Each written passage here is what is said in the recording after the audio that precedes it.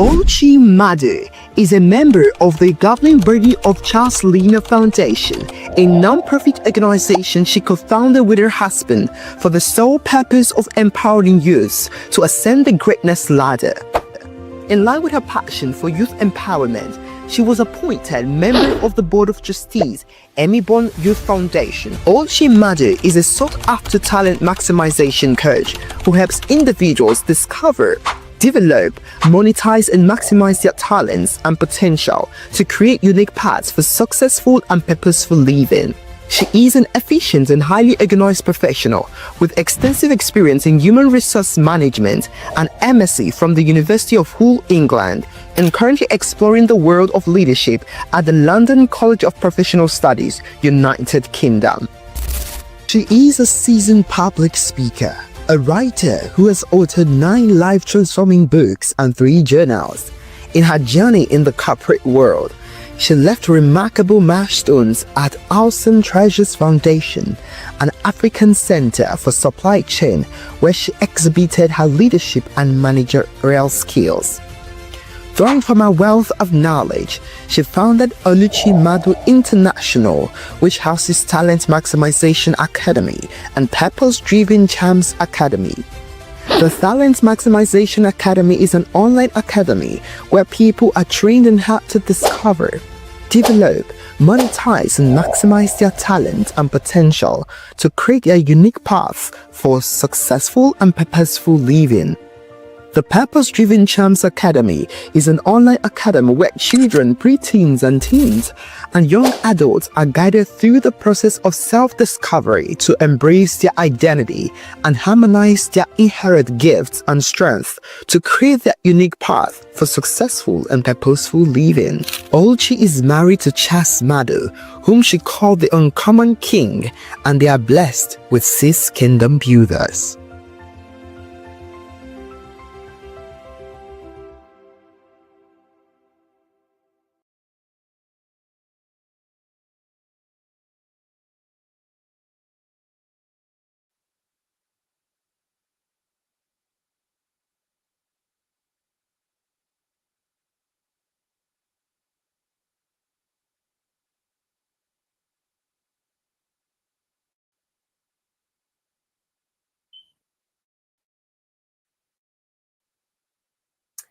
Hello, people.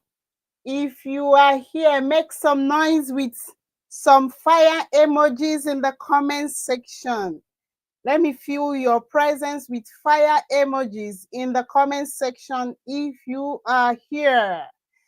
Tell me where you are watching from. Good afternoon, Emmanuel Ezenwuba, Joyce Orijiago, and Parents with Ease. I need your fire emojis in the comment section if you are here.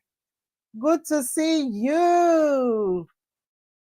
Something is good to see you. I can see people popping in. Awesome. Already. Awesome audience already. I love you already. Thank you so much, Joel. I can see your balls of fire.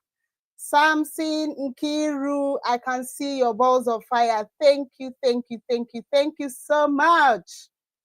It's so awesome to see you once again. For those of us that were here last year,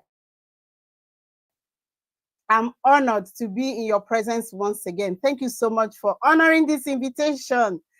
The Purposeful Living Conference 2025 finally is here, and it's an honor to be in your face again. So I'm going to give you a round of applause. Thank you so much for being here on time as well, because it's not just about being here, it's also about being here on time, leaving all whatever you have planned to do and make this conference a priority. I give it to you. Thank you so much for making it to this conference. And we are going to hit the ground and start running immediately because we have loads of things that we prepared for you. So before I start, I want to know how many parents are here. If you are a parent, in the comment section, say, I am a parent. If you're a teacher, say, I'm a teacher. If you're a school owner, can I see you in the comment section? If you are a religious leader, let me know you. I want to meet all of you. If you're a team coach or a team mentor, please, can I meet you in the comment section? If you are just a young adult who is aspiring to be successful in life, let me also meet you in the comment section. So who are you? Are you a parent? Are you a teacher? Are you a school owner? Are you a religious leader, a teen or a teen coach or mentor? Please see you in the comment section. Let me see you in the comment section. If you're a parent, just type, I am a parent. Oh, awesome. Jewel said, I am a parent and a teacher. Beautiful. Nkiru said, I parent and also a teacher. Awesome. Blessing said, he's from Enugu. She's from Enugu and a young adult. Beautiful. Samson is a parent. Peaceful minded. Oh, say good evening, man. Everybody, good evening. Emmanuel said, I am a parent and also a teacher. What an audience. I'm so proud of this audience. Parent with E said, I'm a parent, a pastor, a team coach. Awesome. Grace Emmanuel is my name. Nice to meet you. Nice to meet all of you. We have the right audience. I'm a parent and a teacher, says Joyce. We have the right audience. It's not just hosting, it's also about attracting the right audience. So I'm very happy this evening that we have the right audience. Joyce said, I'm a parent and a mentor. Beautiful. Fantastic. The right audience. I want to start with a question. Having known that we have the right audience. If at this point, as a parent or a teacher, a teen coach, a mentor, a school owner, a religious leader, if at this point that you can confidently say that you know exactly what the future of the young thing in your care is likely to be, can I see it in the comment section? I am a parent, I am a teacher, I'm a pastor, I'm a mentor, I'm a coach.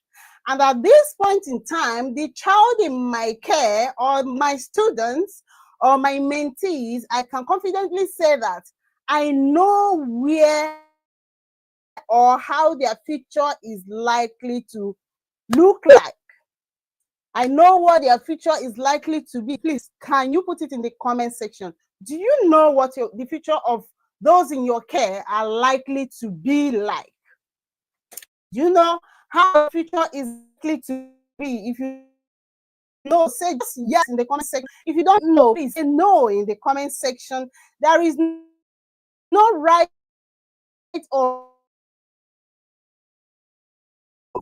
so please, if you know or you are sure of what the future of the people under your care are likely to be, just say yes in the comment section. Beautiful. Somebody said, I don't know. I love that. That's Joel.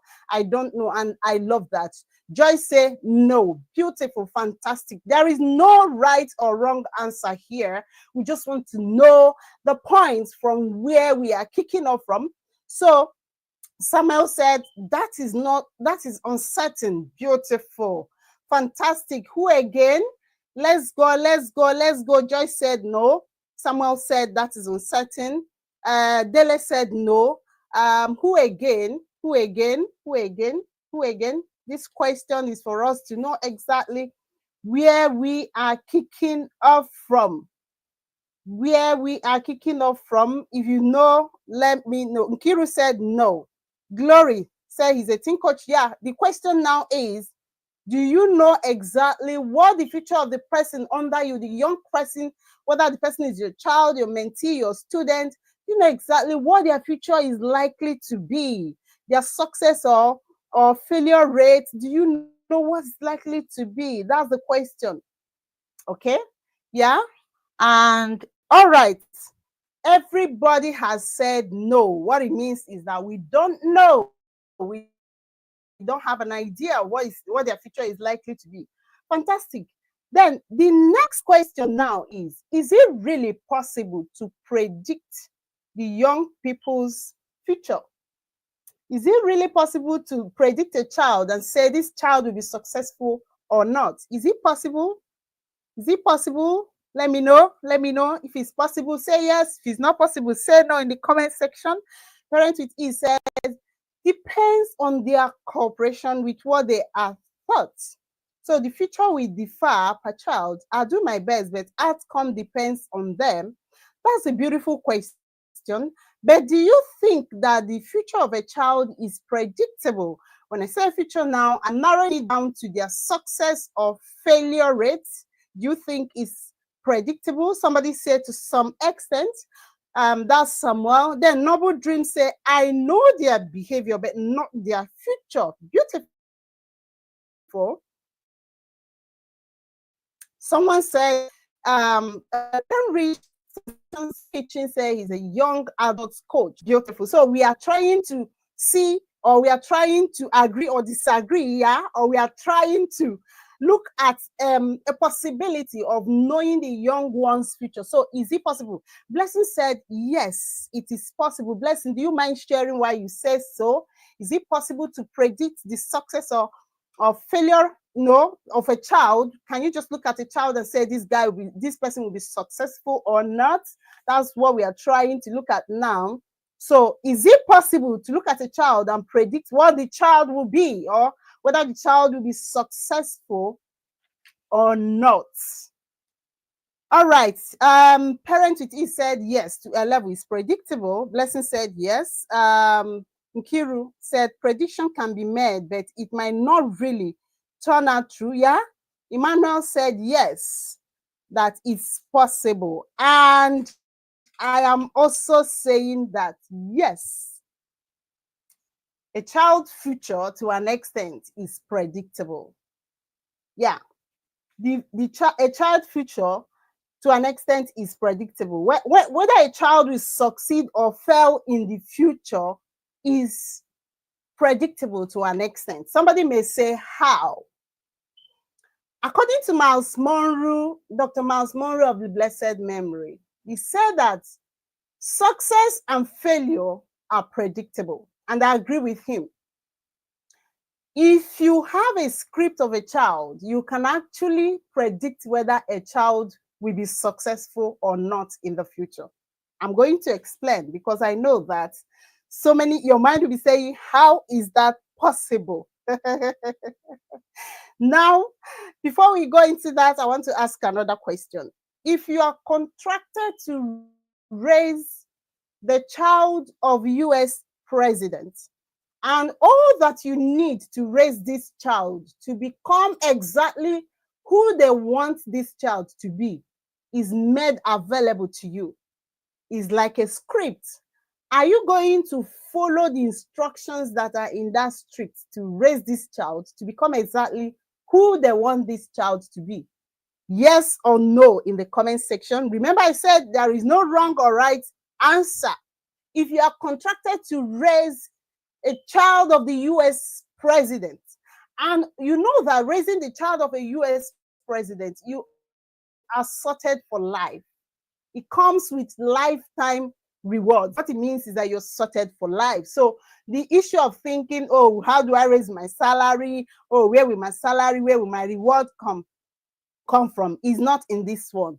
You are sorted. So there is a script, there is a written script that you must follow to ensure that this child becomes exactly who they want this child to be.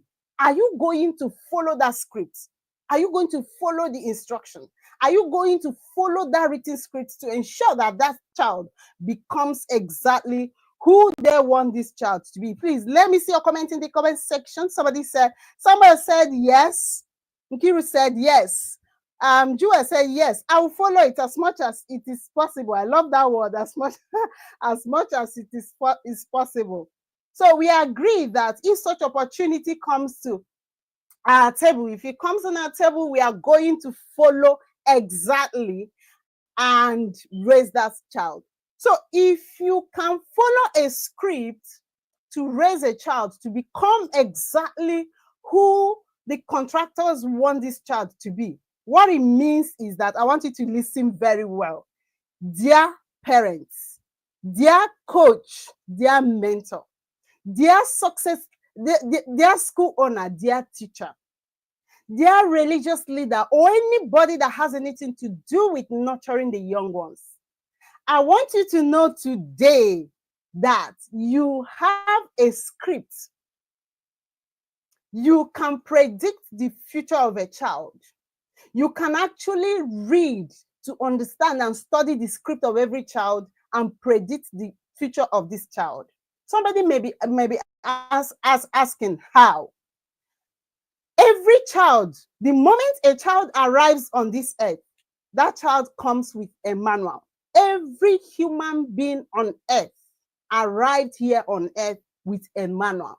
So what it means is that if you're a parent, if you're having 10 children, all your children came with unique manuals. What it means is that if Ade is one of your child, Ade has a unique manual. If Lagbaja is one of your child, Lagbaja has a unique manual. If Ngozi is one of your children, Ngozi has a unique manual. If Funke is one of your children, Funke has a unique manual. So as they are 10 in number, their unique manuals are as different as the word itself, called different. And what it means is that the way you can connect with Lagbaja may not be the same way you connect with Funke. What it means is that the way you connect with A may not be the same way you connect with C. They are all different. Not minding that they were given birth by you. You are their mother or their father. But they are different. They are uniquely different. But if you can study their manual, remember I said that every human being arrived on this earth with a manual. If you can study their manual and understand, I'm laying emphasis on the word understand, because it's not just about studying their manual. There are people that will read through a script, they will not understand it. There are people that will scan through a script, they will not understand it. But there are people that will study a script and gain deep understanding, so that when they are doing whatever they are doing, they are working with certainty and know exactly where they are going. This is exactly what I am talking about. So as a parent, as a teacher, as a school owner, as a coach or mentee, you have the power to read your child's manual. That person that is under your care, that young person that is under your care, you can study their manual and understand exactly why they are here on earth, and understand exactly what they have, the abilities they have, the gifts they have, their personalities, and you start acting to connect the dots of their personalities with their inherent gifts and start guiding them in the right direction to become exactly who they are designed to be. So yes, it is very, very possible to predict the future of a child to an extent, especially when it has to do with success or failure rates, because the truth is that both success and failure are highly predictable. So every child on earth, here on earth, like I said, came with a manual. And you may have different children. You may have 10 children, but these children, their uniqueness is as different as the word different itself. So trying to raise all of them with the same strategy may not work out. And this is where the problem always lies. When you want to raise child A the way you raise child B, the same strategy, this is where the problem comes, because these children may differ in personality traits, they may differ in inherent gifts, they may differ in innate abilities. So when you are trying to raise all of them with the same method and strategy, becomes a problem. I think, therefore, yesterday I made a post on Facebook and I said that you must not send all your children to the same school. Yes, all your children must not attend the same school.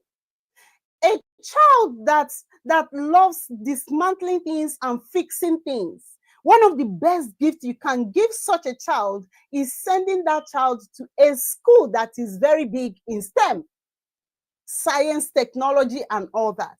A child that has unusual ability in singing and dancing, look for a school that is very, very big on performance arts. Your children must not all go to the same school. Oh, this school is very close, is nearby. Let me push all of them there. And you push all of them. All of a sudden, a particular child is struggling. Teachers are complaining and all that. And they tell me this one is not brilliant. This one is not intelligent. This one, they start calling them, unprinted names. These are the things you must understand.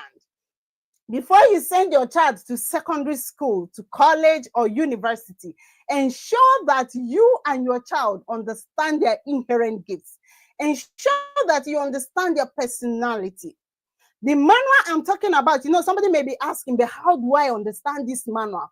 Coach Oluchi, where can I find this manual? How do I understand it? This manual I'm talking about is hidden in their inherent personality, in their innate abilities, and in their talents. I'm going to repeat that.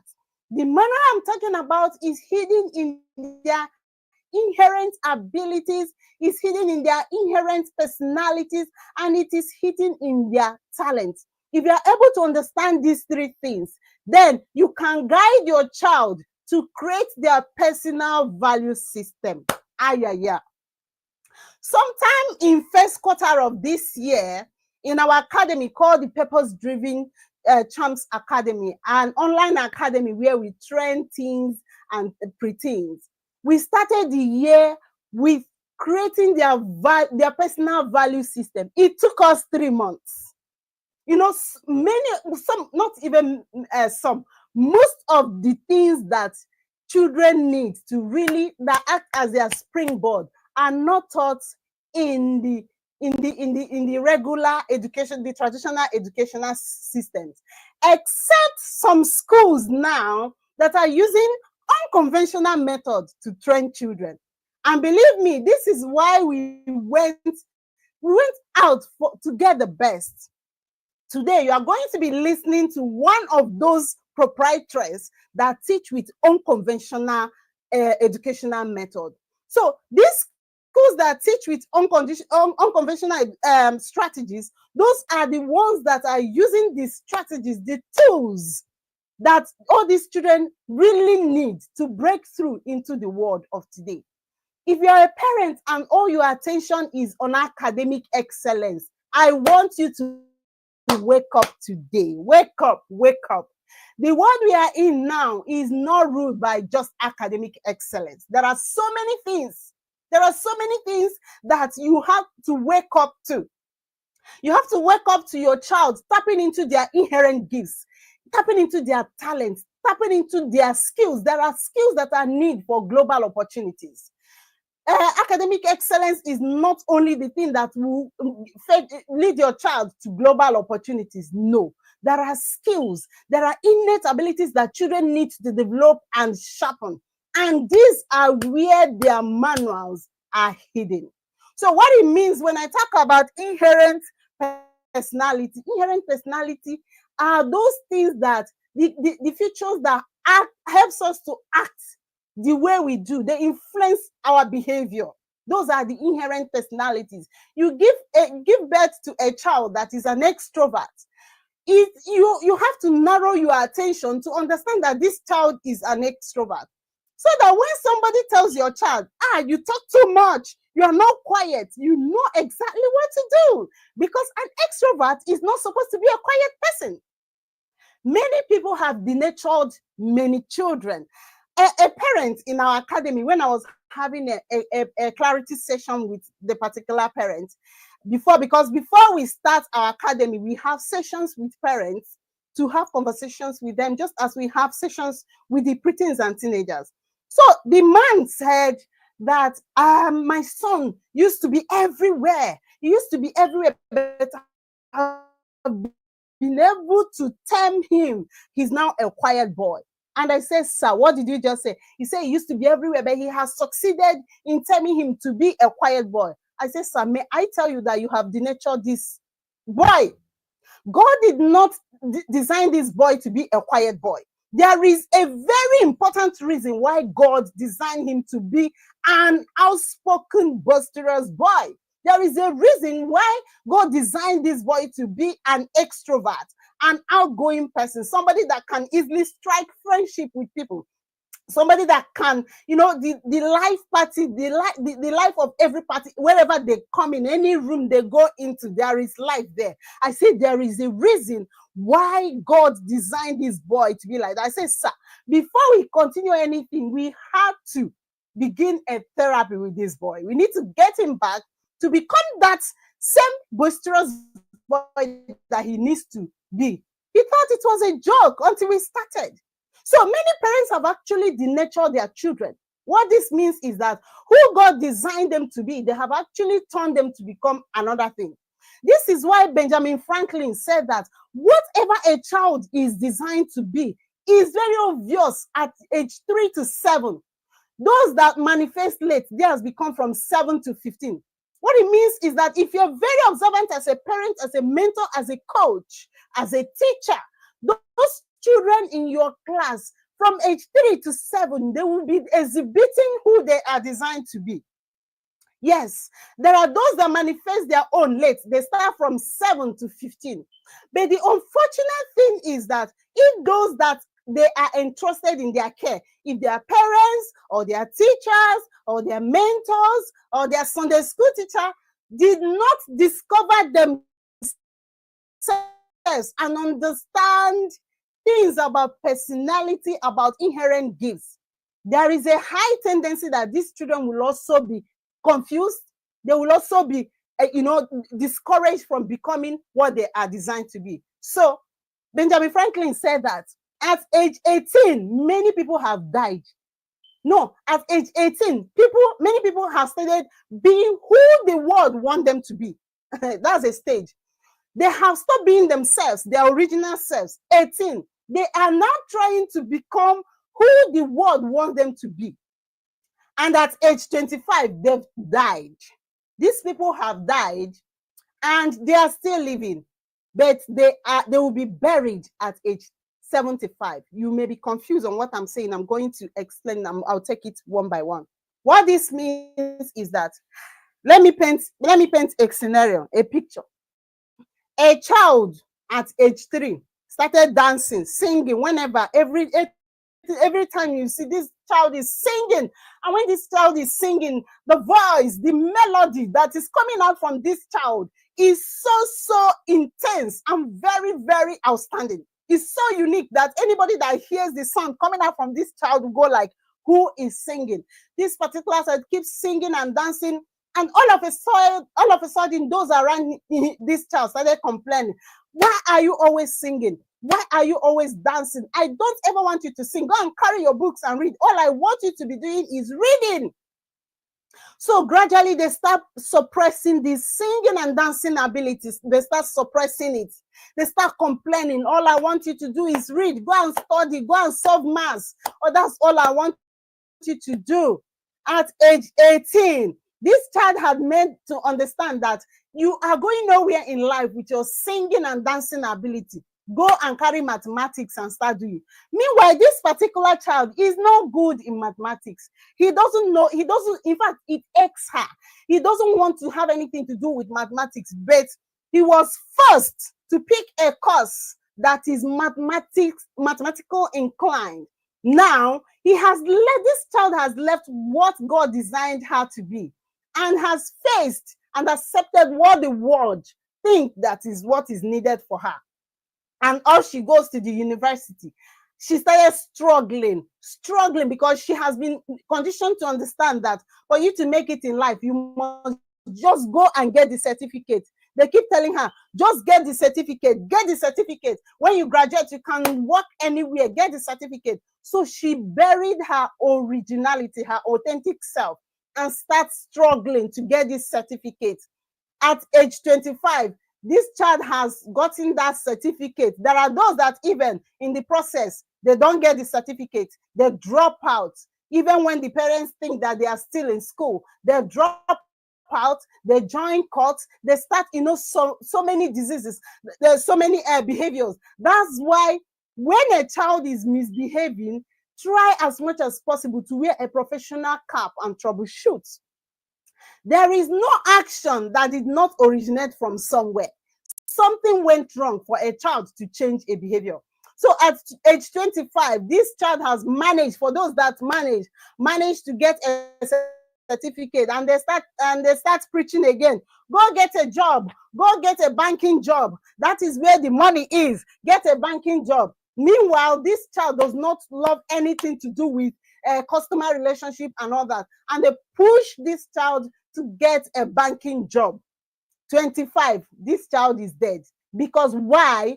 This child is no longer that original person that was designed to do something that has to do with dancing and singing. This could be one of our Mercy Chinwes. For those of us that are in that are Nigerians, it could be one of Nathaniel Bassey's. It could be one of it could be a Sissy Weiner in the making, or anything of that sort. But this child has thrown away that originality and became another person altogether. Then this child has found herself in the banking industry, and it became a shadow of herself. Frustration is not herself. Frustration is her second name. Everything about her life doesn't seem anything good. The original self of this person is dead. Because who God designed this child to be is something that has to do with music. But you can see that what this child is doing is totally parallel to who this child was designed to be in the first place. So, and the people around her start again. Oh, all you need to do is to get married, build a house, get a car, build a home, and that is it.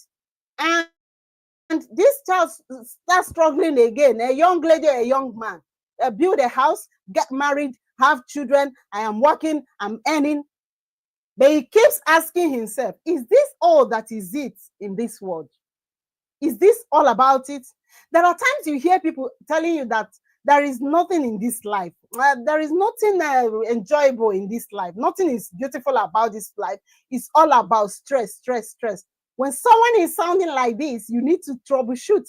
Something went wrong. An original self died for someone else to start living. An original self has died for someone else to start living. Many of us are not living our real lives.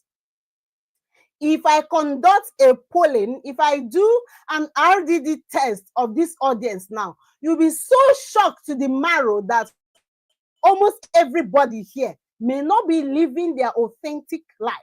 You may be so shocked that many people here, this conference attendees now, you may be so shocked that not everybody here are actually living their real life. You may be so shocked that many of us have buried our authenticity at age 25 or even before that 25, that we are living according to what the world think we should be, but we have buried what God designed us to be. So when this person now keeps just managing life, passing time, by 75, the person is dead. So what it means is that this person came into this world, he tiptoed because you're not living your life, and exited without becoming exactly who God designed us to be. A lot of people have exited this earth. A lot of people have died without living their lives. That is the reality. And as you have come for this conference, honestly, count it as a golden opportunity for you, because you are going to gain insight on so many things. You're going to gain insight on so many things that will change your life. So that child that is in your care, and even you as a person, it's high time you start reading their manuals. Reading their manuals means looking at studying their personality to know the best way to connect with them, because their personality will give you an insight of who they are. This person is an extrovert. This person is an introvert. I've seen a parent of 2 children. This parent was telling the other one, you talk too much. You talk too much and you're everywhere. Then this same parent was also telling the other child, you are too quiet. Can't you see your brother? You're too quiet. Imagine that kind of confusion. At times, I'll be forced to ask we, the parents, what exactly do we want? You tell a child, you talk too much, you always run around. Then you tell another child, you are too quiet. Can't you see your brother running around? Move your body. The person you are telling you are too quiet may be an inventor. This could be someone that God has entrusted the cure of cancer to come and save the world. This could be somebody, because inventors are always, they love their space. They love their me time. They want to be with themselves. They want to think through. They want to ask questions about things. They love me time. They love quiet time. And you are disrupting the thoughts going on in this child, a potential inventor. You want to chase this child to go outside and run like others. In the process, this child lose their authenticity, because there is somebody you want this child to become. Unfortunately, what you want this child to become is not who God designed this child to be. Can you see the conflict? Now, we have agreed that if we are contracted to raise the child of the president of the US, that we are going to follow instruction to raise this child. Today, their parents, their mentor coach, their teacher, school owner, religious leader, and anybody that has anything to do with nurturing the young ones, I want you to know that the president of all presidents has given you a script to go and study and raise that child he entrusted in your care. And believe me, the reward that comes from what you are going to do is priceless. I want you to start seeing your child. I want you to start seeing your mentee. I want you to start seeing your student as that special child that God has entrusted in your care, and say, I want you to nurture this child to become exactly who I want them to become. You know, one problem we have is that there are, when we talk about raising parenting and all that, there are things that go on in our mind. Or when we talk about teaching, there are things that go on in our mind. As a pastor is called, so a parent is called, so a teacher is called. I always tell people, don't go into teaching if you are not called, because there are so many things that are needed as a teacher. Teaching is a noble profession. To nurture a child, to mentor a child, to groom a child to become exactly who they are designed to be is a noble profession. If you are not called, if you don't have what it takes, if you don't have the patience, if you don't have the patience to study every child and have the right way to connect with them, please don't become a teacher. Please don't become a parent. This is the truth. If not, along the line, you are going to denature a child. And when you denature a child, what it means is that the original person is dead and another person has started living. And believe you me, I know that you don't want to denature a child. I know you don't want to kill an original child for another child to start living. That is why if you're a parent or a teacher and someone is telling your child, you talk too much, why are you not quiet? Know the right word to use to correct that impression immediately. And do not allow your child to the personality that this child, the inherent, if you are very observant, you find out that I'm laying emphasis on the word inherent. What it means is that this is what this child came into this world with. So telling this child to act in a different manner is like telling that child, I don't want you to be your original self. I want you to become another person that I want. Many parents are trying to mold their children to become who they want them to be without consulting to know exactly who God wants them to be. Yeah. How can you remold a person that you did not mold in the first place? As a parent, all you need is to help your child to unwrap and evolve, not to remold your child to become who you want them to be. There are parents that the ambitions they couldn't achieve growing up, they impose it on their children. I've heard the parents telling a child, oh, I did all I could to become a doctor, but because my parents were not rich, I couldn't become a doctor. So because of that, now that so the parents said, I swore that when I have a child, one of my children must become a medical doctor.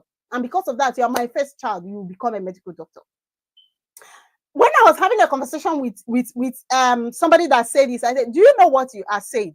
The person was looking at me. I said, you are indirectly saying that this child should pause whatever he's designed to be and become you. He was looking at me. I said, yes, it's as bad as that. What it means is that you want to kill this child for this child to become the ambition, to actualize the ambition you couldn't actualize as a person. What it means is that you want to kill your child for you to live. Yes, that's what it means. Because if you must impose that becoming a medical doctor onto this child, what it means is that this child is living your life, but this child's life is on pause. Is that bad? For parents that always force their children to do courses that are so contrary to who they are, this is exactly what you have succeeded in doing. This is exactly what you have succeeded in doing. You've not studied your child's inherent abilities. You've not studied their personalities, and you impose a course on them. You are killing them for you to live. So one thing we must take out from this conference today is that every child has a manual. And hidden in every child is that manual. For you to really study and understand that manual, you need to understand the inherent personality of that child. That is one. You need to understand the innate ability of that child. That's two. You need to understand the talent of that child. That is three. Somebody may ask, what exactly is innate ability? Innate ability are those abilities that help the talents of children or the talent of any human being at all to find expression. That is innate ability. So for you to understand who a child is and what this child is likely to become in the future, you must learn about the child's inherent personality, understand who this child is.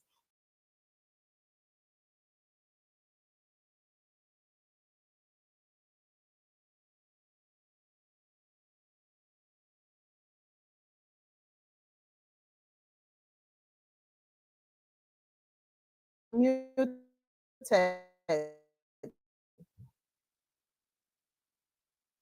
Hello, can you hear me? Can you still hear me? If you can hear me, please say yes in the comment section. I noticed that I was muted a while ago.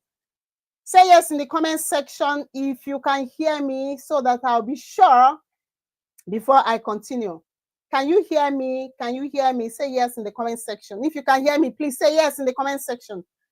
Type yes in the comment section. All right. All right. Okay. So as I was saying, you need to understand all these inherent gifts. If you're able to understand this, then you can guide this child to create their personal value system. Remember, I said beginning of this year, first quarter, that what we did in our academy was to help these children to understand their personality, to understand their innate abilities and their talents. So from there, we harmonized them and guided them to create their personal value system. The personal value system is like a map. It guides anybody, whether a child or an adult. The personal value system will help them to choose their friends. Like I always say, allow the children to choose their friends. Give them the tools to choose their friends. If you just tell them choose your friends, but you've not given them tools, it's as dangerous as when when a child is, when you tell a child go and drive a caterpillar, a truck. For you to tell your children you are free to choose friends, ensure that you have equipped them with the right tools to choose their friends. And the most trusted tool for every child to choose their friends is their personal value system. Guide them to create their personal value system. This will help them to choose their friends. They will choose their friends according to their value system. A child that knows that lying is bad, and this child does not like lying, will not choose a friend that lies. A child that knows that stealing is a no-no will not choose a child that steals. So ensure that these children, that they create their value system. When you guide them to create their value system, of course, you've also guided them to understand their inherent abilities, their personalities. They know exactly this is a journey of self-discovery. They've gained much insight in the journey of self-discovery. This will now help them to create their unique path. If you want to raise an independent thinking child, a child that can make wise choices and empowering decisions without coming to you all the time, oh, mommy, what do I do about this? Oh, daddy, what do I do about this? You must ensure that you start early.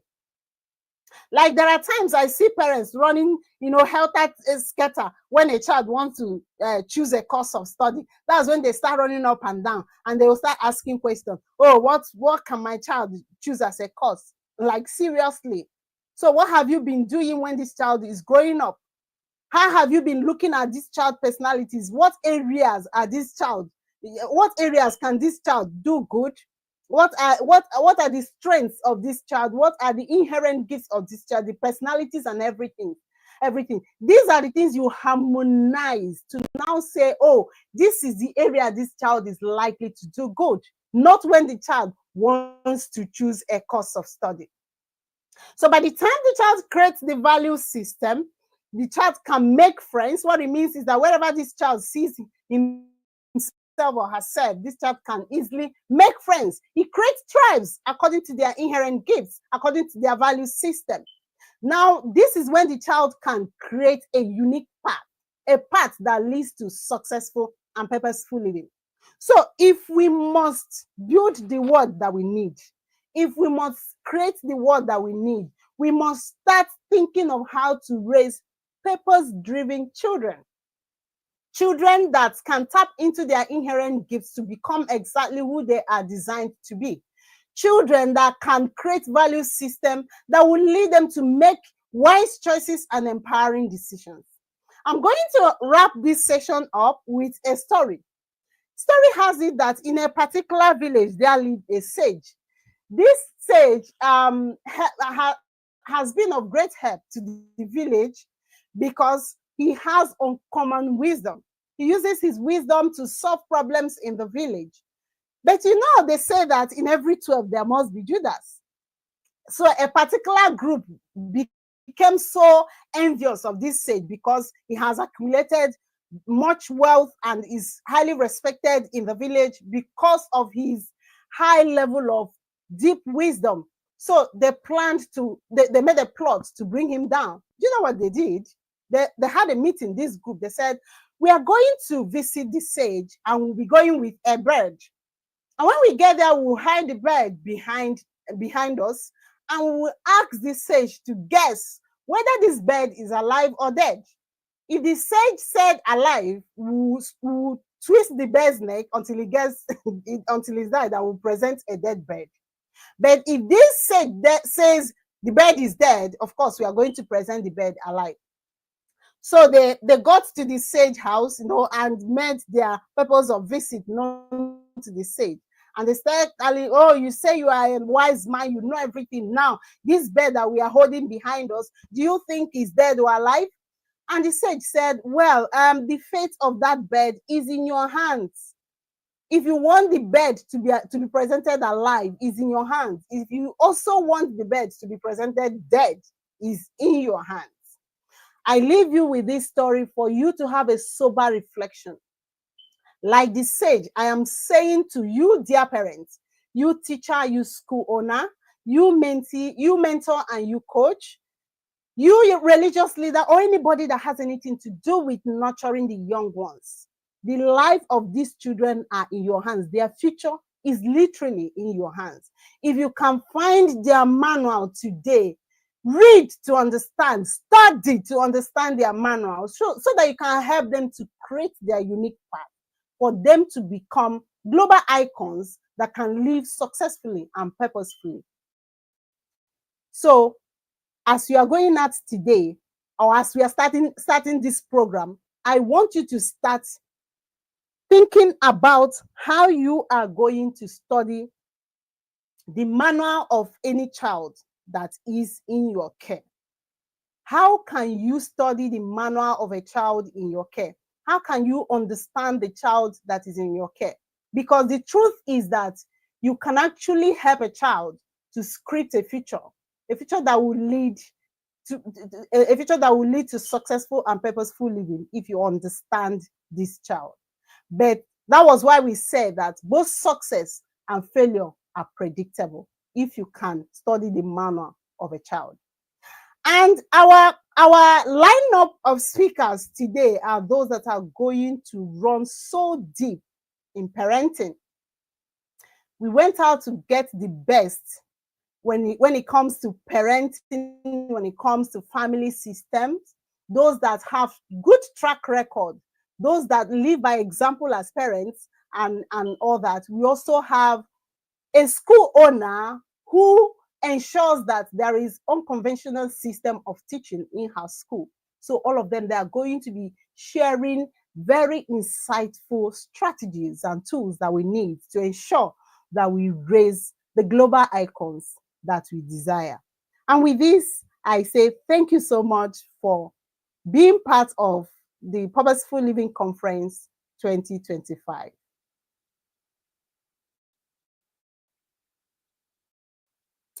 So you can buzz in the comment section your aha moments. You can write in the comment section the things that you grab from this introductory section while we wait for our next speaker. Share your highlight from this introductory section while we wait for our next speaker. Thank you. Meet Praise Olatomeji Fowowe, a globally respected family life coach, thought leader, and innovator with a mission to transform families and communities through culturally tailored solutions. With over 2 decades of experience, Praise is reshaping the future of African and Black families by addressing the root causes of family dysfunction and mental health challenges. He is the founder of Praise Fowowe Research LLC in Texas and leads several pioneering initiatives, including the Family Systems Engineering Certification Programs, the Ready for Life Child Development Program, and the acclaimed Out-of-the-Box Parenting Model. His programs equip families, field institutions, and community leaders with tools that blend heritage, modern psychology, and practical parenting strategies. Praise's impact spans 5 continents. In just the past 4 years, it's helped over 130 faith-based organizations in North America build sustainable child development system. His work has earned him the President's Lifetime Achievement Award from President Joe Biden for over 4,000 hours of dedicated service. He's also the lead researcher at the Institute of Family Engineering and Development Africa and an active member of the Family Lives Coaching Association USA. A prolific author of 11 books, including the bestseller Unbroken, Praise Fowowe continues to lead a global movement, equipping fathers, families, and leaders to raise icons prepared for the global stage. Ladies and gentlemen, with a round of applause and of course a standing ovation, please make welcome to the stage, Praise Olatomeji Fowowe.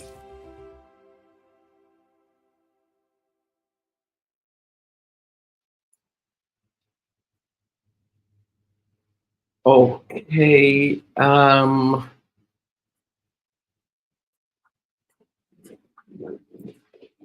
Good afternoon. Okay, sorry. I think it's evening where you are.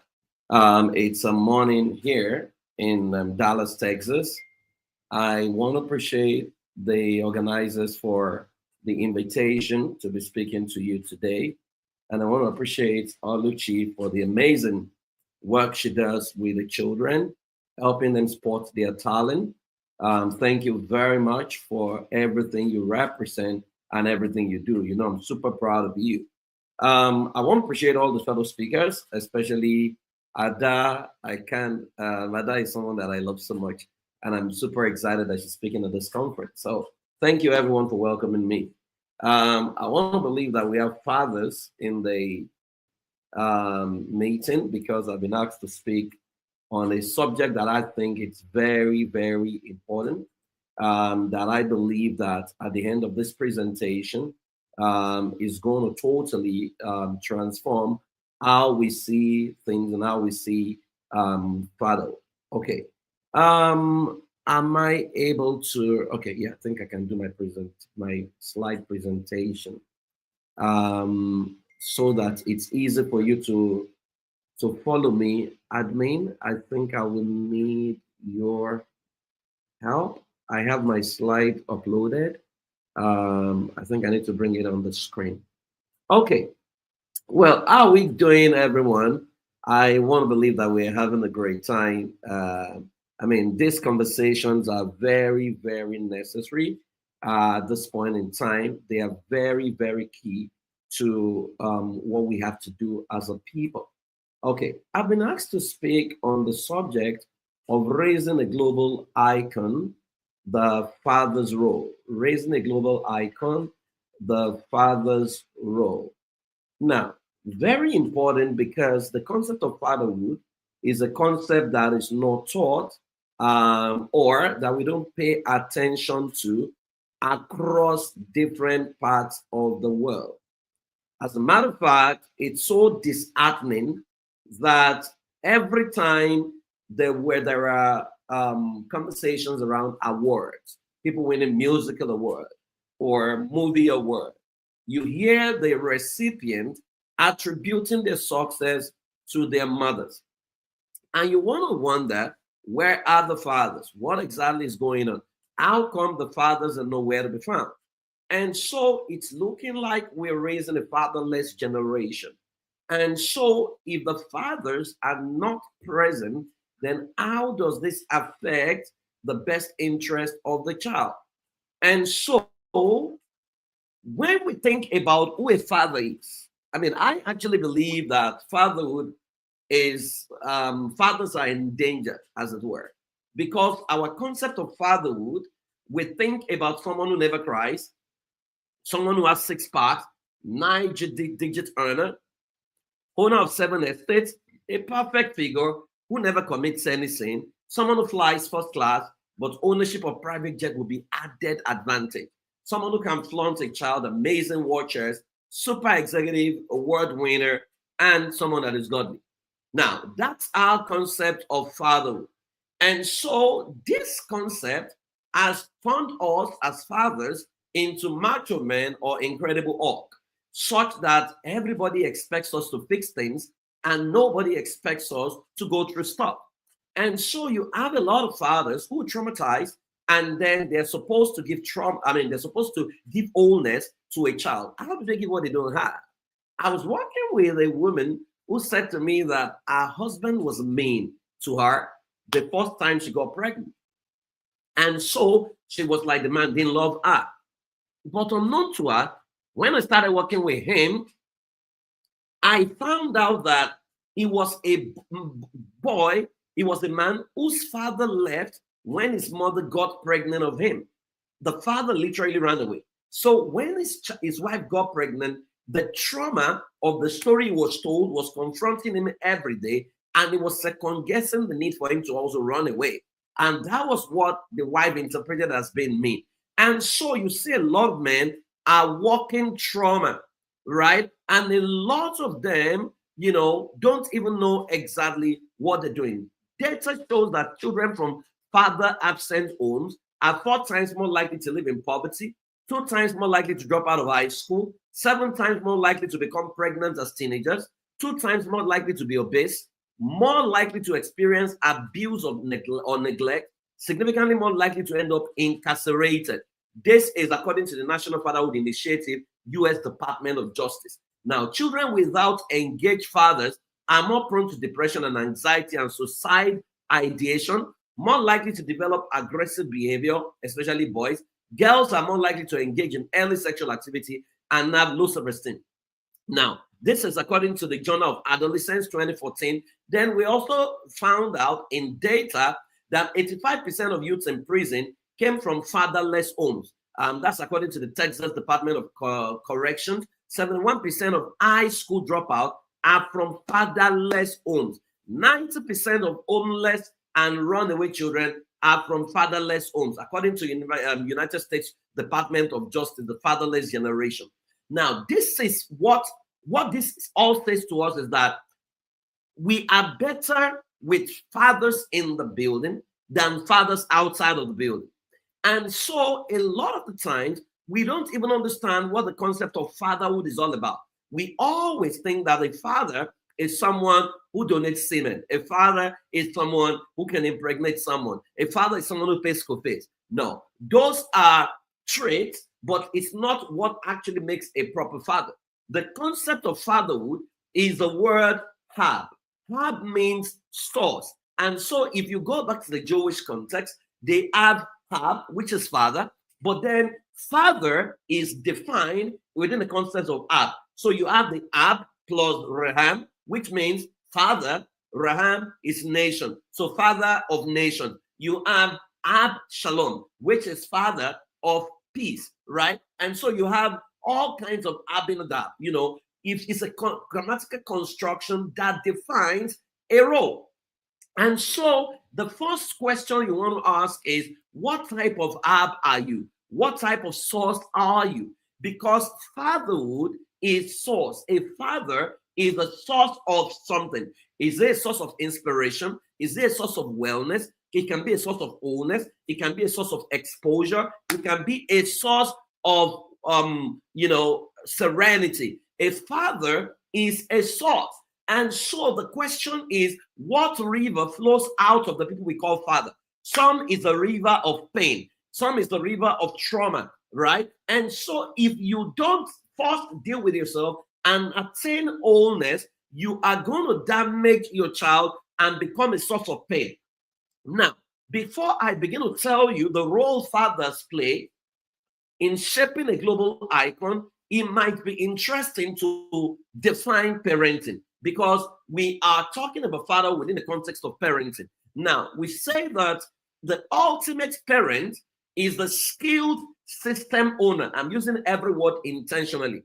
The ultimate parent is a skilled system owner that is able to spot the identity of the arrow in the square, right? Is a skilled system owner that is able to spot the identity of the arrow in the square and intentionally groom and shoot in the direction of a predetermined target in a way that the arrow consistently solves the problem it was designed to solve in service to God and humanity. And so if you unpack that, it would mean that the parent is a skilled system owner. So it's not an emotional movement. It's a systemic intervention. What it means is, if you pass a child through your parenting system, you almost can tell who the child is going to become. But then there are the ethos or the dynamics of parenting, which is a threefold assignment: discovery, development, and deployment, which means whatever you call yourself as a parent, you must be able to discover the inherent ability or the inherent power in your child. And based on your discovery, so it means that you can't impose your will on the child. It must be based on your discovery of the child.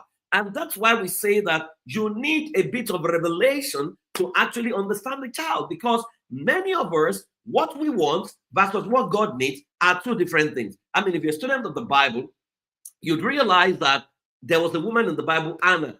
Anna was praying for a child, but God, she wanted a child desperately, but God wanted a prophet, right? You had another person in the Bible, who, okay, thank you. I think my slides are here. Who was praying for a child? That's Zechariah. Zechariah wanted a child, but God wanted a forerunner, right? Anna was praying for a child. God wanted a prophet.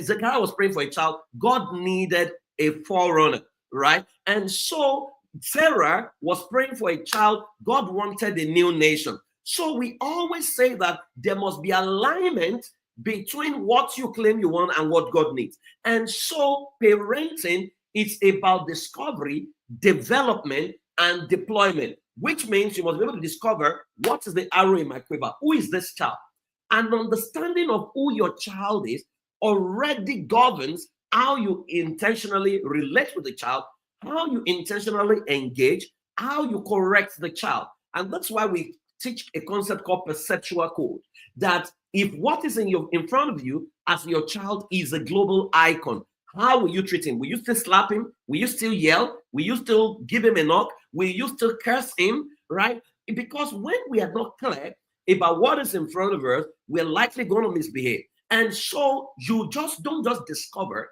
you now need to develop, train up a child in the way he should go, not your village ideology. Because you see, I tell people that a child is like a seed. Understanding the potential of that child can actually change you and change your location, right? At some point, the life of Jesus was under threat. His parents had to relocate to Egypt. So if a child has a potential that cannot find expression within the geographical location where you were born, you might need to move out of that space for the potential of your child to find expression. And I'm not talking about just physical movement alone. Sometimes it can be emotional movement. Sometimes it can be exposure, right? So you discover a child, you develop a child, and you deploy a child. Because if you don't build intentional networks, you know that some children are in primary school right now, but their future is already secured because of the positioning of their parent. And so, having said all of this, what are the 5 roles that fathers must play in shaping a global icon?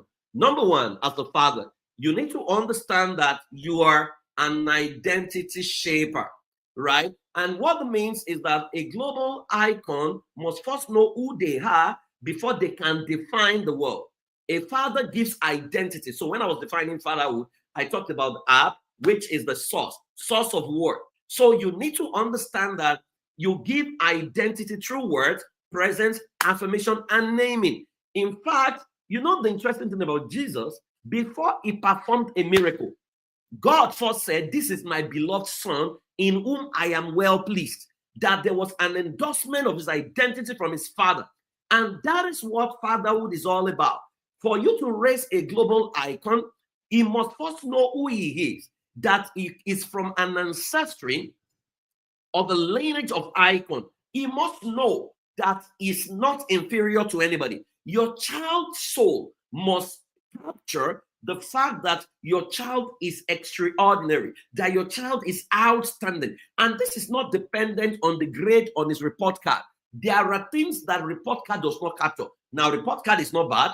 Every child needs to be excellent. However, mastery is superior to what the report card is showing. You know, the values your child grows up to embrace and to live out is superior to what report card is capturing, because report card does not capture that. Report card does not even capture the potential of your child that is here to be revealed. So fatherhood is identity shaper. You need to shape the identity of your child such that when your girl child goes around the street and a boy says to her, "You are the most beautiful girl in the world," those things don't make any sense to her. It does not mean anything. It does not freak her out. It does not get into her in a way that she begins to blush until the guy gets under her panties. Why? Because daddy already told her that she's the best girl that exists. And daddy did not just say it one-off, he says it consistently to her.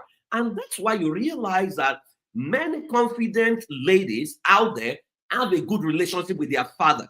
In fact, in many cases, when many of us were younger, every time people fought you outside, you suddenly believed that your father was Hulk Hogan, right? All you needed to do is run inside your house because you believed that you were shielded. So number 1, identity shaper. Number 2, fatherhood, the role you need to play, you need to build a vision implanter, right? Icons are not raised accidentally.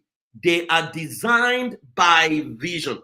A father helps the child see beyond now and awaken the seed of divine purpose in them, right? We say that discipline is a decision that is dictated by a predetermined destiny. Discipline is a decision that is dictated by predetermined destiny. And so, as a father, you, in shaping a global icon, you must be able to cast a vision. Abraham cast a vision for generations unborn. God told him, through you, all the families of the earth will be blessed. And so you can see what the nation Israel has become today. So, as a father, you need to give flight to the wings of your children. And what that means is you must be able to help them see further. While all their mates are seeing naked breasts and they are seeing girls and they are seeing badly behaved people, you must make them understand that, you see, all those things are normal things that young people do, but your case is different because you have to stay alive to lead the future. And so you must be the one who casts the vision. We said that vision is a mental picture of a preferred future.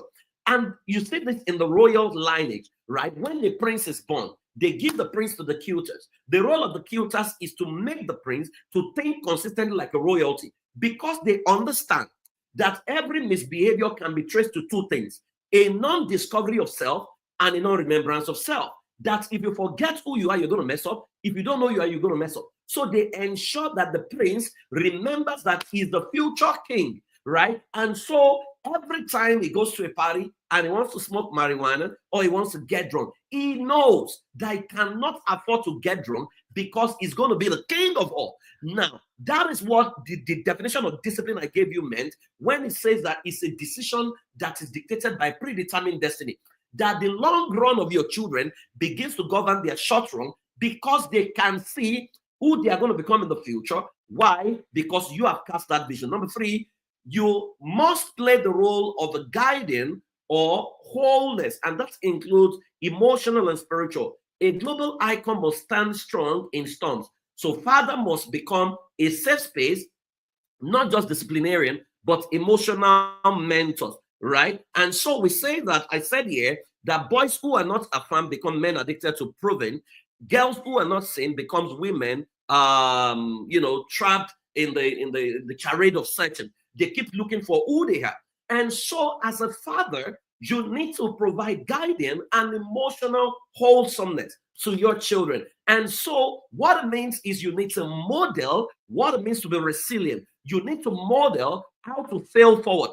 That, you see, failure is only a feedback, and failure does not define you. You need to ensure that you know exactly what your children think about, and you are able to understand their emotional expressiveness, wherein you don't judge them for expressing the emotion. You know that they are human being, they are not human thing or human doing.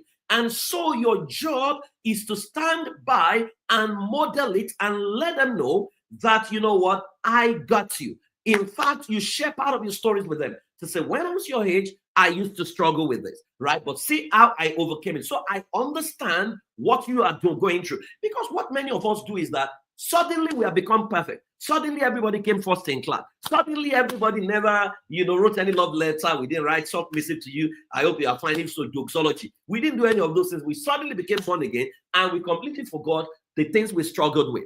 We need to be guardians of wholeness to our children. And that takes me to number 4, which is legacy architect.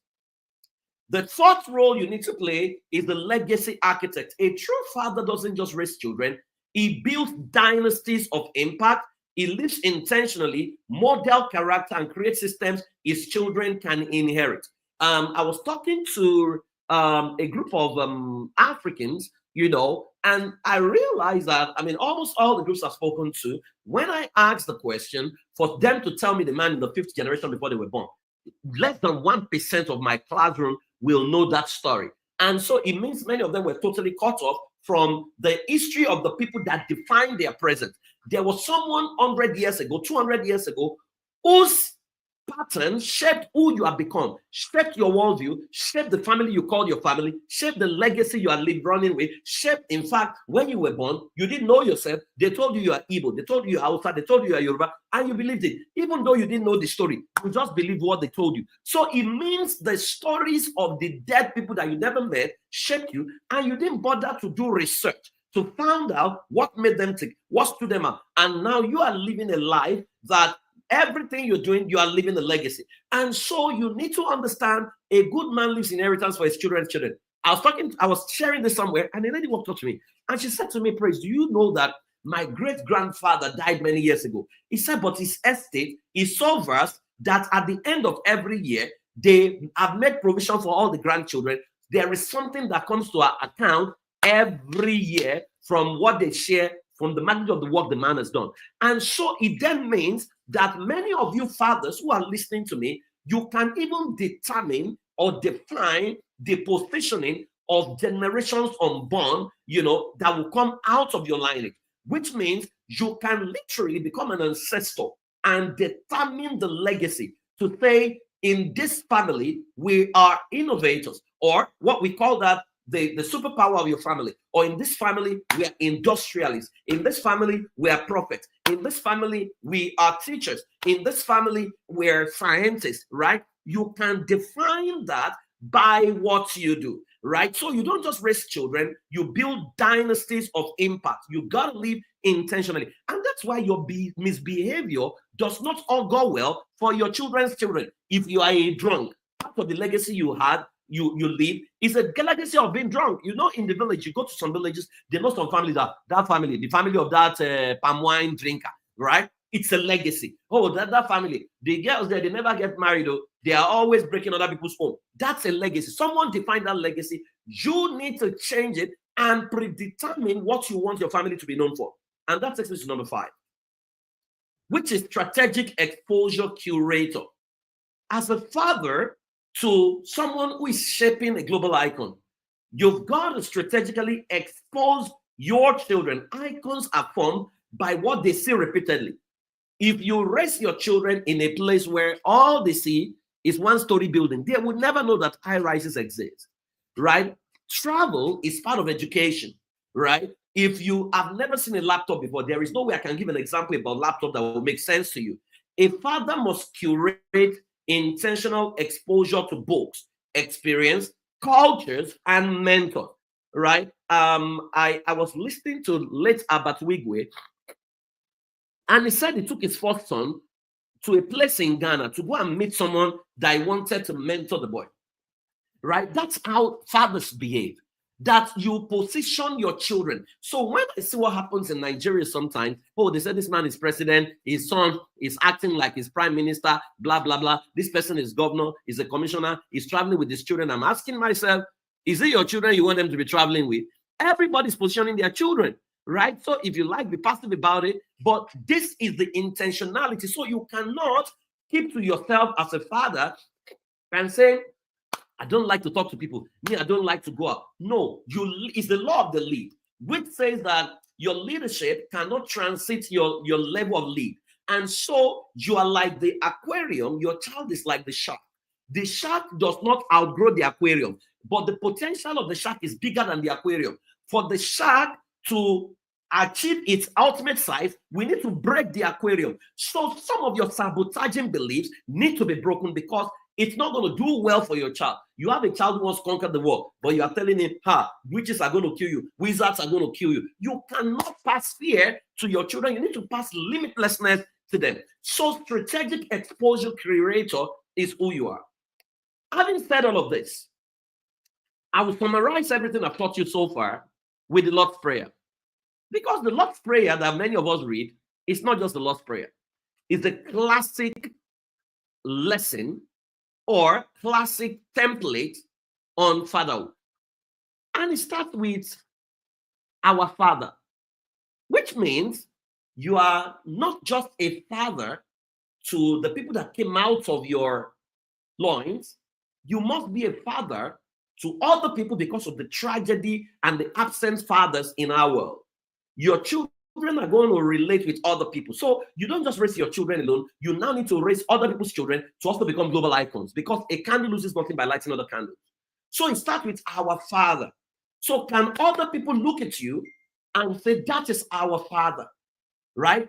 In fact, you know how difficult, how troublesome fatherhood is, because you see everybody wants somebody to call a father. If their biological father is not there, they want their spiritual father to say, daddy, daddy. Everybody's looking for daddy. All over Africa, we're looking for daddy. Because you realize that for many of us, the daddy we are looking for in the spiritual arena is because the person we could have called daddy did not fulfill the role of daddy. And so we are looking for affection. So you need to understand that your job is not just to your immediate family. Your job is to be father to an entire generation. Number two, who art in heaven? That talks about domain, clear address, right? When your children say, our Father, who art in where? Is it in beer parlor? Is it in the place of work that we don't know you? Is it that we don't even know what you look like? We don't know what you stand for? Where exactly is your domain? Where can you be found? What sector do you define? Right? Where is your impact? Where can your impact be felt? Right? Or is our Father who is the brutal, our Father who is in the club? Our Father, where's your domain? This one talks about heaven. Heaven is a perfect realm, right? It talks about someone who is work in progress, who is working on his perfectionism, right? Number three, hallowed be your name. It talks about credibility. That for you to be a father who is going to shape a global icon, you must be credible.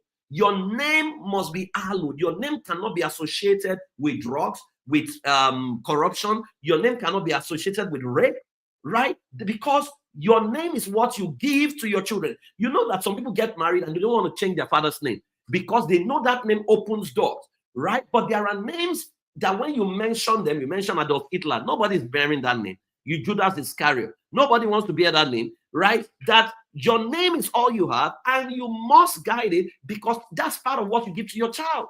That your child is going to get someone and they say, oh, you are a forward. What forward are you? Is your father that family systems man, right? Because your name can open doors. So is your name soiled or your name still hallowed? Then number four, thy kingdom come. It talks about influence. As a father, you need to have earthly influence. You must be able to place calls and place your child. You must be able to call someone and say, oh, I'm sending my child to you. Figure him out, sort him out, right? You must have influence and your influence must span beyond your geographical location. Thy will be done on earth as it is in heaven. That talks about purpose and alignment. As a father, you must have a will for yourself. You must have a will for your children. I mean, the concept of what we call will, which is inheritance, is also purposefulness, right? You can't be willing debt for your children that when you die, they are paying debt. No, you need to ensure that what you are leaving with them is alignment with their destiny. Now, it says, give us this day our daily bread. You cannot starve your children as a father. You have to make provisions available. So if you're a father that when it's time to pay school fees, you run away, right? Then you're not being a father. Or you're a father, when it's time to ensure that your family feeds, you are nowhere to be found. What kind of father are you, right? You must give your children their daily bread, at least, regardless of what they do, you need to ensure that they are well catered for, right? And says, and forgive us our trespasses. You must be someone who forgives. You cannot, love does not keep a record of wrongs, right? Because as we forgive those trespasses against us, you must be a lover. As a father, your response to your children cannot be pain and trauma and anger. Yes, your child is going to mess up. Your child is going to do something that is out of line. But what is your response? I always say, when your child goes out of line, you remind him of who he is. Ask him, who are you? Right? It's not the time to shout and scream and say, this is that. You are stupid. You are wicked. No. You must be a forgiver. And the mistakes your child makes must not define him. They must know that, you see, I can fail, but I must fail forward. Right? And then lead us not into temptation. It means you must provide the security. If you want to raise a global icon, you must provide a security that doesn't make your child to become prone to temptation, wherein they come and meet him and they say, oh, come and do Yahoo Plus. And they will go and do Yahoo Plus, right? It shows failure of fatherhood. Or somebody is going to come and meet your child, your girl child, and say, politicians are gathering, let's go and have sex with them, and you're going to get paid $200,000. If your girl child follows them, it's your failure, right? And so how do you raise a global icon when you have already opened the door to temptation, when you are not emotionally available for your children, when you don't call them who they are, when you don't speak to the emotional wellness, you open them up for all kinds of temptation. So the guy down the road who is a mechanic is going to tell your daughter, you are the most beautiful girl, and her head is going to blush and she's going to spread her laps simply because daddy never said that to her. So lead us not into temptation and deliver us from evil. That talks about your ability to secure your family, to provide security for them. That evil will happen, but are you equipped to deliver them? What relationships have you built? What systems have you put in place to deliver your lineage from evil? I will end this session by saying to you that our world is in dire need of true fathers who can become, remember, fatherhood is source, a source of hope and inspiration to the younger generation. So all I have said today is that your generation is crying for a new ancestor that can redefine the future of your descendants.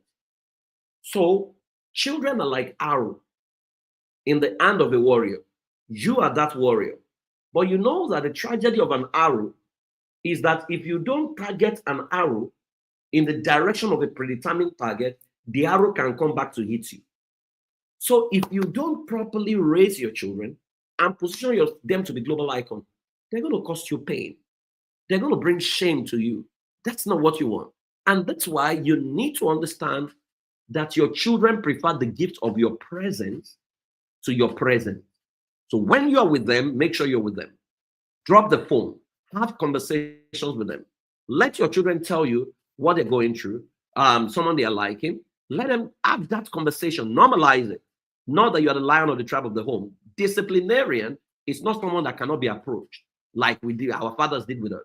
A disciplinarian is someone who can disciple a child and ensure that that child becomes the best version of themselves. I hope this has been helpful. I believe that more men will rise from this meeting and they will begin to shape a new generation and redefine the future of that generation. Thank you very much for having me. Oluchi, thanks for putting this meeting together. God bless you.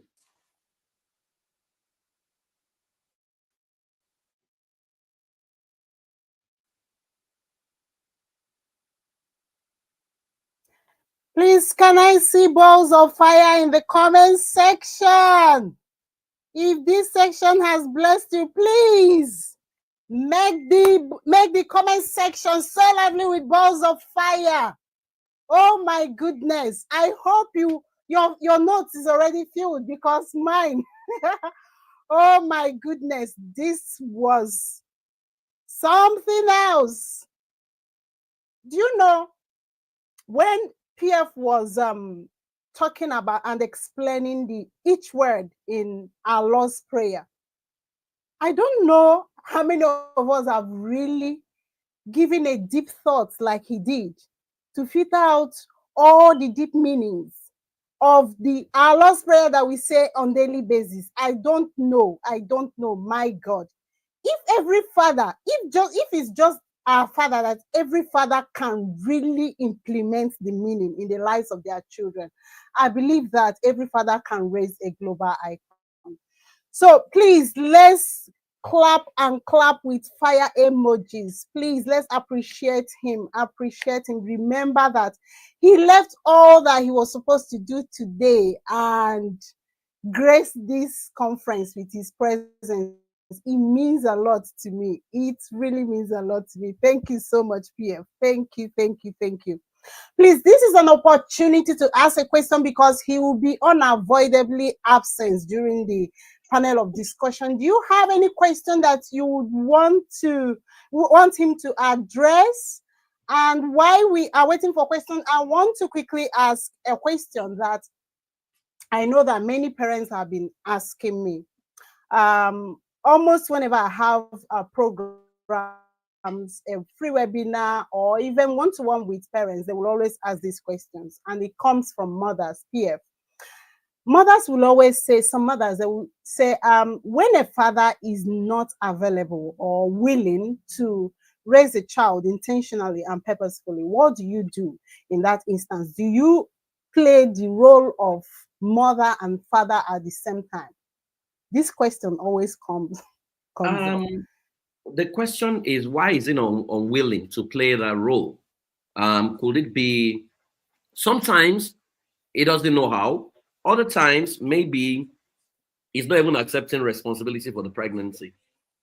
Now, if that is the case, wherein it has proven to be irresponsible, what you have is not a father, what you have is a sperm donor. So just assume that you went to a mobile sperm bank to go and procure sperm to artificially inseminate yourself. Right? So that's basically what you've done. So in that case, what you now need to do is to find a father figure for your child. It can be one of your uncles, it can be a mentor, it can be, but there has to be someone in the life of that child that he looks up to as a father. It's not, and there, I also must say that there's a school of thought that believes that, oh, if the father is not at home, the children don't turn out right. That's not correct as well. That's not correct, right? In fact, there have been a lot of children who have been raised by their mothers and they've turned out very good, right? And so parenting as a template, if you can follow the template, you produce an outcome, right? And that's why the systems based, and there's not going to be an issue. But what I usually recommend is find someone. It could be a younger brother, it could be just find a role model for your child, someone you can call father, it could be an uncle, someone who can show up to cheer him up. I believe you are from a family, so if you belong to a family, there must be someone in that family that can play that role. But if you can't find anybody, right? Hey, you don't have to get feel sad. Just go ahead, make sure you attend a lot of classes and master parenting. Once you find the right template and the right system, I'm sure your child is still going to turn out right. But I always recommend that you find someone who can play that role. Fantastic. Thank you so much for this precise and direct answer to the question. I believe that it has thrown more light to confusion that parents, especially mothers, always have on this subject matter. Somebody has asked the question, said, any hope for a single mother or divorced? I believe that in the course of answering the last question, I don't know if there is hope. Answered. There is hope. If you are divorced, I would recommend co-parenting. You see, there are two different movies at play when divorce happens. The first movie is the movie called Bad Marriage, which is a tragic story. But then there's the other movie, which is co-parenting. Now, in Bad Marriage movie, there are two main casts, right? The two main actors is the husband and the wife, or the two exes who are divorced. In co-parenting, there's only one star of the movie. Every other person is a supporting star. The star is the child, right? And so both of you need to come together to promote the best interest of the child. I'll recommend that you work with a coach because we have templates that can help both of you, ensure that you promote the best interest of the child. In fact, no matter how toxic the relationship is, the problem starts when people bring the character of the bad marriage into co-parenting. And that's usually what happens. Now, you don't even have to be cordial, but you have to be cordial to raise a child. Now, that is in situations where the spouse or your ex want both of you to do it together. And why you need to do that is because you don't want a situation where by the time the children go to him, he's teaching something else that's contradictory to what you're teaching, right? Because many people now use the child, as a bargaining chip, which you don't want to be. Now, if, however, it's a case of he has proven to be responsible, run away with someone else, or she ran away with someone and is unwilling, then you default back to the first question I answered by finding someone who can, the person who donated the semen is not often the father. The person who raised the child is usually the father, right? And every child knows who the father is anyway, right? So the sad thing is that some people disappear, and then when the child is about to get married, they want to come and wear agbada and show up and say they are father. You're not any father. You are just an imposter, right? So that's the way I think. So there is hope for you. You don't have to. So don't define yourself by your situation. The concept of I'm a single mother. I don't even like to use single mother. You are just someone who has chosen to be responsible for the upbringing of a child. That's who you are. So don't let them gaslight you and put you in some funny space and make you look like something is wrong with you. Nothing is wrong. You are not different from someone who has lost a husband and then has got to raise a child, right? That's just the situation. And there's a template for all these things. Find the right template and do what you need to do. Your child will turn out right. Fantastic. Please, let's keep the comment section section busy with balls of fire. If this session has blessed you, I want you to appreciate him with balls of fire. Thank you so much, PF. I don't think there is any other question because he won't be available for the panel of discussion. I don't think there is any other question. So with this, we've come to the end of his session. We are going to share his handles in the chat room so that you can connect with PF. Trust me when I say that we went out for the best in 2016, and I had an encounter with PF, and that brought a 360 turnaround in my life. So I would also want you to connect with him and benefit from the common knowledge and wisdom that he shares. Thank you so much, PF. Thank you. Bye. Let's clap with balls of fire. I hope we are gaining knowledge. I hope we are packing knowledge. I'm so excited and I'm so happy for this uncommon knowledge that PF has shared with us. Trust me, this is priceless. When I say that it's priceless, we are not kidding. And someone will be working with me today in moderating. We are going to be meeting the second person that will be moderating as well. Her name is Mrs. Chinwema Essien. We are going to read her bio while she takes up for the moderation of the second speaker.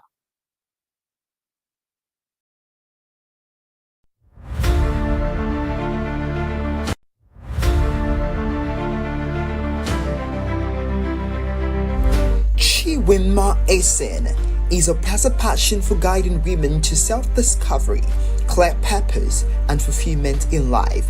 She relies on empathy, confidence, and optimism as her core strengths. She drives a great sense of fulfillment, connecting with people and creating frameworks for increased personal growth and success in life. Chinwe loves to teach and share knowledge that propels women towards their life's vision. She is driven by a purpose to help women overcome their limitation and emerge into the highest version of themselves. She is a compelling inspirational speaker and the founder of the Radiant Women Growth Network, a sisterhood community of like-minded women who are intentional about personal and communal growth and development, with the goal to make a positive impact in the world.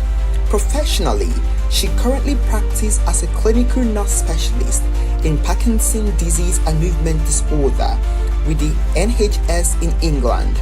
She's also a member of the Royal College of Nurses, England. She's happily married and blessed with 3 adorable children, whom she's raising intentionally and purposefully with her husband in England, United Kingdom, where they reside. Ladies and gentlemen, with a standing ovation and a round of applause, please make welcome to the stage, Chinwema Essien.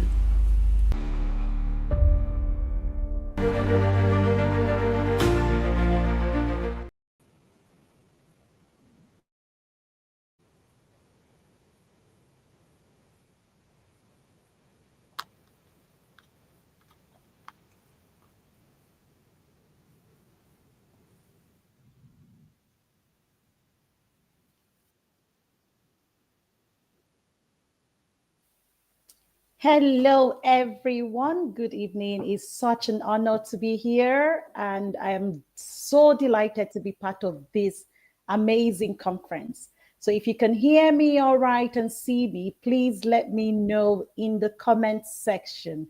Thank you all so very much. Thank you, thank you, thank you. And thank you for being here.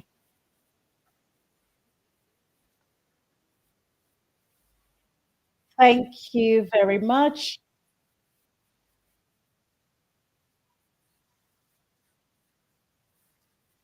Can you all see me? Yeah? Okay. So, how has the first session been? In fact, you've had 2 sessions already. How has that been? Thank you. Thank you, Lufumi B. Joel. Thank you for letting me know that you can see me. Thank you, Nkiru. It's been amazing. I've been listening from the background. Thank you so much, Obiaruko. Thank you, Obonna Chinwe. I can see all of you. It's such a pleasure to have you on this conference. Believe me, this is one conference that will transform your life for real. It is one conference that everything that you get from this conference will shift your mindset and it will change your worldview. That by the end of this conference, you become a completely new person ready to raise global icons. Are we ready? Are we ready? In fact, I was part of the last section by Praise for Wowe, and I'm honored to be one of his mentees. He is amazing, and that really blessed me. And I've said in the chat, please make sure you don't keep this to yourself. Share this with your friends, share this video. Thank you so much. Thank you, Florence. Thank you. Make sure you share the link with your friends, whatever WhatsApp community you belong to. Make sure you are sharing this gospel, because we live in a world that is so driven with a lot of fleeting things. And we're wondering, oh, how safe are we? How safe are the children that we are raising? What's going to happen in the next generation? So if we're here and we want to be part of the change makers that will make the world a better place for humanity, a better place for this generation and generation to come, I want us all to begin to push this message to wherever we can. So without much ado, we move into the next section, and it will be an amazing, in fact, the stellar lineup of speakers for this conference. If you know them, if you know, you know. Let's leave it like that, okay? So we're moving now into the next section, and we'll be having an amazing woman. If you know this woman that we're talking about, you will know that she is a force to reckon with. She is very, very influential on the social media space. And she's not just there, doing influence with airbrush pictures. No, she gives it to you real. She tells you what life is like. She shares her journey. And that's one thing that inspires me so much about her. And I follow her, I read her contents, I consume everything she shares. And I won't say too much. I would allow the admin to bring up her bio and just let us know who this. We've shared that, but yes, it's that time where we want to invite a mother to speak to us about the role of the mother in raising global icons. And I would like us to listen carefully to the bio of an amazing woman, a trailblazer, an influencer in words, action, and deeds. This is a woman that you want to connect with. Her name is Dr. Mrs. Ada Ujaligwa. She's a princess, a royalty, and we are so honored to have her here. Admin, please, let's have her bio roll. Thank you very much. Princess Ada Ujaligwa is a wife, a mother, a powerful social change agent, a social media influencer in the Nigerian social media space, and an intentional parenting teacher who uses her wealth of experience in parenting and her expert knowledge in child psychology to guide other parents on an intentional parenting journey. She's passionate about intentional parenting in this era where it seems like moral values are steadily on the decline all over the world, and many parents seem to have lost or are losing control of their children. An era where children are being parented by social media, and the result has sadly been catastrophic for many families. Parenting has never been more challenging, and Ada Ujaligwa is deeply committed to helping parents and families to achieve and maintain decorum in the family, stability and peace in the home, which remains the smallest but most important unit of the society. Ladies and gentlemen, with a standing ovation and a round of applause, please make welcome to the stage Princess Ada Ujaligwa.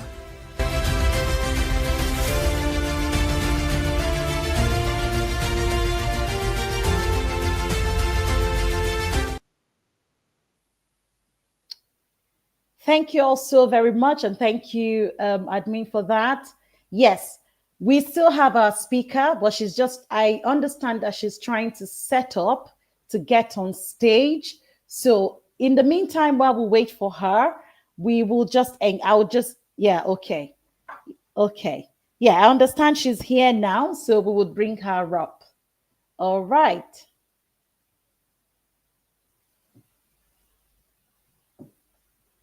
Hello, hello, hello, Good evening, Ma. hello. Welcome, How are Mama. you?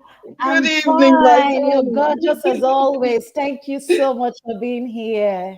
Thank you. Thank you. Thank you so much. Sorry, my other phone was just, thank God, it's always good to have more than one phone because my iPhone was messing me up, was not allowing me to show my camera and to talk. I don't know what is Oh wrong with my my word. browser. So When you need thankfully, it I the have an most. Yeah, Android. Yes, I have an Android. I quickly switch. You know, Android phones can be a bit more flexible than iPhone. iPhone can be too I agree. restrictive. Yes, so I thank you agree. so much You're for welcome, Ma. honoring me. Yes, with this invitation, I am very glad to be here. Thank you for being here. And we can't wait. We can't wait. Everybody's Yes, waiting. So I will just go very up the good. stage and you can Good.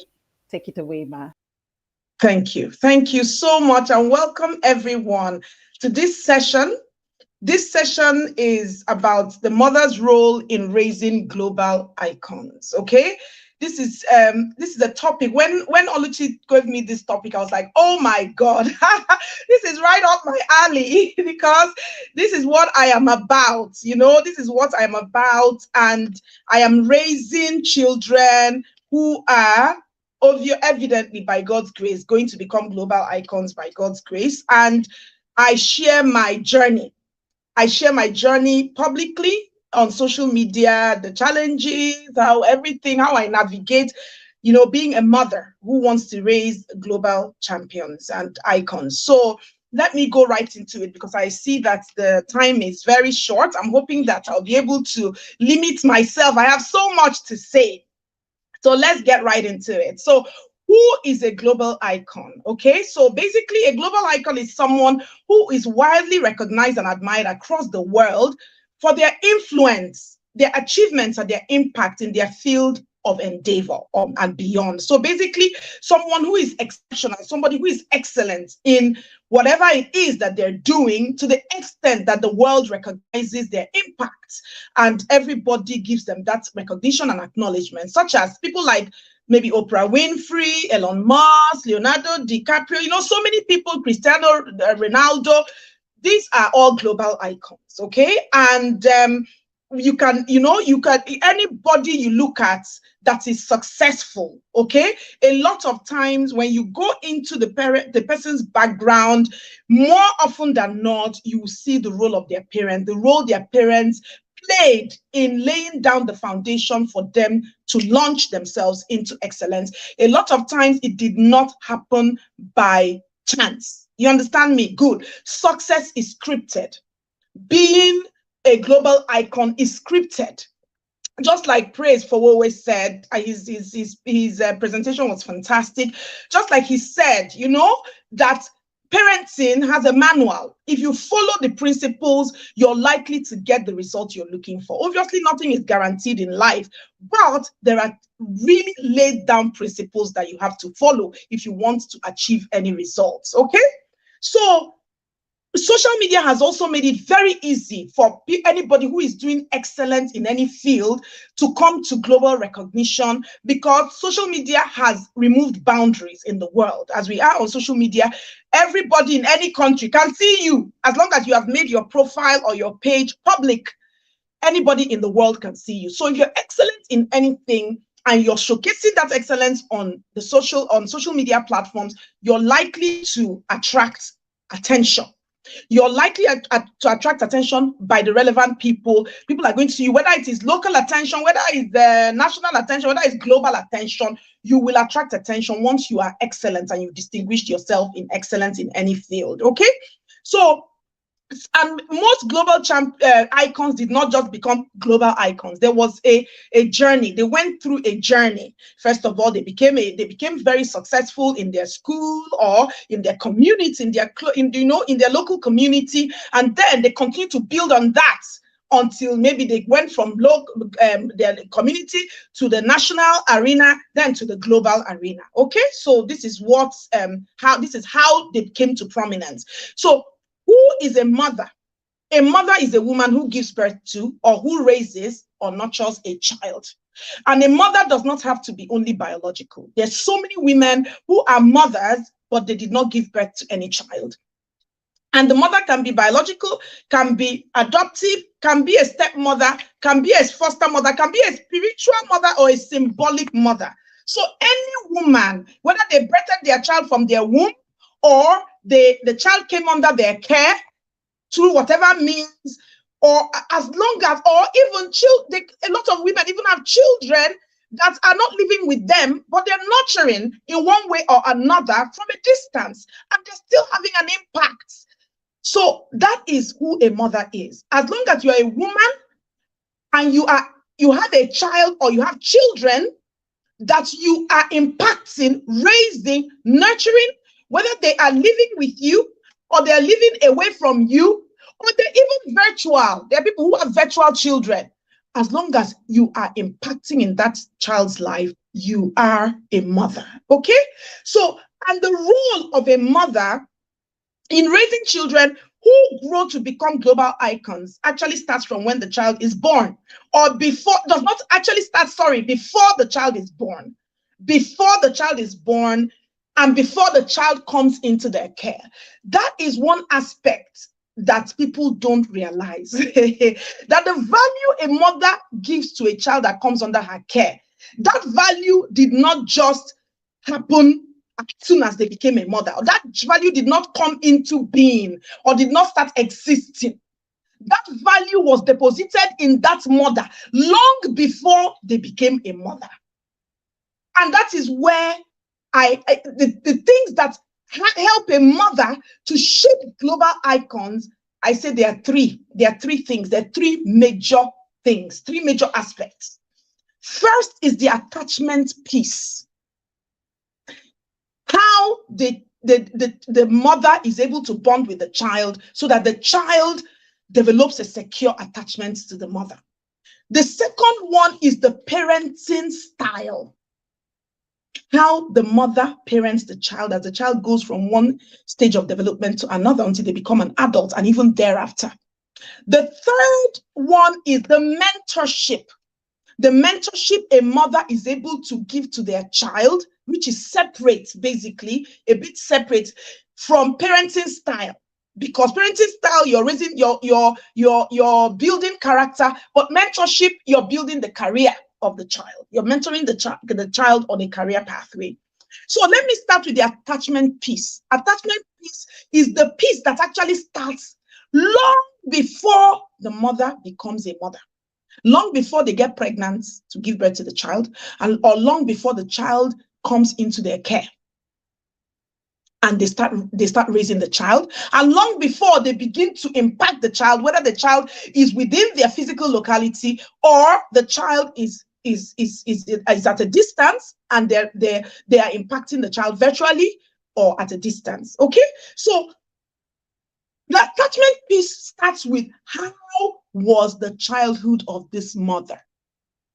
What sort of childhood did this mother have? How was this mother raised? What is the understanding of motherhood? How is this mother's sense of self? How is that mother's mental health and emotional well-being? Does this mother have a personality disorder? How does this mother value themselves? How solid is her self-esteem? How is her ability to emotionally connect with a child under her care, whether biological or non-biological? What does her value system look like? How is her personality and her character? Does she understand what it means to be a parent? How does she treat herself? What sort of relationship does she have with herself? How does she treat people around her?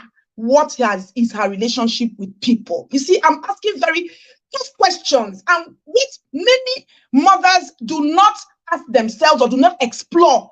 A lot of women chanced upon motherhood by mistake. They became mothers without planning, without preparing. And this is what I want us to change. if we can learn to raise children to think, or women to start becoming self-aware of who they are, what they feel about themselves, what is their mental well-being or emotional, how is their mental health, even before they become a mother. In fact, we call it perinatal psychiatry. Okay, we call it perinatal psychiatry, and it is about how this woman is prepared, how prepared is she to raise a child and to give a child the enabling environments and the guidance and the leadership to become a global icon. These questions I've just asked is what will determine the kind of emotional connection she's able to establish with the child under her care. This will determine whether or not she's ready to do a good job as a mother. How strong is she able to connect with that child emotionally will determine the strength of her relationship with that child, which in turn will determine her influence in the child's life and whether or not it will be a positive influence or a negative influence. That emotional connection she will establish with her child is called bonding. She bonds with her child. You know, that feeling of love, that feeling of closeness, that feeling of connection. And then the connection her child is able to establish with her once she starts the process of bonding is called attachment. A mother is usually the primary attachment figure of her child. Most mothers are, just because of the process they go through. You know, when you become pregnant, you start feeling the baby, you know, you begin to develop feelings of affection for this child, even when they're in your womb. Hey, you don't even know that is where the journey starts. I mean, that is when the journey of bonding with the child starts. Now, that's mother's previous experiences before she became a mother comes to bear on her ability to bond with that child. A mother is the one person her child feels safest around, and the first person her child develops a trusting relationship with. That child learns how to love themselves and other people from how their mother loves them and loves other people too. So a mother is ideally meant to be the secure base for her child. A mother is a co-creator with God in the life of any child she's raising. She will project everything she carries within her into that child, whether she likes it or not. That's what people don't realize, that this thing is done subconsciously. A lot of the parenting we do, a lot of the shaping of our children we do is actually done subconsciously when you don't even realize what you're doing. If she was raised in trauma and abuse and has not taken intentional steps to go through therapy to heal from it, her child will be deeply traumatized in return, whether she likes it or not. That she doesn't even realize how out of her control that is. A lot of women, you know, kid themselves. They think they can circumvent therapy. They think they can avoid it. That is not really necessary. I know myself. I know what I can do. Rubbish. This is something that is bigger than you. She will replicate her childhood trauma in the life of that child. Her child will become traumatized if the mother has not healed from her own trauma and acquires the skill on how not to traumatize her child. Her trauma basically gets in the way of meeting her child's emotional needs. One of the most catastrophic things that can ever happen to any child is for their emotional needs not to be met. And you know what emotional needs are? The need to be loved and to feel loved, the need for safety, the need for security, the need for stability, the need for discipline, the need for consistency, the need for unconditional positive regard for intrinsic self-worth. You see these things, the need for boundaries. Do not joke with it. Any child that does not get these needs met, it is a disaster. It becomes a disaster. You don't even want to know the end result, or it is catastrophic. Everybody that will come across that child in adulthood, in fact, it starts from childhood, will be traumatized. So her trauma basically gets in the way of meeting those emotional needs. The implication of that is that her child will not have a secure attachment to the mother. This shapes the child's early childhood experiences and influences how they feel about themselves and how they relate with other people. Lack of secure attachment leaves the child feeling anxious, unloved, unstable in their emotions, and unable to trust people since they cannot trust their primary attachment figure, who is their mother. Imagine if you cannot trust your mother. Imagine how catastrophic that is. How can you trust another person? It's not possible, because the main person who is meant to love you is traumatizing you. So how can you love? How can you trust another person? And then if you can't trust people, how can you develop a relationship with them? So can you see how deep this is? This is deep, very deep. Anything that tampers with a child attachment history and prevents them from developing secure attachment with their primary attachment figure, or breaks or truncates the secure attachment they have already established with their primary attachment figure. For instance, the parents, even if the mother does not traumatize the child, you understand? So there's one aspect that can affect the attachment, which is maybe the mother being traumatized, the mother not really meeting their emotional needs, okay? The second aspect is maybe their mother dying early, maybe when they were still in early childhood, or their mother leaving them or abandoning them. This is capable of destroying that child's emotional and mental well-being, and will in turn derail the trajectory of the child's emotional development, and in fact, their entire life. It rarely ends well. You see adults in their 30s and 40s still struggling with this. They're still struggling with who they are. They're still struggling with feelings of abandonment. They're still struggling to trust people. How can they move forward? How can they become global icons? How can they be successful when the basic emotional stability they need is lacking? So if a mother lacks love for herself and has low self-esteem, and therefore doesn't have a good relationship with herself and with other people, how can she raise a child who has good self-esteem? It's not possible now. You can't give what you don't have. You cannot pour from an empty cup. So they will raise a child who does not love themselves, who has low self-esteem, and who also model their mother's relationship with other people. That's why they say traumatized people who are traumatized often traumatize others. People who are hurt will hurt others inadvertently, even without meaning to do so, because they are in distress and they have no other choice but to project that distress on other people. A lot of people make the mistake of thinking that every mother, the moment she gives birth to a child, she must love that child. No, there's so many mothers. People don't realize how many mothers are incapable of loving their children. Children they gave birth to, they are incapable because of the trauma they carry. So it's just coincidental that just last week or 2 weeks ago, I did a series on Facebook it's called #BadMother series. If you click on that hashtag on Facebook, it will bring up the stories. The stories are heartbreaking. The stories are, even you that will read the story, you become traumatized yourself, even without going through it. People came out in their droves. They sent me anonymous messages of their story with their bad mother, of their bad mother stories. It was devastating.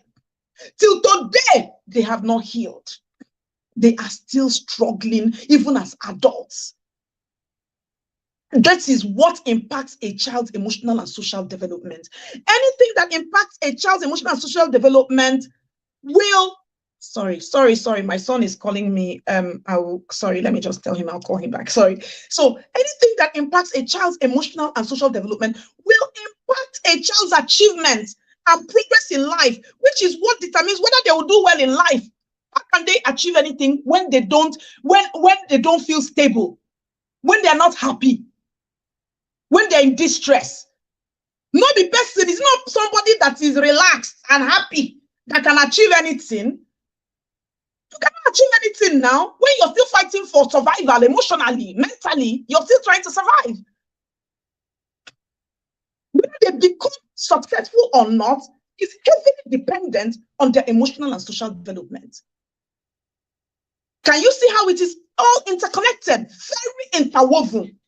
So a mother who wants to raise successful children, who will one day come to global prominence and limelight, must be intentional about fixing her own life even before she becomes pregnant or before she agrees to raise a child. That is the level of intentionality that we need.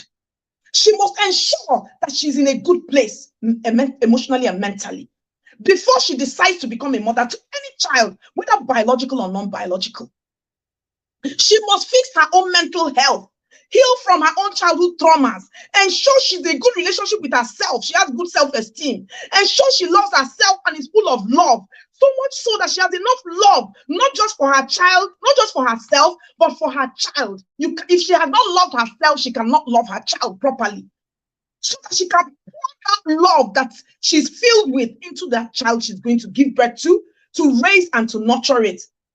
So it is so important that she's in a good place mentally and emotionally before becoming pregnant. This is one thing that a lot of women do not pay attention to.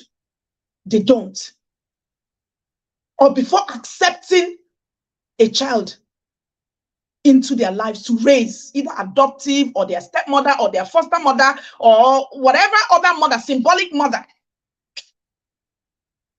What is she? So a mother, you must ask, what is she pouring into that child? What kind of emotional energy is she emitting? What is the atmosphere and vibe around her? Is she able to meet the child's emotional needs? I've told you already what emotional needs are, and I'll repeat it again for those who did not hear me well, because this is a very important thing. Every child needs to be loved, needs to feel love. Some children are loved though, but they don't feel love. They're two different things. Some parents say, after all, I love my child. Now, do I need to tell them that I love them? Do I need to express it? You understand me? So a lot of people are able to love, but the people they are loving don't feel loved. If you're loving a person, but the person doesn't feel loved, now there's something wrong somewhere. You understand me? So a child needs to be loved, feel heard, feel safe in a stable care placement. They need consistency in you providing for them. So not you provide today, tomorrow you don't provide. They need boundaries. They need discipline. They need you to be in charge. They need to look at you and not, I'm safe with this person. They need to feel secure. They need to feel safe. They don't need to be anxious about anything. And you need to have unconditional positive regard for intrinsic self-worth, meaning that they know that no matter what, my mother loves me. I know that I will never lose my mother's love. They need that. They don't need to be questioning the love their mother has for them. So that is what they need. That no matter how badly they behave, their mother will still love them. If she's filled with love, then she will pour love into her child. Her child will know love. Her child will develop solid emotional connection and secure attachment. She will be her child's secure base. She will provide a safe environment for her child to thrive. She will shield that child from anything that will damage their self-esteem and self-worth. She will protect the child from negative influences and make healthy sacrifices to see that the child utilizes opportunity for growth. She will effortlessly meet her child's emotional needs. They will form such solid emotional connections with each other and with others. Any relationship a child has with their mother, they are going to replicate it with others. Just know that. They will build solid relationships they're able to build solid relationships with high value people, and they will most likely excel. A lot of people who struggle in relationships, whether with friends or with the opposite sex, is because of this problem. They were not properly loved at home. They did not have their emotional needs met. They are unable to trust people, even when the person has not done anything wrong. They are constantly feeling threatened. They feel insecure. Feelings of insecurity, always threatening, always questioning, very suspicious. And these things get in the way of them developing solid relationships because they keep upsetting anybody they're in a relationship with. Is either they accuse you one thing or the other. Is either they are feeling totally insecure. They are constantly suspicious. They're constantly losing their temper. They have anger management issues. They are unable to maintain stability. This is where it is coming from. They have attachment difficulties because they were unable to develop secure attachment to their primary attachment figure. That is where it is coming from. If she's filled with bitterness and toxicity, she will pour that bitterness and toxicity into her child, whether she likes it or not. She doesn't have any control over that. It will happen, whether she likes or not. Why am I stressing on this? Because our Nigerian people are used to just dismissing the need for therapy. They think it's a waste of money. They don't prioritize it. They think this is something I can overcome by reading my Bible. This is something, yes, the word of God helps. I'm not saying the word of God has a therapeutic effect, but the word of God, just like the word of, even if you have malaria, you still have to take anti-malaria, even though you're praying. That is how, if you had a traumatic childhood, you still need to go to therapy, even though you're praying. If you have high blood pressure, you still need to take antihypertensives, even when you're praying. That is why you will need to still go to therapy, even if you are praying, if you have gone through childhood trauma. It is not the Bible or the word of God. It's not a substitute for therapy, for formal psychotherapy. It is not a substitute. Psychotherapy is also not a substitute for your relationship with God. They're two separate things. They play separate roles. None is a substitute for the other.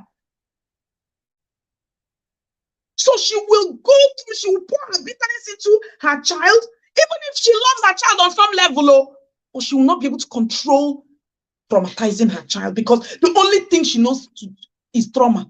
The only way she knows how to relate with people is the way that those who raised her related with her. Can you see that? That is what they had. Trauma has been normalized for her. Trauma has been modeled to her. That's all she knows. You cannot give what you don't have. So that is how she also relates with her child, whether she likes it or not. So with bitterness and toxicity, the child will become insecure, anxious and avoidant, disorganized in their attachment style with their mother, and they will not be able to have a good relationship with the mother and with themselves. The attachment is often broken as the mother struggles with her own demons, stemming from her own adverse childhood experiences. This has far-reaching consequences in adversely affecting their relationship with every other person they meet. And anything that affects your relationship with people, that thing has finished you. Because that thing has truncated your progress in life. Because you need people to make progress. You need relationships to make progress. More than you need money, you need relationships. So if anything prevents you from being able to manage your relationships with people, connect with high-value people, and maintain a good relationship with them, that thing has finished you. As in, forget it. It will be hard for you to be successful in anything, because you just end up developing enmity with so many people, because you just keep hurting people as you traumatize them by projecting your trauma. So anything that limits your growth that way, how will you become a global success? How will you become a global icon? No, now, it's not possible. So what she pours into her child forms the emotional foundation on which her child and on which every aspect of her child's life will be built. It is on that foundation that everything that the child will become will be built. That emotional base or foundation is like the foundation of a physical house. If the foundation of the house is not strong, no matter what you build on it, it will fall. It will be faulty. That is what emotional well-being is. That is what emotional base is. How solid it is will determine how solid anything built on it will be.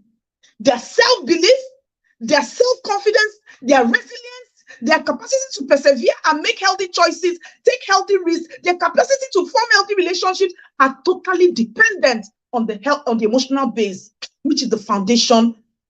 And it stems from what their mother has poured into them from even before they were born. So you can see that the attachment piece is what builds emotional stability. Without emotional stability, it go hard. It will be hard. It will be very, very hard. In conclusion of this attachment piece, nobody chooses the kind of parents and they get. None of us chose the kind of parents or the childhood we got. No, you get what you get and you make do with it. However, if whatever you got and you got trauma, abuse, and toxicity, it's not your fault. it is not your fault. What did I say? It is not your fault. Let me say it again. It is not your fault. So no need to blame yourself. Where it becomes your fault is when you refuse to go for therapy to heal. Just like it is not the fault of a person who develops high blood pressure or diabetes. It's not their fault now. It's in their genetic makeup or whatever. The stress in their lives caused it. But if they refuse to take antihypertensive medication or anti-diabetic medication, it becomes their fault. So if you refuse to go to therapy and refuse to get help to heal before you become a parent, before you become a mother, that's where it becomes your fault. So go for therapy, please, so that this attachment piece will be sorted. Go for the therapy long before you have become a mother. Go for therapy and sort out your demons. Sort out your psychological conflict you have stemming from your childhood experiences. Sort it out too, so that an innocent child is not going to bear the brunt of it, because they will bear the brunt of it whether you like it or not. Good. So that is it about the attachment piece. I hope you understood it very well. I go on to the parenting style, which is the second thing when it comes to you to put into consideration when you are trying to raise a global icon. The parenting style of that mother in determining how well they raise a successful child depends on whether they are an authoritative parent, authoritarian parent, or permissive parent. What did I say? Authoritative, authoritarian, or permissive. An authoritative, remember, authoritative is different from authoritarian. Let me tell you the difference. An authoritative parent blends love and discipline in equal proportion, and they often use more harmless ways of discipline. So they discipline to correct, they don't discipline to harm, they don't discipline to punish, they discipline to correct a child. They freely express love to the child, but they also discipline the child firmly, as in, love is not an excuse not to discipline, and discipline is not an excuse not to love. These two things are in equal proportion. They give children a voice. The parents are flexible in a healthy way. The child's views are heard. The child is encouraged to express themselves, but the parents are authoritative enough to have clear rules. They set firm boundaries. The child is disciplined without being harmed when they err. Yet the child is unconditionally loved and knows that they are loved. The child will never be in any doubt as to the fact that their parent loves them. The child is confident in their parents' love for them, which is freely expressed. The child's emotional needs are fully met, and the child feels safe and is able to trust the parent fully. The child's attachment is secure and their self-esteem is solid. They cultivate a habit of discipline, the integrity, respect, empathy, humility, kindness, drive, determination, good judgment, social responsibility, character, and personality. With the support of their parents, children are made to face healthy, harmless challenges that are within their capacity to face in life. They are not shielded from adversity. I give you an example.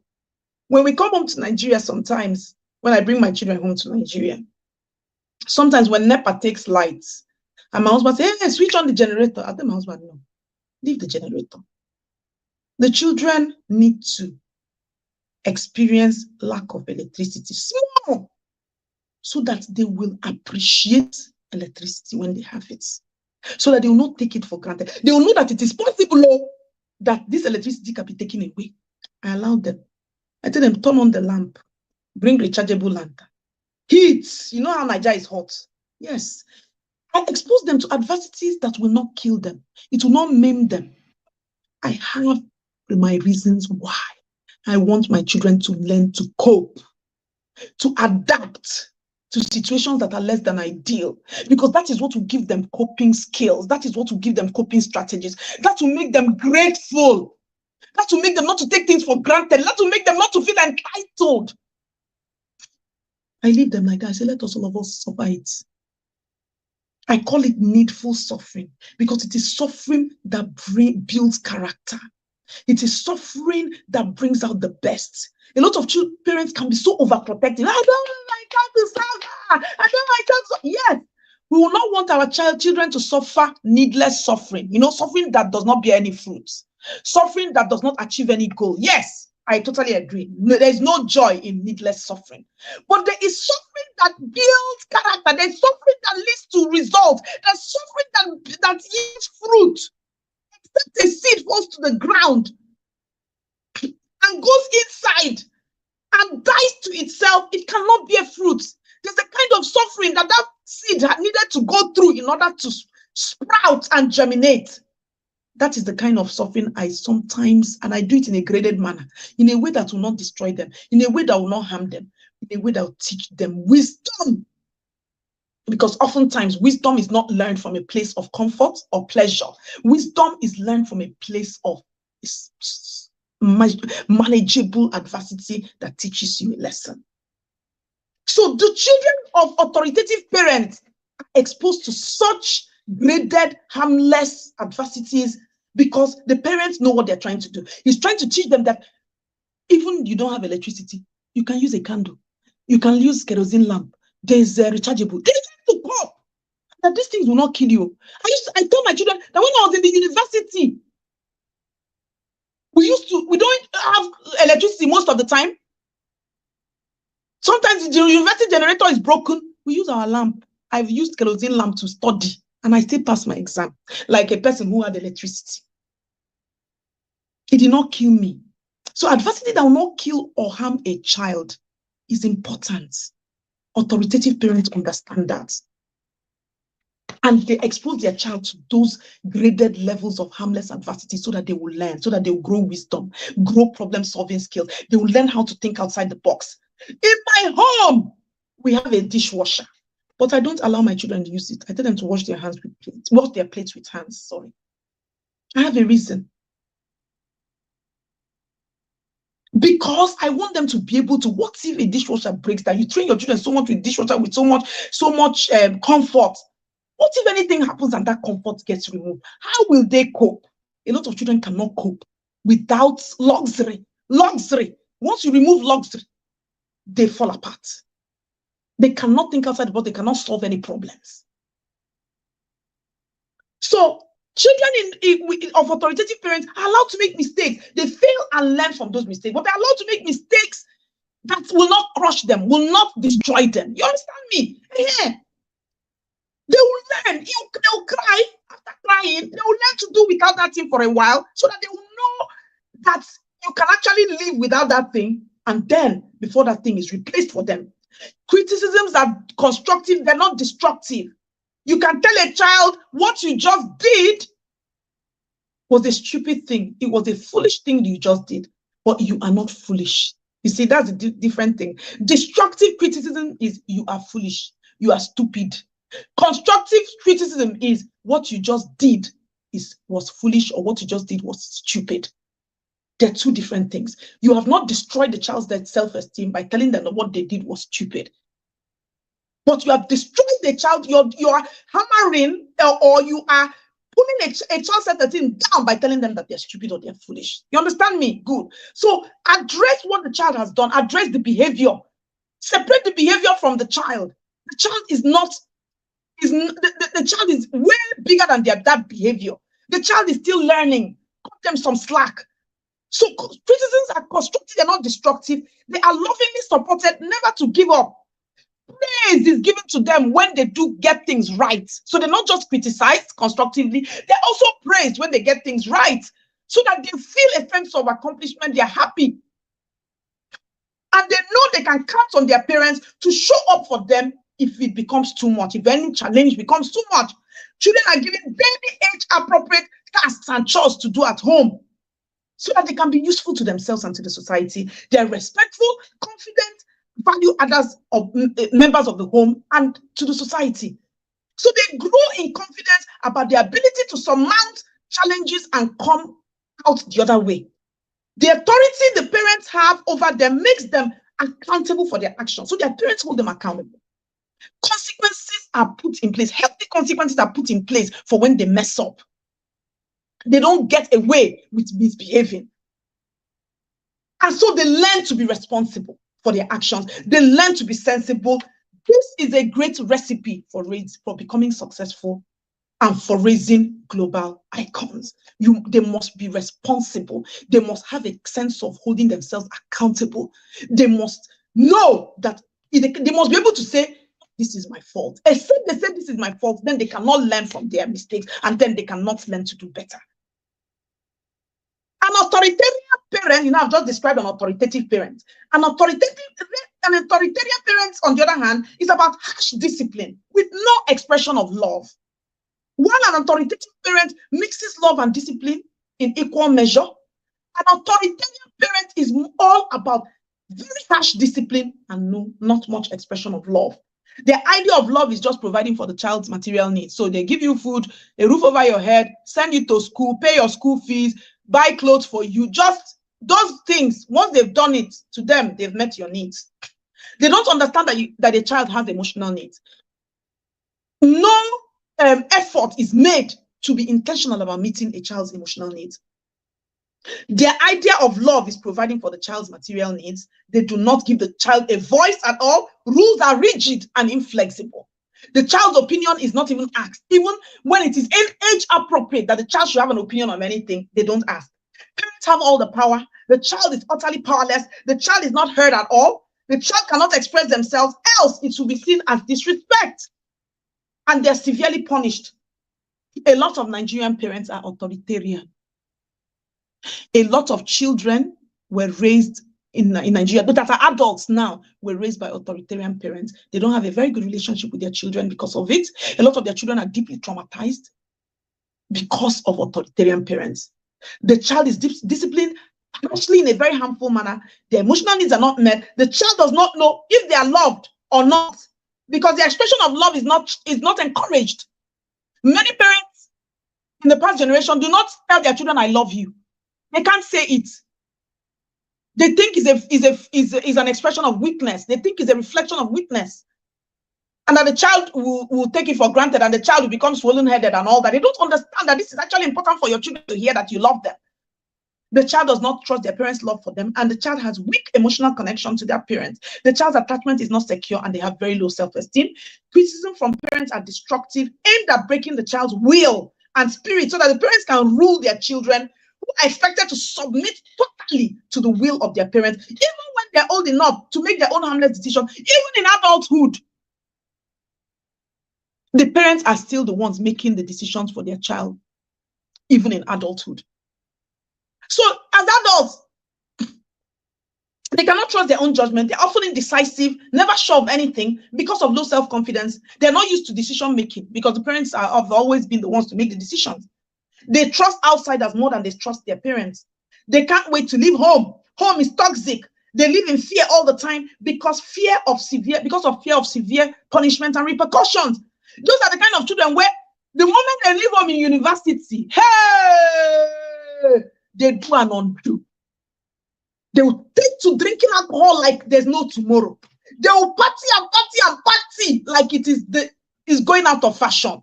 They just basically become wild because they were too restricted. They were choked at home. No freedom for self-expression, to even explore within healthy and safe limits. They were not allowed to make up. The girls among them, no makeup, no trouser, no this, no party, no nothing. If your parents even see you as much as within, what will I call it now, a mile with a boy, they will finish you. So because of that, once they leave home, hey, they become something else. And a lot of them were raised in very religious homes, over religious homes. That's why a lot of people who are highly religious raise children who end up being very wild, because the parenting style was authoritarian. And in a lot of them now get into a lot of trouble from that wildness. They dabble into smoking weed, smoking this, alcohol, girls, boys. The girls among them become promiscuous because of unmet emotional needs. They are looking for their emotional needs to be met in the wrong places. The next thing, unwanted pregnancy. The next thing, abortion. Can you see how is so far-reaching. It's like you think just one thing leads to another, leads to another. A trail of regrets, a trail of bad decisions and bad choices, stemming from the fact that the parents were authoritarian. They are more likely to fall into the wrong hands because they flee home out of desperation to catch their breath, to breathe. The children are exposed to challenges that are way beyond them, challenges that will overwhelm them and break them without requisite support from their parents and they give up easily. They don't even develop the kind of resilience. In spite of all the harshness, they're still not resilient because they're broken. They cannot handle challenges that are age appropriate. You can already see that this is not a recipe for raising successful children, least of all the ones that will become global icons. The third type of parents, the permissive parents. They don't discipline the child at all. That one is the other extreme. While authoritarian has too much harsh discipline and not enough love, permissive has too much love. In fact, their own love is toxic to the child's development and progress. Too much love and no discipline. Over pampering, over indulging the child's excesses, the child becomes spoiled. The child is given free rein to make decisions about their lives, decisions they don't have capacity to make. The child's voice is louder than the parent's voice. The child is permitted to choose whatever they want to do, whenever they want to do it. The child wants are provided. Most of the time, the children are over-provided. They're over-provided for. Nothing is held back. Nothing is withheld. They are not exposed to any form of adversity. As soon as NEPA is taking light, give me, turn on the generator, make sure. These children do not know how expensive things are. They don't appreciate the effort the parents go to in providing for them. No boundaries are set. No discipline is administered when the child behaves. Of course, the emotional needs are not met too. You think that with all that excess love and excess, that the emotional needs will be met. No, because remember when I told you that part of emotional needs is not just love, blah, blah, blah. The child needs boundaries. A child needs discipline. Boundaries are discipline, and discipline are part of a child's emotional needs. For a child's emotional needs to be met, for a child to be happy, there must be boundaries and discipline in that child's life. Without boundaries and discipline, the child will still end up unhappy. It shocked so many people. It's a shock. But children who were not disciplined end up sad and depressed more than children who were disciplined. And I'll tell you why. Because the lack of discipline means that they make a lot of mistakes. It means that they get into a lot of trouble when they go out there in the world. You understand me? Their parents shield them at home, but the world will not shield them. Parents don't realize that you're not raising your child for yourself per se. No, you're not going to be the greatest consumer of the outcome of your parenting. The person who will be the people that will be greatest consumer of your parenting is the society. So even though their parents shield them at home, when they go out there, the world will not shield them. So they'll get into trouble. They'll break rules. They'll commit crime. And they pay dearly for it. So can you see why they end up sad, even though they have been given too much love? Because in the absence of discipline, the parent's excess love can be severely harmful to the child. Totally. Can you still hear me? Can you still hear me? Good. Should I still go ahead? I think I've exceeded my time at this stage. But we don't want it to go. But let me quickly wrap it up. Okay, let me quickly wrap it up. Thank you. Thank you so much. Thank you so much. You know, I told you that 45 minutes not gonna do me, not gonna do me, but that's fine. But let me finish up. Okay, so that's fine. So the child, because of all those mistakes, the child is unhinged, the child is lost, and all that. So that is what happens in permissive parenting. Now, the third and final aspect, I talked about attachment piece, I talked about parenting style. The third one was mentorship. So while attachment piece helps with the child's emotional stability and emotional connection and teaches the child how to love themselves and treat other people well, the parenting style builds character. I've shown you how it builds character. Then the mentorship is the one that helps a child in their career pathways. Okay, so this means the mother's role in strategically guiding the child to discover their strengths and their talents early in life and nurturing those strengths and talents with every intentionality until they have a lucrative and successful career. Okay, so a mother is the first mentor of the child, and from when the child is born, even from when they are toddlers, a mother should be very attentive to know what is this child's talents. Are they the kind of child who likes to fix things with their hands? Are they the kind of child who loves to be a model? You know, children start exhibiting these things early in life. Are they the kind of child, what sort of, when they start school, do they love what subjects? Are they science inclined? Are they arts inclined? And that is them showing you the kind of career that they will likely excel in. So you watch them. Do they like tailoring? Do they like sewing things? You know, that kind of, do they like knitting? Do they like singing? Do they like sports? Basically, identify your child's talent. Identify what subjects they're good at. Whatever talent you identify that during, you're not yet sure. During holiday, let them attend different courses, coding, digital skills, cooking, culinary, all these courses they do during the summer. Let them attend. This is a way of you knowing what your child might have a flair for. Then, in terms of school subjects, you know what it is that they're good at. A lot of parents make the mistake of wanting to live their child vicariously, live their lives vicariously through their children. Meaning, any unfulfilled dreams of the parent, they want to fulfill it through the child. So since they could not become a medical doctor, I want my child to become a medical doctor, and then they impose it on the child. That is what has made some children study medicine, come out, give their parents the certificates, and then go and train to become something else.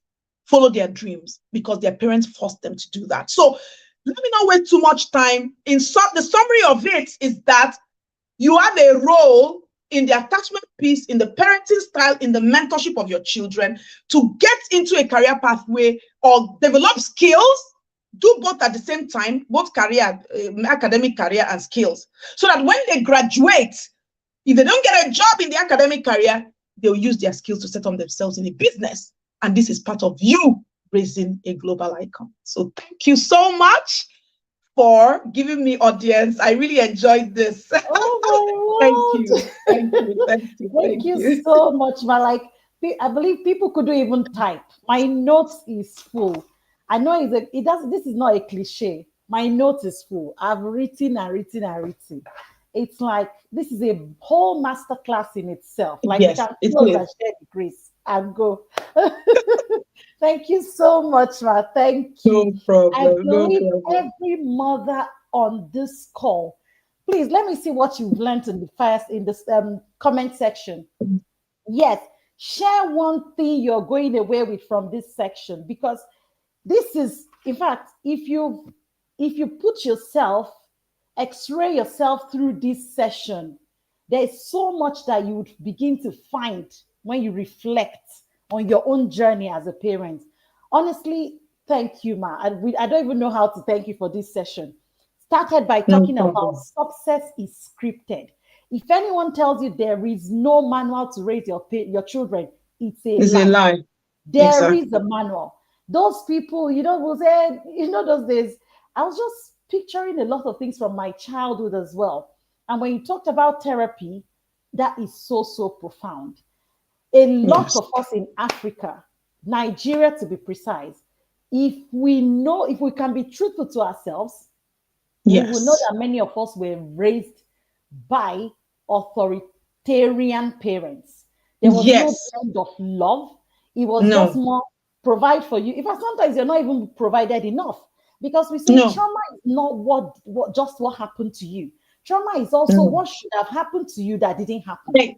Exactly. So that is there. Once there is a need that should have been met that was not met, if the foundation be shaking, what can the righteous do? But the righteous can do something. That is why we are hosting this conference. We can begin to rewrite that script.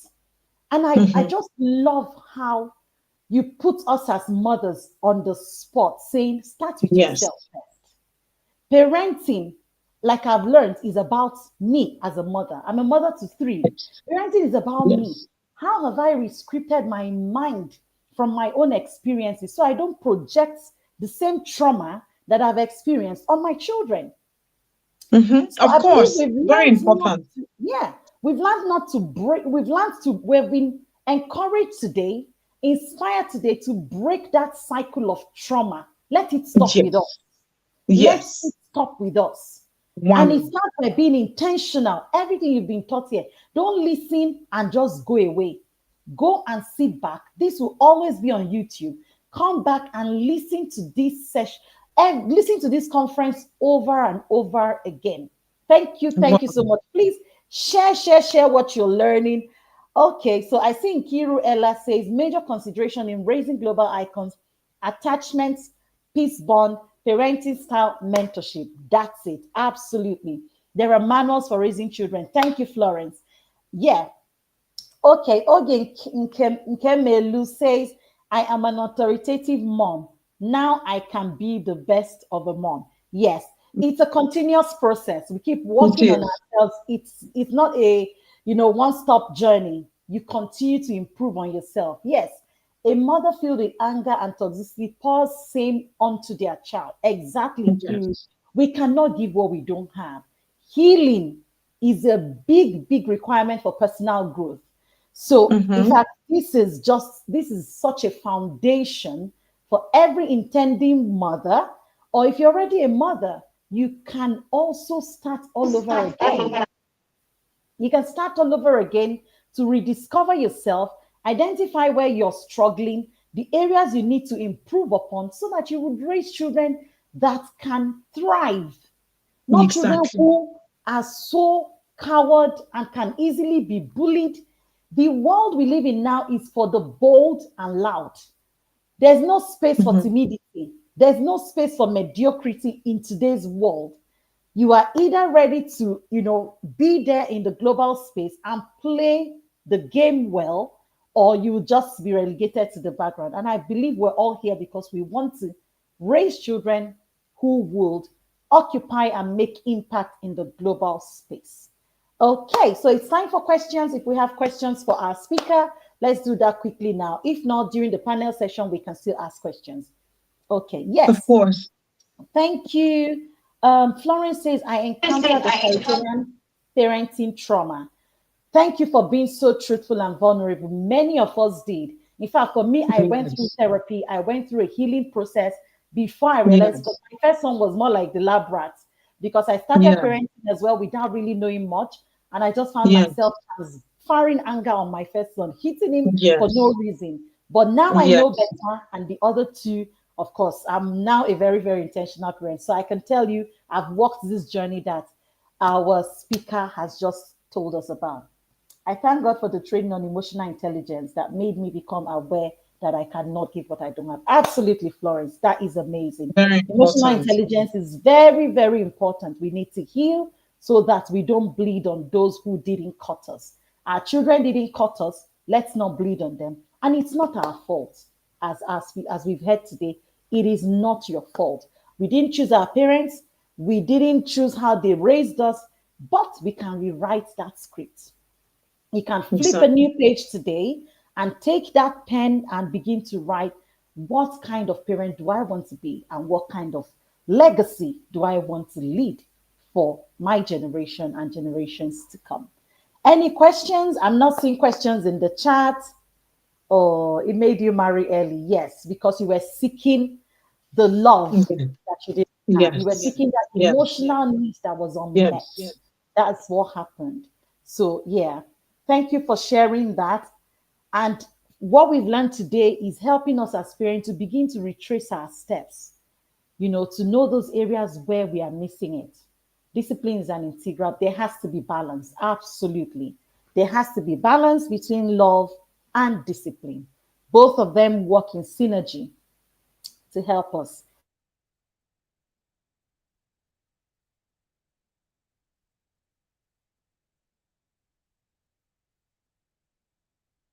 Oh God.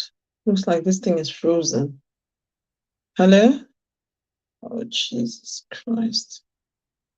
Is it frozen? I'm unable to. Oh, See the fireballs. Let me see the fireballs. Let's begin to appreciate our speaker. If this session, yes, it's not an easy race, but it is possible. Thank you so much, Florence. Can we begin to appreciate our speaker, Dr. Mrs. Princess Ada Ujaligwa? Thank you so much, Ma, for such an amazing session. Thank you. You've been a blessing. God continue to bless you. And please go and find her on Facebook. If you are not following her, I like reading her. I follow her a lot. She's very practical. She says it as it is. And sometimes me and Oluchi will chat. We'll say Chineke Dalu in Ada Ujaligwa's voice. Oluchi and I have that conversation sometimes. Thank you for being such an inspiration. Thank you for showing us what is possible. We are inspired. We are empowered, and we will leave this world a better place. Thank you so much. Thank you so much. God bless. Thank you. Thank you so much. God bless. It's such an honor to have you. God bless you, Ma. Thank you. Thank you so much. Celebrate you. Thank you. Thank you so much. Let me see the fireballs. Put the fireballs in the chat, people. Thank you so much. Thank you, Mom. Thank you so much. Thank you. Thank you so much. Yeah.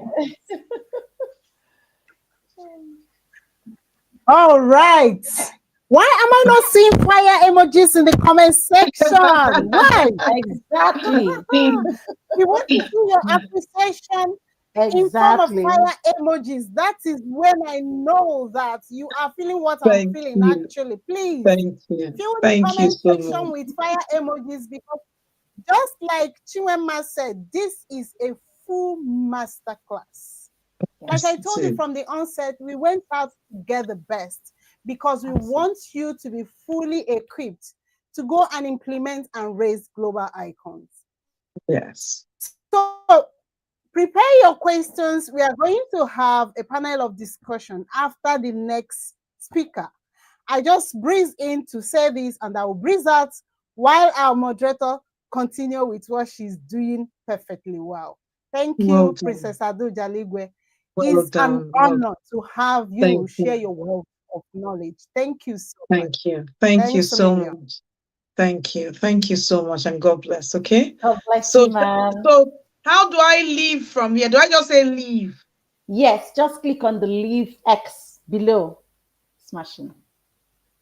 Okay, I hope you have been enjoying this conference. I hope it's worth your time and attention. We promised it, and we deliver just as we promised. So we are going to be going on to the next section. Yeah. So let's get ourselves ready for another powerful, life-changing session by another amazing woman.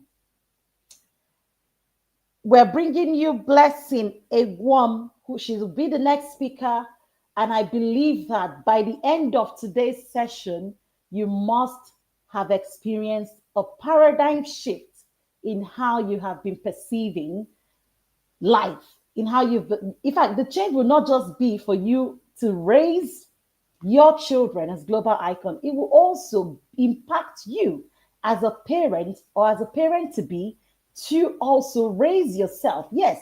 Have you ever heard that you can reparent yourself? Regardless of what has happened to you, you can reparent yourself. So without much further ado, I would appreciate if the admin can roll the bio of our next speaker. Mrs. Blessing Egwom, a distinguished chartered accountant turned educator, holds the esteemed position of CEO at Goldensville Schools in Lagos State, Nigeria. With a rich background in finance and a passion for education, Mrs. Egwom has seamlessly transitioned into the role of a trainer and online coach. Her expertise expands across finance, leadership, personal development, and family life, making her a sought-after figure in these domains. Recognized as Mrs. E by the children she mentors, Mrs. Iguom also oversees a Bible club dedicated to nurturing the spiritual growth of kids and teens. In addition to her commitment to education, Mrs. Iguom is a reputable real estate consultant known in the professional circles as the property proprietress. This thriving side business not only showcases her diverse skill set, but also blossoms her leadership in the educational sector. Beyond her professional accomplishments, Mrs. Iguom is a devoted wife and mother of 6 children. Her motivated life is anchored by a deep love for the Lord Jesus, and she passionately ministers the gospel, intertwining faith and education seamlessly. Mrs. Iguom, dynamics present in both education and real estate, reflects her unwavering commitment to excellence and holistic development. Ladies and gentlemen, with a standing ovation and a round of applause, please make welcome to the stage Mrs. Blessing Iguom.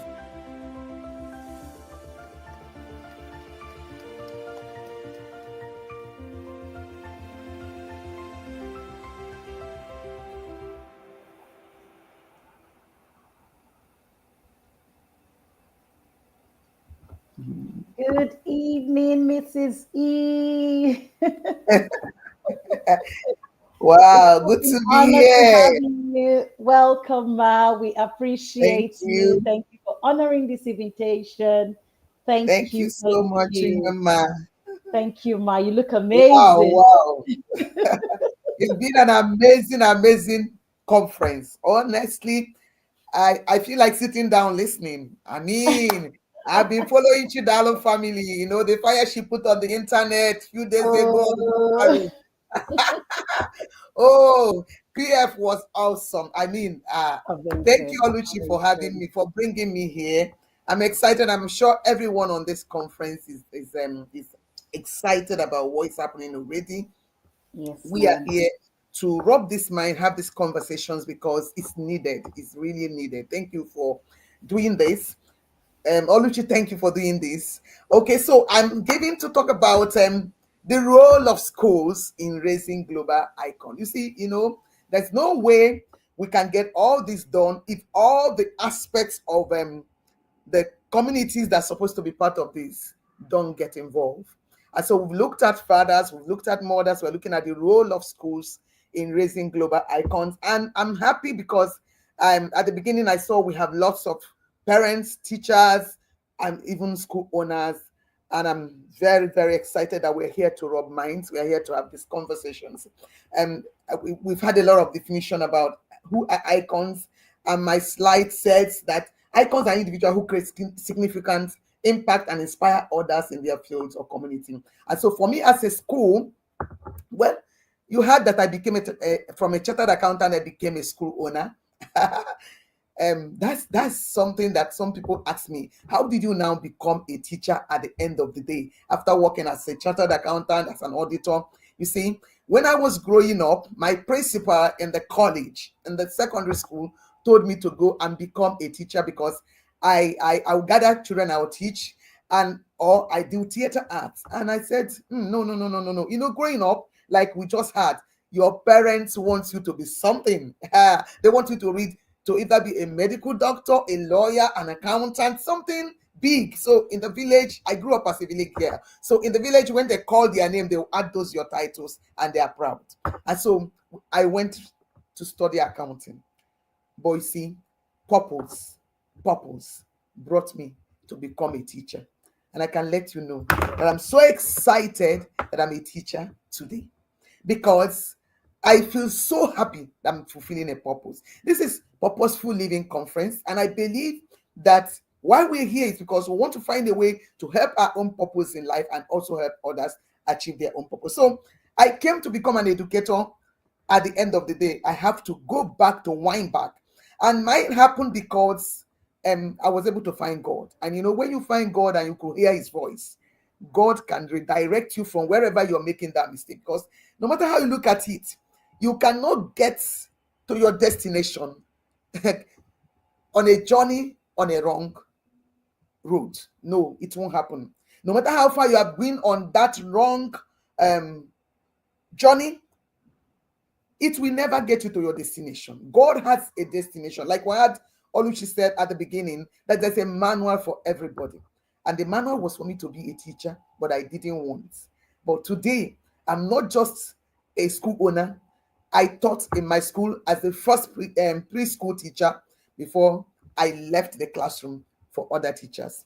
And so today, I am here because we are looking at the roles of schools in raising global icons, in raising people who are going to be very, very intentional in living their lives and fulfilling their own destinies in the whole wide world. And so, having looked at this, I said this presentation explores the threat of global icons and highlights how schools can play a pivotal role in nurturing these qualities from early education through adolescence. So, defining attribute of icons is one thing that every school need to know. What exactly are you trying to raise? Now, this training is to let us know that schools have major roles to play. And the first role is what we call hard skills. And so we know English and maths. Everybody send their children to school to have English, maths, all the subjects you know, all the courses you know. We just go to school to know these things. But there's also soft skills. And we also have character development. These are the three things I'll be looking at. But today, majorly on this training, I'll be looking at the second one and the third one. The second one, which is the soft skills that we need to imbibe in children to create the roles they need in life and to help them become global icons. And that's what I'll be talking about, the place of these soft skills. Now, looking at education, it is beyond, looking at school. School is beyond just helping a child pass English and mathematics and all that. When I came into the school system, people don't take me serious because they believe, oh, you didn't do education. All these people that did education. So I had to go back to education and come back. But do you know what I found out? I found out that all those people that believe that, oh, you have to just go do education and they don't care about any other facet of life. It's just, I am a teacher. I've been a teacher for 25 years. I went to TTC. I did NCE, and that's all. They don't open their minds to see other aspects of life that could help them be their best and also be able to influence the children they're teaching. So the very first starting point of raising global children as teachers and school is that the person who is called to be the school owner or to be the teacher must have something to offer. You must have something to offer. You can't give what you don't have. We had that in all the sections we had today. You can't give what you don't have. So we just had something on trauma. So if you have a traumatized teacher in the classroom, what do you think will happen? The children in the classroom will be traumatized. If you have a teacher who lack knowledge, so everything to raise a child, we must first imbibe in ourselves. We must first have them. We must first find our own cause as teachers. We must first, my own teachers, I used to say to them, our slogan is beyond education. In our school, for example, we believe that we are called to do 4 major things. We believe in academic excellence because people like me came to Lagos through scholarship. We believe that there is a place for character development. We believe in technology and all the skills that the world is offering in the 21st century.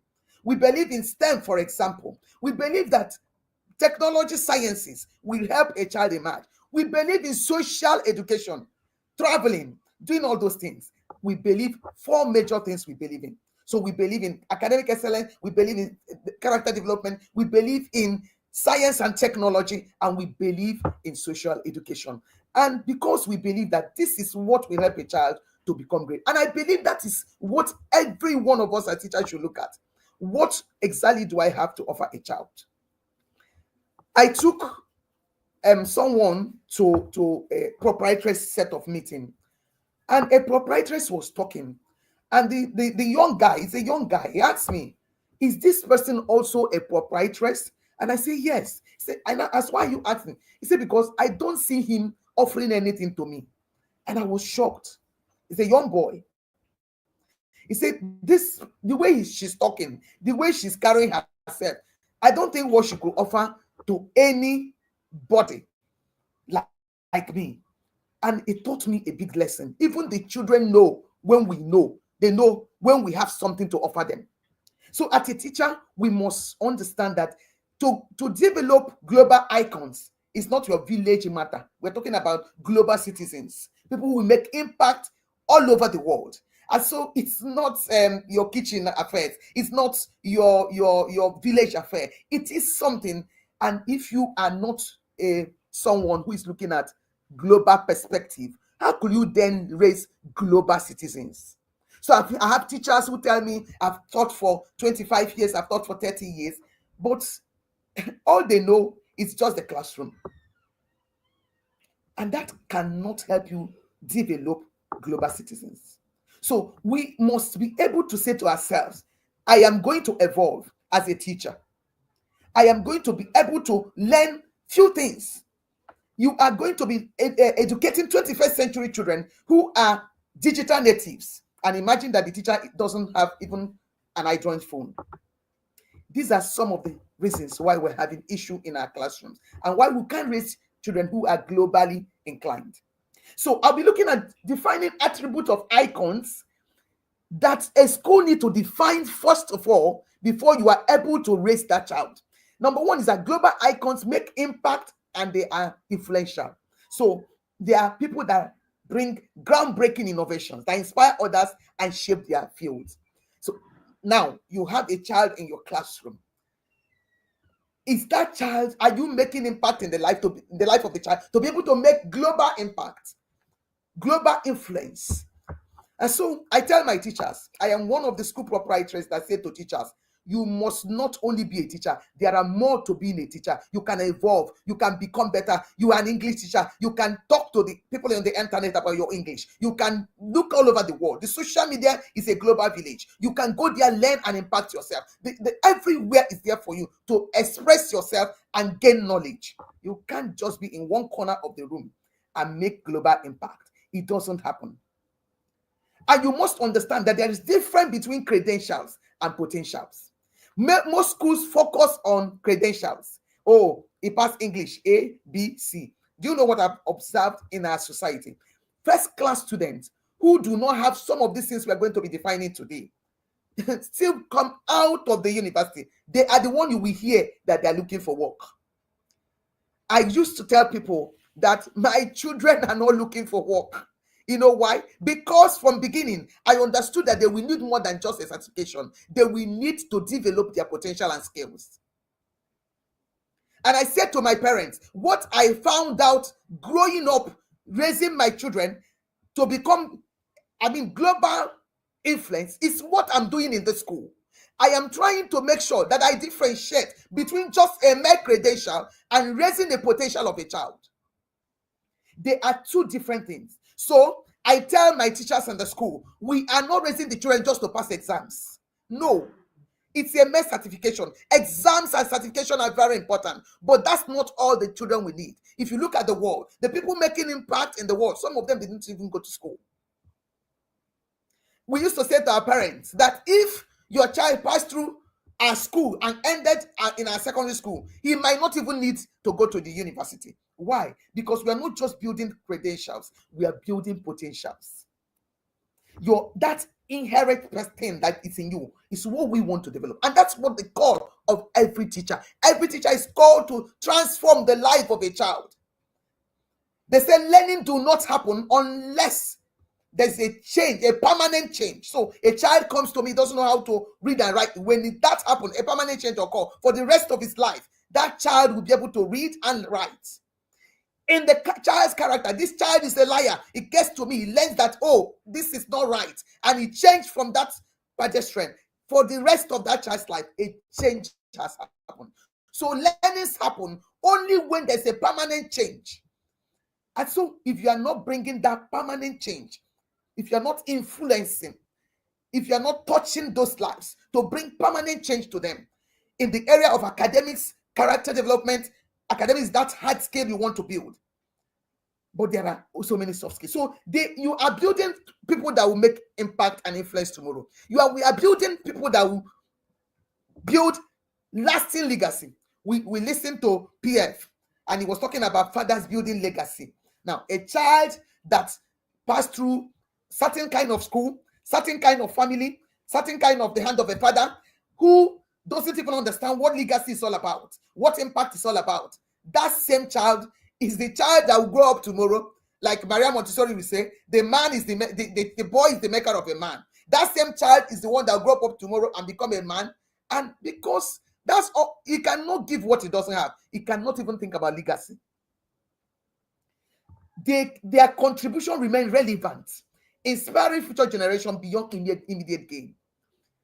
As I said to every single educator in the room, that see, you are not called for immediate gain. Some people, I was having a conversation yesterday with a teacher who is no more in a teaching profession, and she said, I left because the only reason why I came into school, into teaching, is because I want to be able to take all the discounts the school will offer me as a teacher, and now my children have grown, I've left it for them.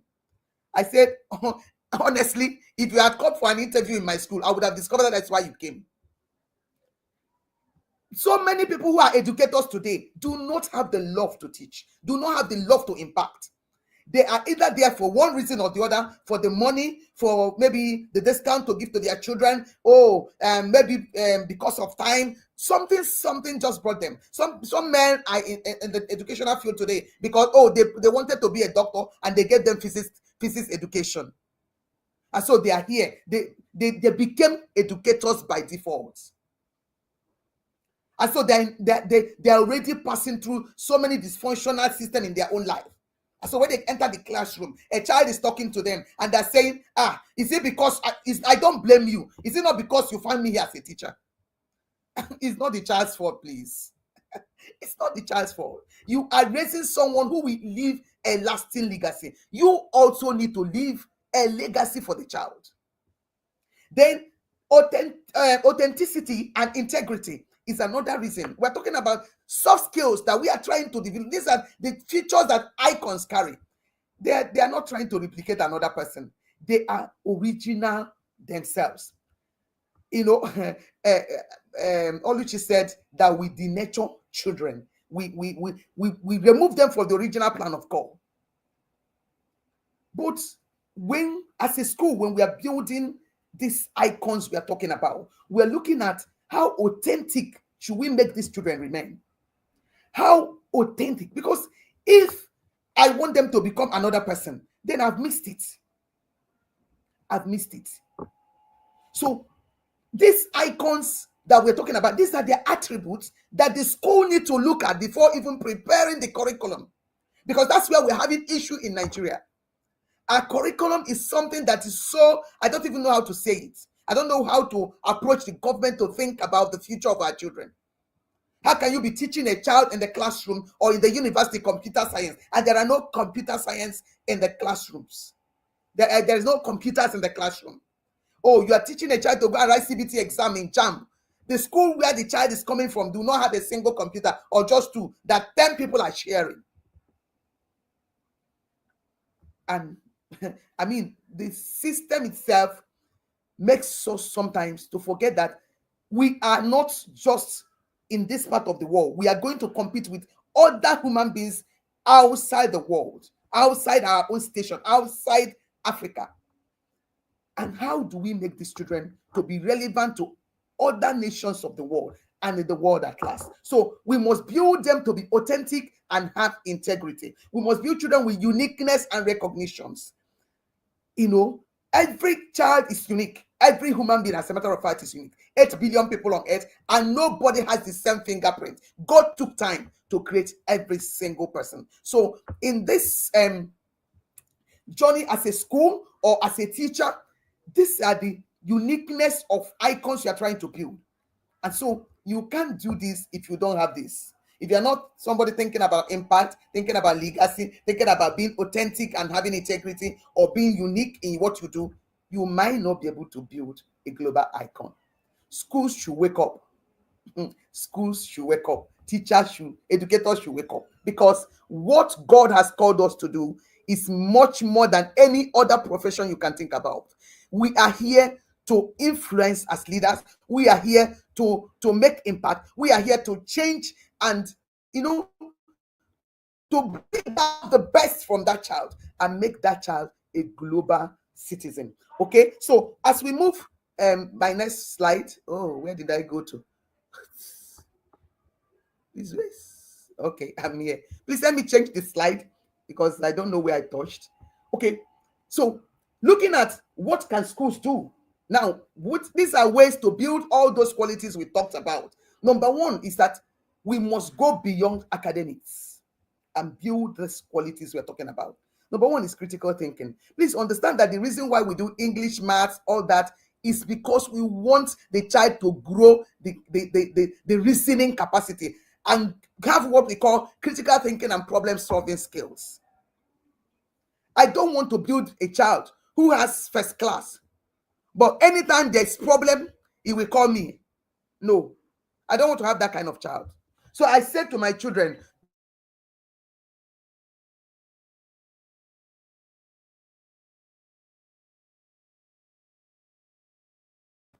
a little problem when it comes. No, you are looking for your mom, or you're looking for your teacher, or you're looking for your pastor. No, the child must be able to think through and solve problems. So we must encourage innovation through imagination, experimentation, and problem solving. We must come off all those theoretical kind of training we give to children and they cram, rote learning. We care for children who could come and recite from beginning to the end. And after the recitation, the child forgets.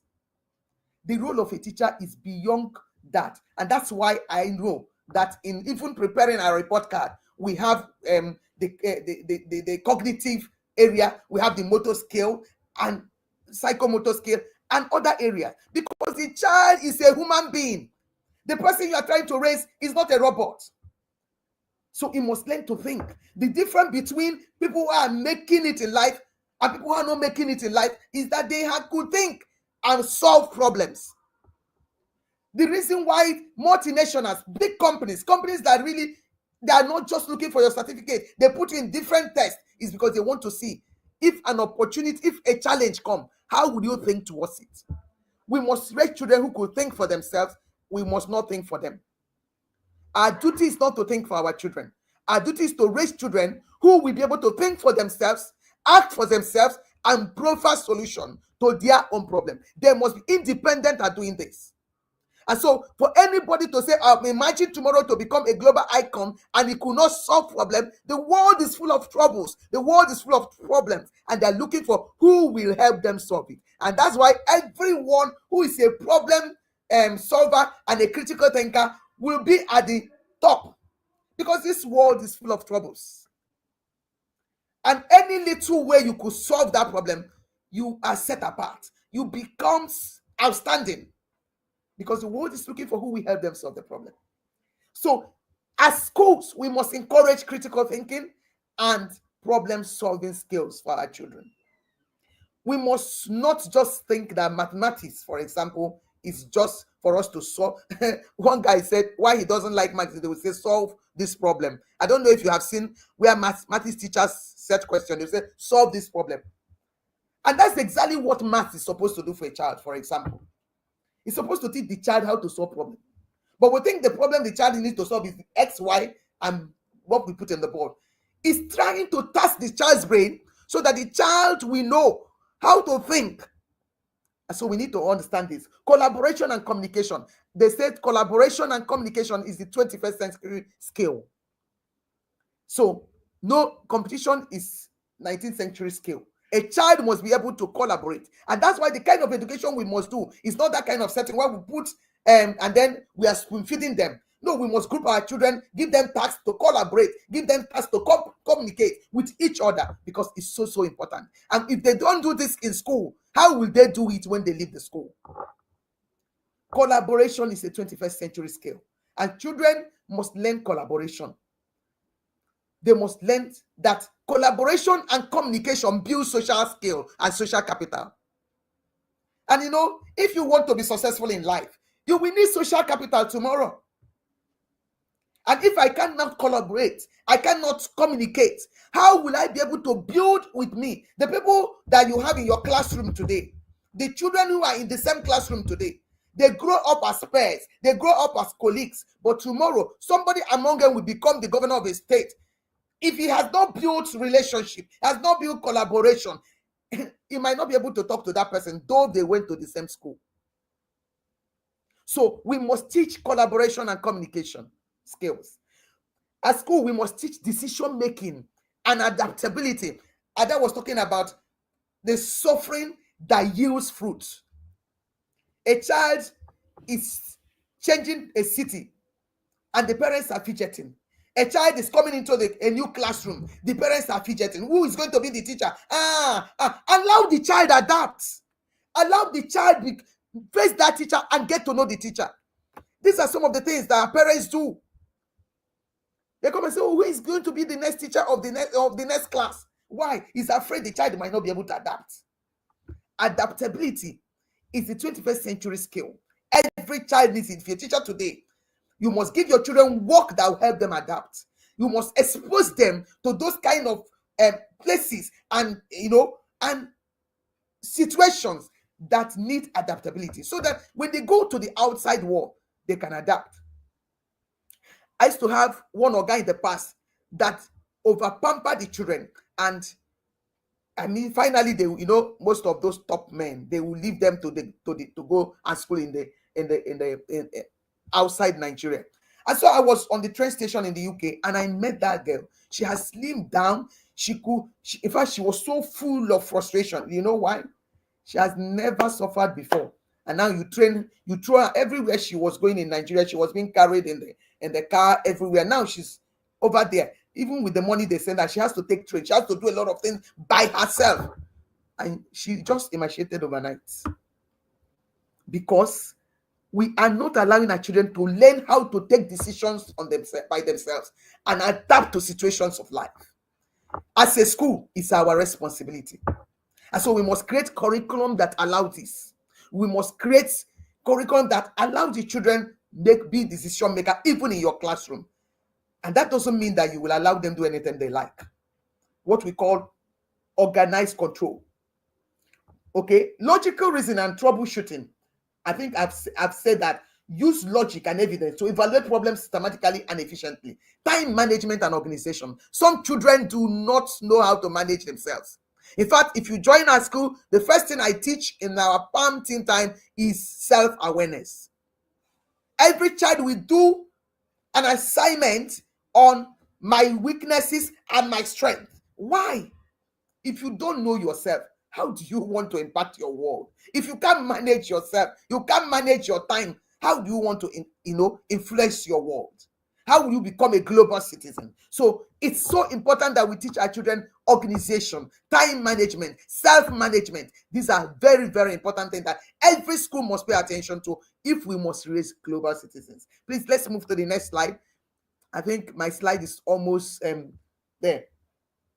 So the road to both develop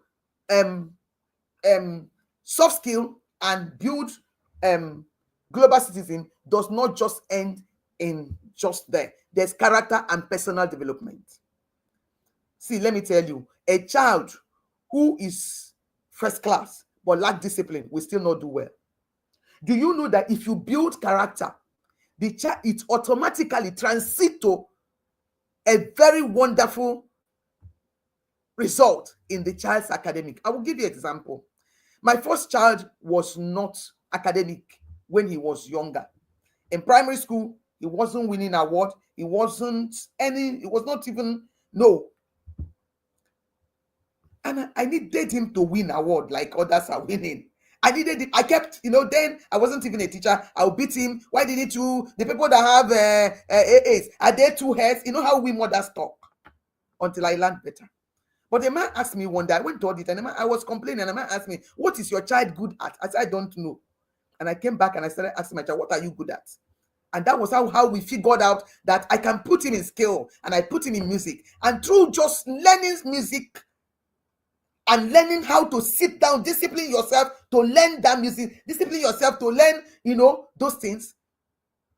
After learning that, do you know, you could not learn discipline to sit down and read. If your child, you want academic excellence, but your child is indisciplined, He cannot sit down and read. First, start with character development. Build the character. Let the child understand that there are characters that will help her or him in academics. Parents want academics. I just want you to pass. But the child cannot even on his or her own carry his book. You are running around with the child. You are saying, sit down. You are doing this. Because you have failed to understand that the child need to learn some of these things you are talking about. So, first of all, the child, we need integrity and honesty. It's one value you must instill in your child. Respect and mannerism. It's teach social skills and promote harmony and acceptance. Empathy and tolerance. These are soft skills, though, but they are most important than the hard skill you are trying to make your child learn. Than that hard skill that schools are bordering on. Some schools even go all the way to buy papers so that they can get that hard skill A. But they forget that after that certification, you need to live your life. Today, I have left everything about accounting. I am no more an auditor. I am in this field. This is where my destiny is. And it will surprise you that some people will be like that. They'll finish law and they'll end up somewhere else. Some of us, even in this room, we read something else and we're here in a different field. Because what you will need to live your life is much more beyond just IPAX exam. Yes, it will be needed at a time in your life, but much more than that is the kind of personal development you give yourself and the character you develop. Develop empathy. Learn to build children that are empathetic and they tolerate one another. Godliness and morality. You cannot overemphasize this. Every child that does not have the fear of God will stray at a time. The Bible said the fear of God is the beginning of wisdom. And so every school that do not care about how the child behaves or a relationship with the child and God. Some people came to our school and they say we pray too much or we talk about God too much. But it's part of our value system. A child has a maker who has a manual for his life. And so I need to point the child to that person. Because that person knows the end of a child, even from the beginning. So we must understand that as teachers, educators, we need to imbibe personal development and character in our children if we want them to become global citizens. As we move to my next slide, encouraging innovation and building global citizens require fostering creativity, support fresh ideas, and encourage students to think outside the box. In some schools, the children don't contribute. They are being spoon-fed. The curriculum is, some schools believe that the children are, some philosophers believe that they are empty, so we are the one to fill them. No, the children came with something. Allow them. Our duty is not just to feed them, spoon-feed them. No, we are supposed to allow them think outside the box and bring out suggestion. By doing that, we foster creativity, exposure to global perspective. The other day, I was giving my children assignment that's on SDGs. Because why? I want them to see how they can contribute to the world. And so I say, you take SDG 1. Oh, some SDG 1, maybe it's talking about no hunger. You go and work on it. Think about the globe, the whole world, and how many people are hungry in the whole world. If you have opportunity to solve the problem of hunger, what will you do? If you have opportunity to solve the problem of health, what will you do? Allow the children, give them global exposure. Especially Nigerian schools. Please, this is time, a call for every teacher. When you get back to your school, please tell whoever you are working with, we need to expose our children to a global perspective. They are number one, global citizen, if you don't mind. Americans will say, a 5-year American child will tell you, I am number one citizen of the world. It's because even while he's 5 years, a social worker is going to his school and telling him he's number one global citizen. He's number one. And so you are sitting on his seat, he comes and tells you, stand up. Why? In his brain, what is playing is that I am number one as long as this whole world is concerned. So we must tell our children to understand that while we are Africans, we also have something to do with our lives. We must give a global perspective to training, to education for our children in our schools. So promote exchange programs and cultural tours to develop global awareness. It's so important. Don't sit in one corner and breed children who, after your class, they amount to nothing. After your classes, they are just there. All we hear in Nigeria is that there's no job. Why can't they create job? Okay, community volunteering. This is what we do a lot. You allow children to volunteer in those organizations you want them to make impact in tomorrow. Let them go there and work for free. Volunteering is one way to position children for global participation. Volunteering is one way to position children for global citizenship. So give the children room to explore by becoming volunteers. There are many volunteers all over the world.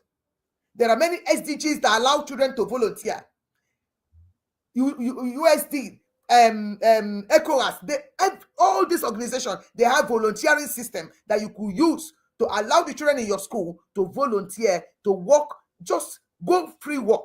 I did volunteering a lot with my own children, and it has worked. So don't just let them sit down there and holiday they can do volunteering.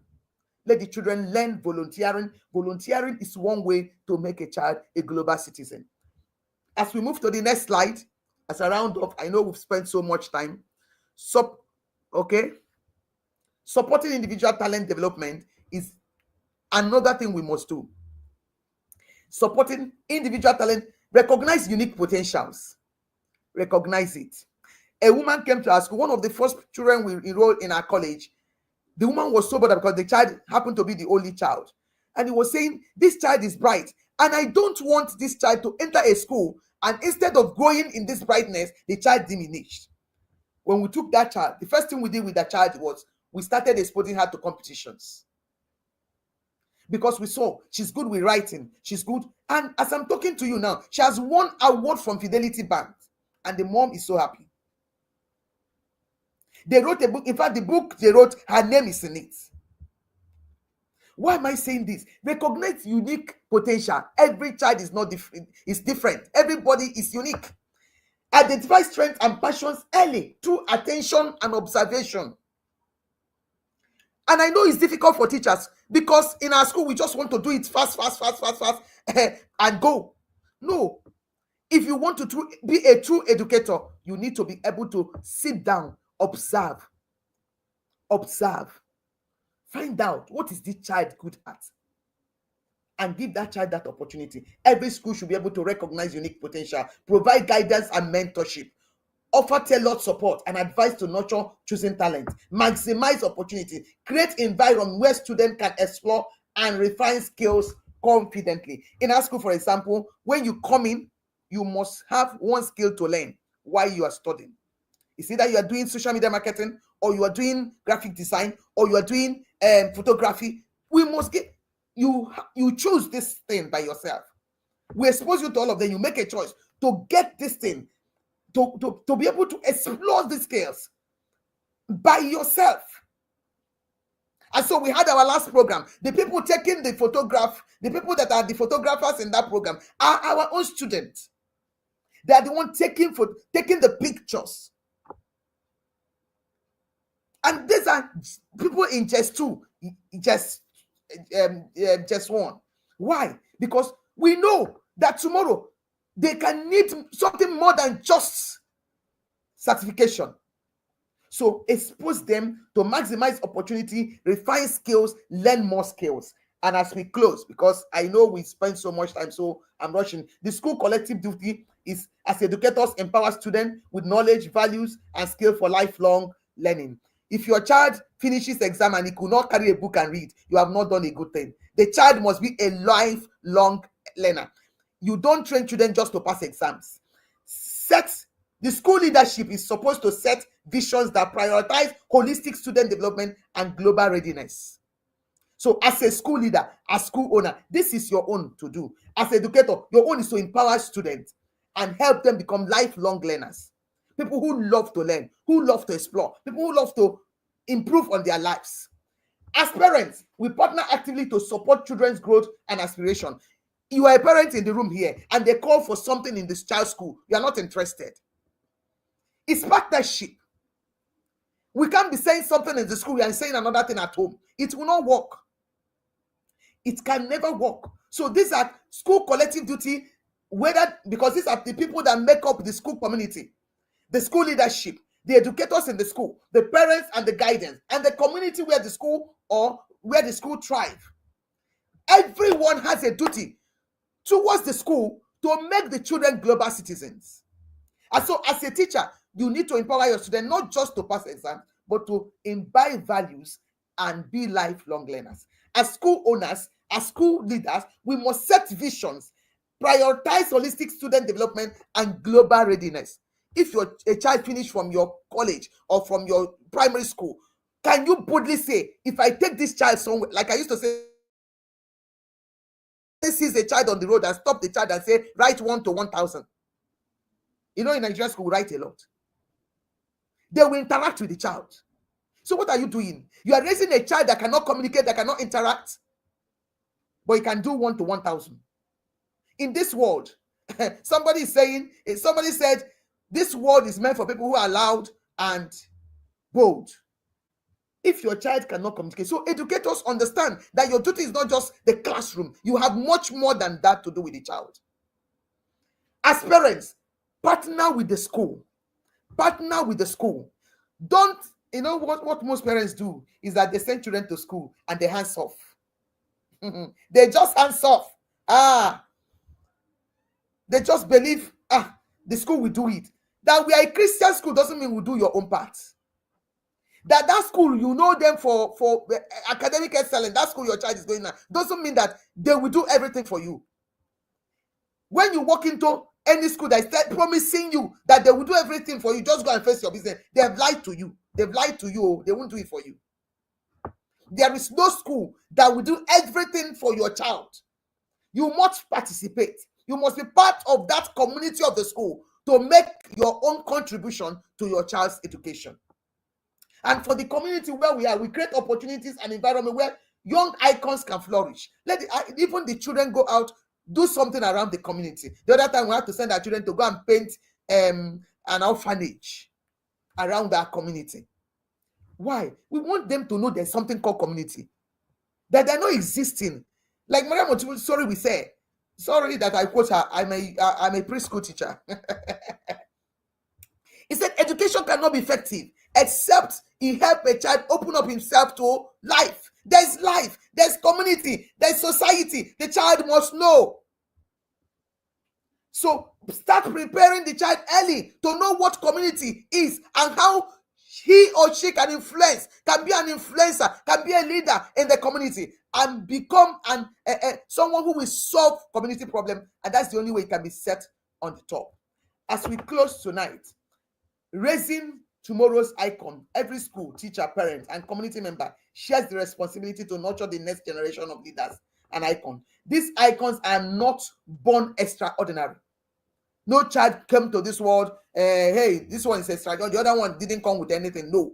When we look at the parable of the talent, I used to say to every child before me that, look, nobody came empty.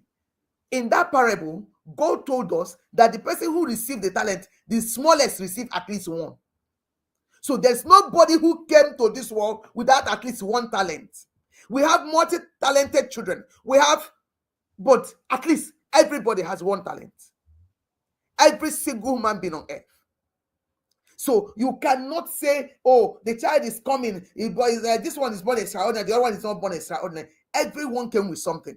So it's our duty to empower them through intentional education, character building, and global vision. Together, we can raise individuals who can embody the spirit of their time and inspire others towards greatness, ensuring a lasting positive impact on the world. Remember, icons are made by people, not by the individuals themselves, according to Andy Warhol. Thank you for listening. God bless you.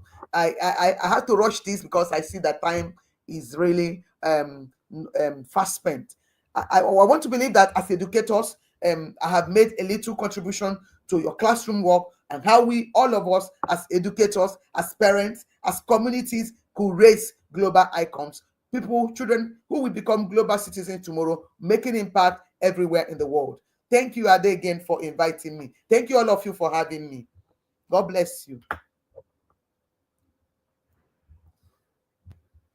Mhm. Wow, wow, wow. It's been an amazing session. Honestly, like it's such a balanced session. Who would agree with me? I can see what's buzzing in the comment section. Yeah, Etop has a wonderful, impactful session that you have delivered tonight. You have balanced everything, everybody collected, parents, educators, teachers, anyone who is a child mangler, we are all shaping the destinies of these innocent seeds. Children come to us, they will see an empty slate, but they have something on their inside. As she has mentioned, there's a seed that every child comes with. How that seed is nurtured goes a long way to determine how that child or who that child becomes. So, going to the global stage or becoming a global citizen, we have gathered from the 4 sessions we've had so far that it is a journey. No child gets to the global stage by magic or overnight. It is a journey, and every one of us on this call have a role to play in these children's lives. Thank you so, so much. I thoroughly enjoyed this session. If you did, let me know. Yes, Itopa Zuberi says, wow, thank you so much, Ma. This is indeed very refreshing and super powerful. Absolutely. Idongi said, Samson says, thank you so much. Yes, you're welcome. Peaceful Minded says, thank you so much. God bless you, Ma. And Nancy Enyina says, thank you so much, Mrs. E. This is so powerful, refreshing, and enlightening. Yes. And I remember Mrs. E starting by saying that she doesn't know how to go and talk to the government, especially in Nigeria and in some of the schools in Africa, that there should be a vision of who we want an educational system to produce. What kind of children do we want the educational system to produce before we even sit down and start designing a curriculum? Who are we designing that curriculum for?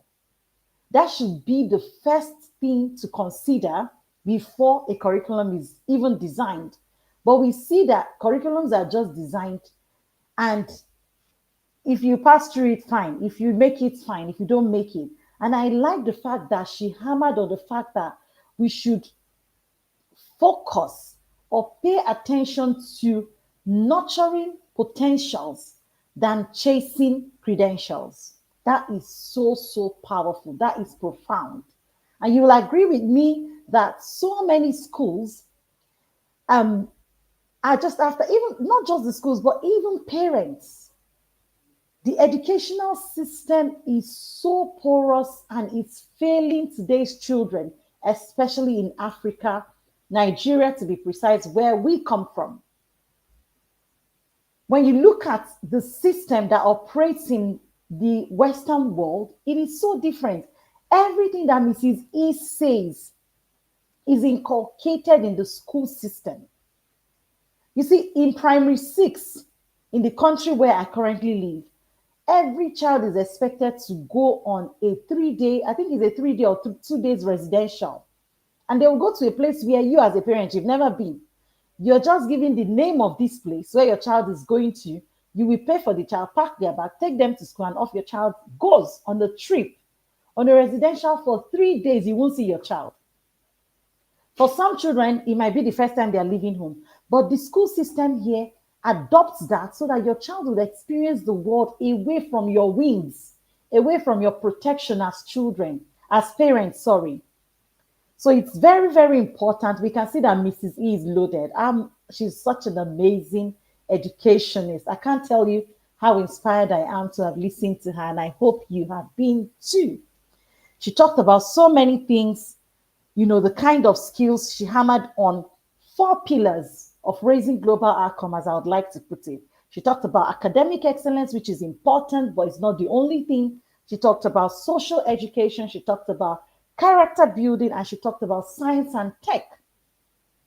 These things, I believe, if a child goes through a system that inculcates all of these 4 pillars, believe me, the sky is just the starting point for that child. And this is what you see in children who find themselves early in the global space.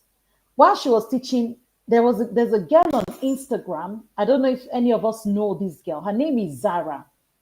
She's this young girl of 13. I'm not sure what country she resides, but she's a Nigerian girl. And she's one of the ambassadors of these sustainable development goals that Mrs. E is talking about. This young girl literally travels to different countries to go and speak. Each time I watch this girl on Instagram, I'm totally blown away. She was not created overnight. She had the support of her parents who stayed to identify that their child has a seed that needs to be grown, nurtured, and allowed to flourish. She also had teachers who must have been supporting her. She's been to Enugu, she's been to different countries to speak. If you don't know this girl called Zara, just now enter Zara on Instagram. I'm sure you'll find this 13-year-old girl. You need to listen to her speak. She's been all over the world. That is an example of a global icon that I look at, and I'm trying to really raise my children to express their own talents and giftings. Mrs. E touched on so many things. She talked about what learning doesn't happen except when a permanent change has taken place. So as teachers today, this is a wake-up call for schools, for educators, for child handlers, for parents as well. Parents don't just say, oh, I put my child in the school and the school should take responsibility for everything. No, we all have, in fact, as parents, we are the first teachers of our children. A child doesn't go to school until they are maybe about 3, ideally, except for those of us who are working mothers and have to put our children in maybe nursery and things like that. But as parents, we are the first teachers of our children. So before any school, our children experiences any school, they have also gone through what we have taught them. So what values, what characters are we instilling in our children? How is the environment in our home nurturing our children to be who God has designed them to be? So this is a very, very important thing that we are doing here at this conference. There's so much. I can go on and on and on about all that Mrs. E has done, but I think we have taken a lot away, and I encourage us to now go and practice, implement, because knowledge without implementation, when people say knowledge is power, I've learned differently. Knowledge is not power. It is knowledge that is acted upon that is power. If you listen to everything that has been taught here today and you don't go back and implement it, then it just stays. And it becomes irrelevant until you apply knowledge. You don't get power from it. So take away things that you've taken away today. Let this investment yield positive fruits for you. Honestly, I want all of us to look back in years to come and say, I remember attending the Purposeful Living Conference in 2025, and that has shifted how I am now, my intentionality. That has shifted my parenting. That has shifted my perspective about every child that comes into my care. So thank you so much for being here. Thank you all for listening. And with that, we are going to be going into the next session and the final session for today, which is the panel of discussion. And I would welcome Oluchi to join me here at this point. Yes, knowledge plus action brings about power. Thank you, Topa. That is correct. If you hear and hear and hear, you only overload yourself. But if you implement, that is when the real power begins to happen. That is when the real change begins to happen. Thank you. I've seen you, my sis. Welcome, welcome, welcome on stage. Thank you, everybody.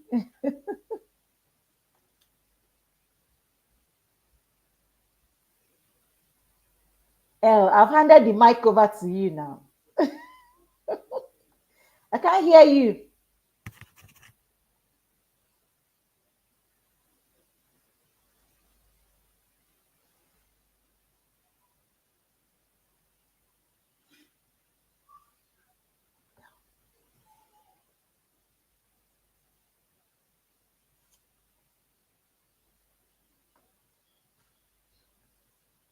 Can you hear me? No?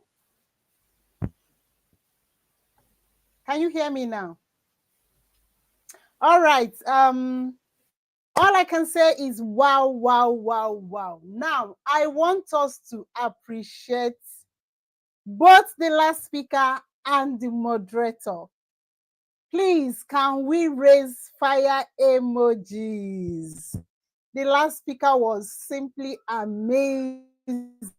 You know, when we talk about raising global icons, it does not just end in the family, because these children will still go out in the four walls of academic world. So what if they go there? Who are they meeting? What are their expectations? So all these things are very important. These were the conversations we had before we came up with the topics and invited the speakers that we know that will do justice to all of them. So let's see fire emojis in the comments section, everybody. Thank you so much, Mrs. E. Thank you for sharing those powerful nuggets, and also the things that happen in school that we don't even know, because some of the things you said form the basis of our panel of discussion. There are things that you opened my eyes to now. So thank you so much, Mrs. E, and thank you, Mrs. Chinwema Essien. Thank you so much for that beautiful moderation, how you were bringing out the point that maybe the silent point that people were not even paying attention when the speakers were sharing their knowledge. That was a very powerful one. So we are going to dive into the panel of discussion, and this is where you will have opportunity to ask all the questions. You know, during the three sessions, Press Forward is unavoidably absent in this particular session. That was why we had to have a question and answer session with him. So this time around, we are going to be having a panel of discussion with Ada Ujaligwe and Blessing Egwom, so that we can also ask questions that have been bothering our minds within the scope of what they have taught us today. Please don't ask them the ones that they did not teach, the topics that they did not handle. So with this, we are going to invite Mrs. Egwom and Mrs. Princess Adu Jaligwe to we're going to bring them on screen so that we'll have this session. If there are questions you have, you may want to put them in the comment section so that we'll all address them during this session.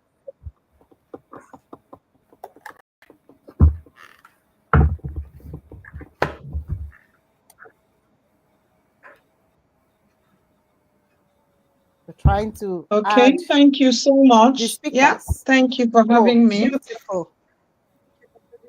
All right. Okay, and we are waiting for Mrs. E. I'm here. I'm here.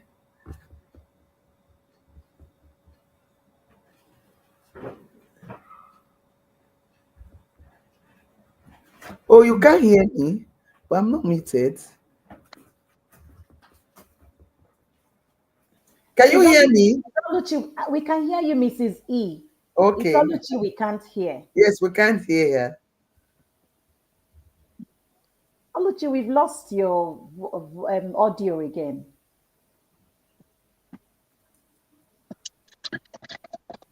Ada, thank you. Chineke Dalu, thank you. Thank you so much, Mao. It's so good to. Oh, thank you. Thank you so much. And I loved your session. It was so good. I love when you said that even in the parable of talents, at least one child must have, even if it's one talent. The least talent that the person had was one. Thank you. That was so good. That was so good. Because so many children just believe that they don't have, they have nothing to offer.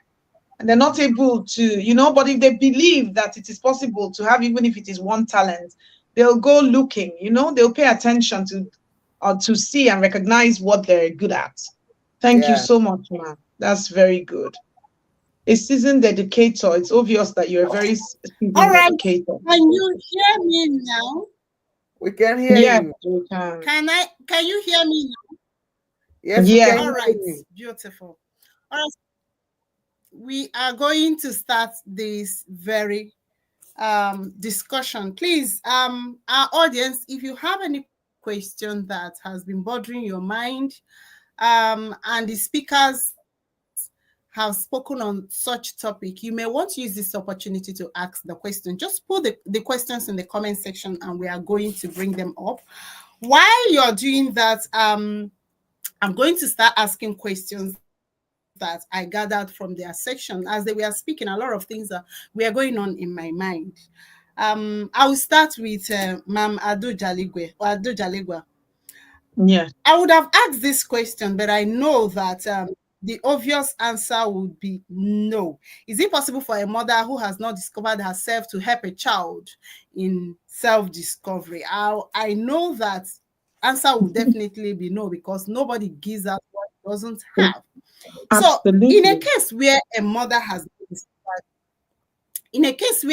has not discovered herself, can you give us strategic steps that such a mother can take to ensure that she leads a child through the process or journey of self-discovery?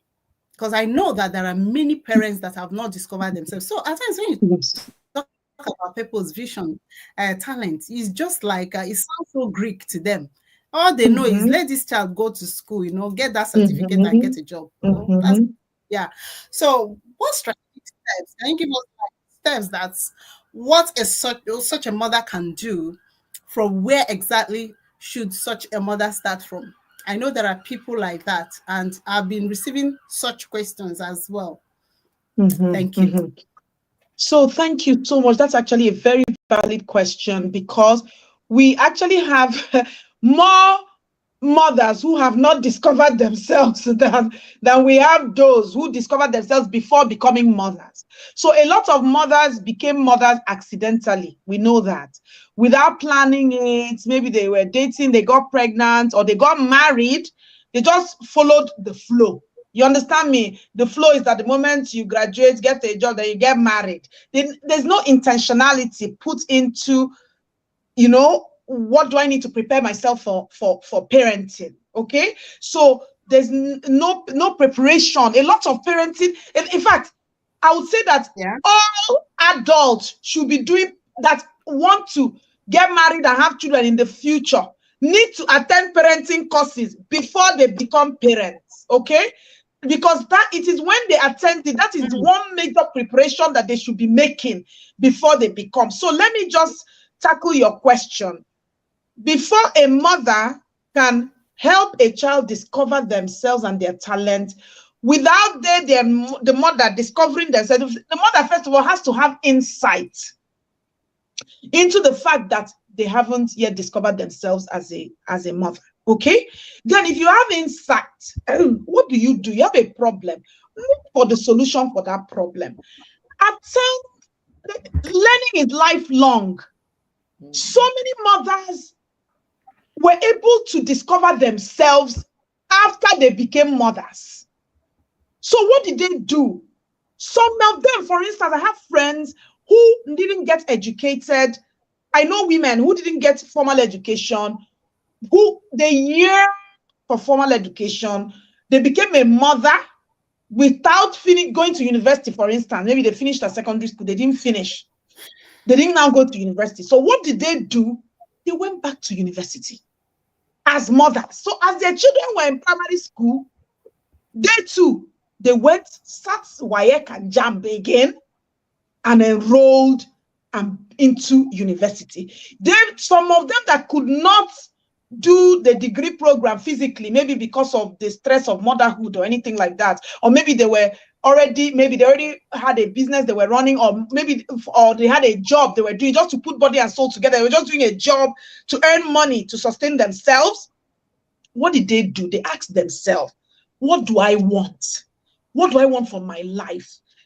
A lot of them know that they want to. They know that they want to become a graduate, to feel fulfilled, especially since statistics has it that a lot of children who end up not going to university are children who were born by parents who didn't go to university. The statistics is even here in abroad. A lot of children who don't have any what would I call it, ambition of going to university. If you look, you see that their parents also did not go to university. So this mother can decide to go to university as a parent, as a mother already. Go there. She should do some kind of self-reflection. Ask herself, what do I want to achieve in order to feel fulfilled? What do I want? So what are my passion? What am I good at? What do I want? A lot of it stems from wanting to get a degree program, wanting to get that BSc, wanting to become a graduate, so that they can inspire their children into also aiming for that. So I've seen so many mothers who went back to university. I have one of them now. She's actually my very good Facebook friend. Her own is that she wanted to go abroad and do a master's degree. She stopped education, had children. And what did she do? She decided not to do it in Nigeria. She actually applied to Canada. They approved her admission. She's currently in a Canadian university doing that her dream master's degree that she had always dreamt of. And it is making her feel so fulfilled as a mother. Thankfully, her children are still small enough. So she's now discovering herself. So many mothers, I tell them, go ask yourself, go back to that training, go back to that degree. Get that. Some mothers is PhD they want to get. Some mothers is professorship. Some mothers is start a business. Like a lot of mothers that are stay-at-home mothers who became mothers, they could not work, they're not earning, they've never earned money before. What did they do? They started a business at home. So first of all, the mother has to ask herself, what do I want in order to feel fulfilled, in order to achieve self-actualization? What do I want to achieve so that I'm not just called a wife and a mother? Who am I? When I write those kind of things a lot, Oluchi, on Facebook. I always tell women, who are you apart from being a wife and a mother? That thing you are for yourself, that after taking away wifehood and motherhood, you are left with that thing.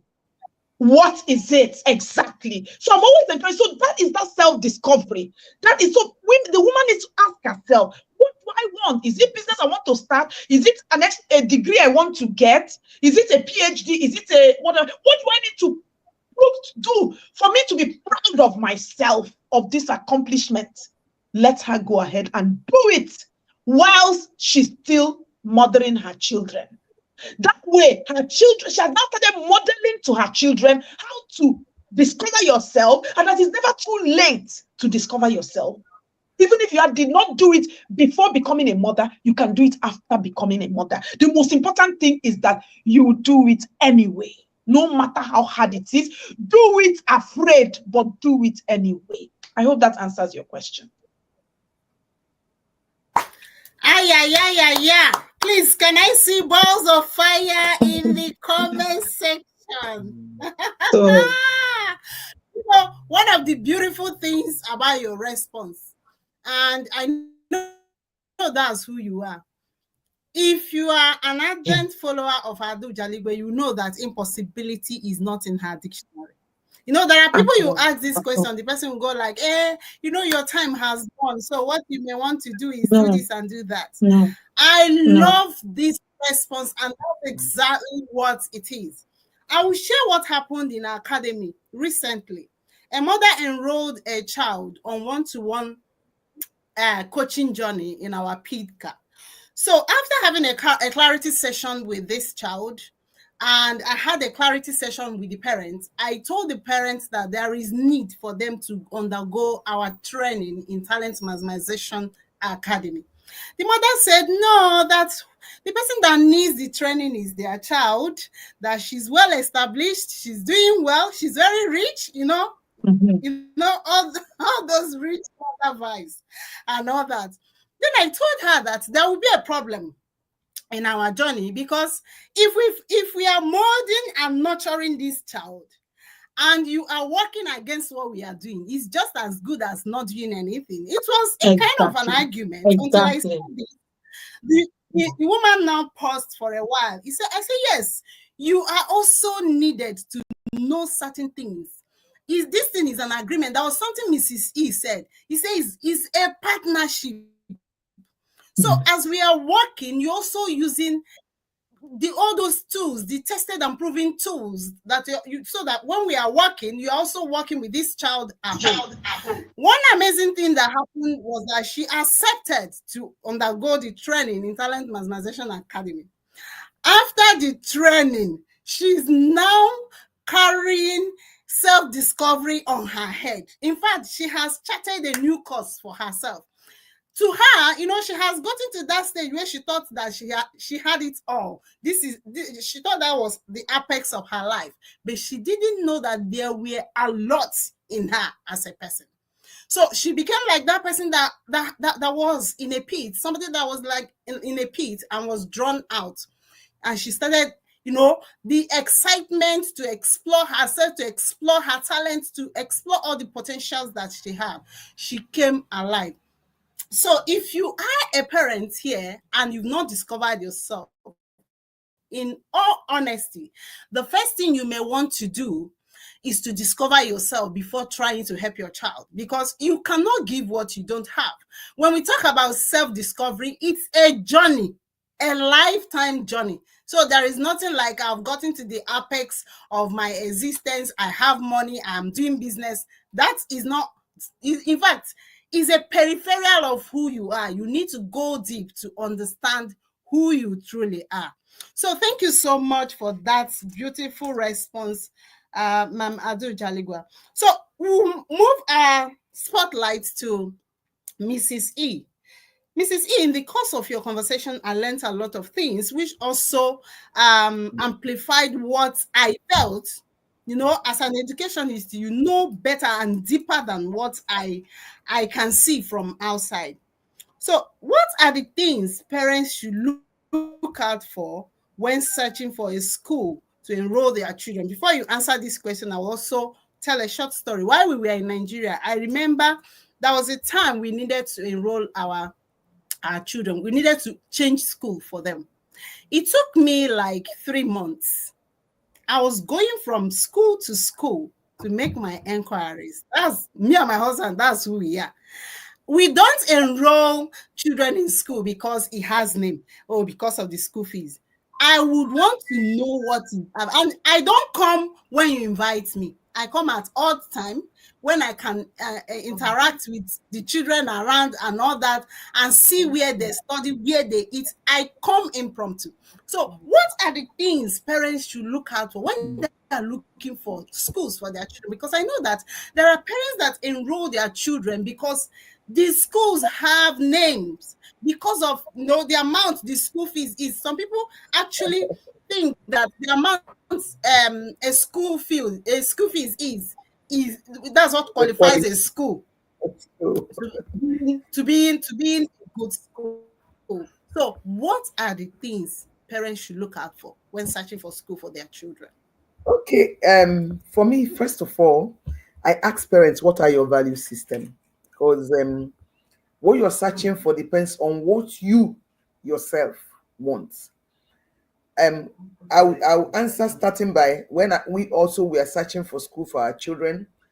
We're looking for like, how many basic things are we looking for? We're looking for a school that will understand that we're not just looking for academics alone, because we understood then that we don't need just a mere academic.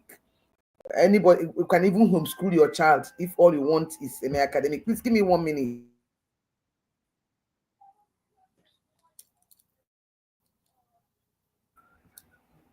So we're also looking for a school that aligns with our own values. So the first thing is, what is the family value?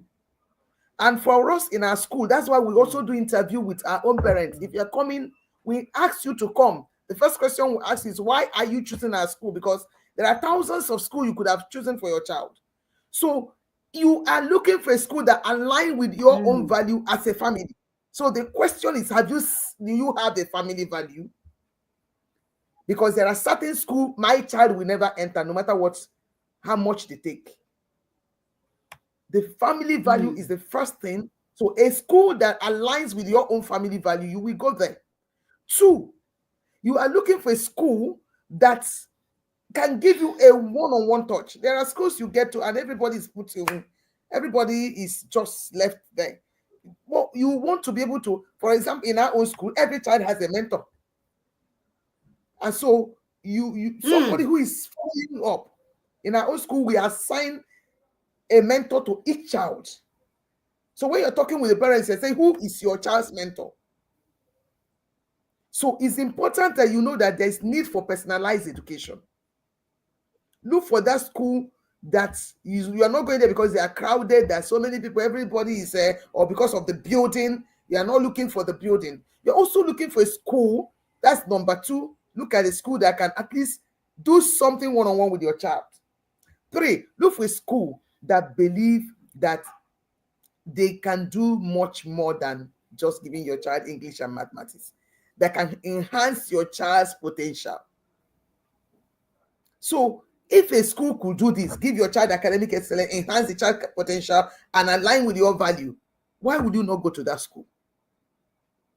Why will you not go to that school? That's what a parent should be looking at. But most time, parents don't actually look at it because they don't know.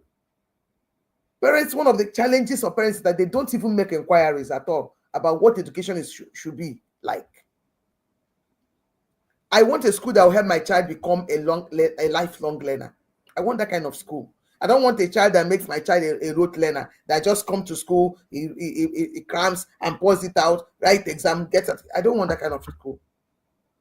So parents should look out for schools that align with their values, schools that can give a one-on-one touch to your kids, and also be able to develop their potentials.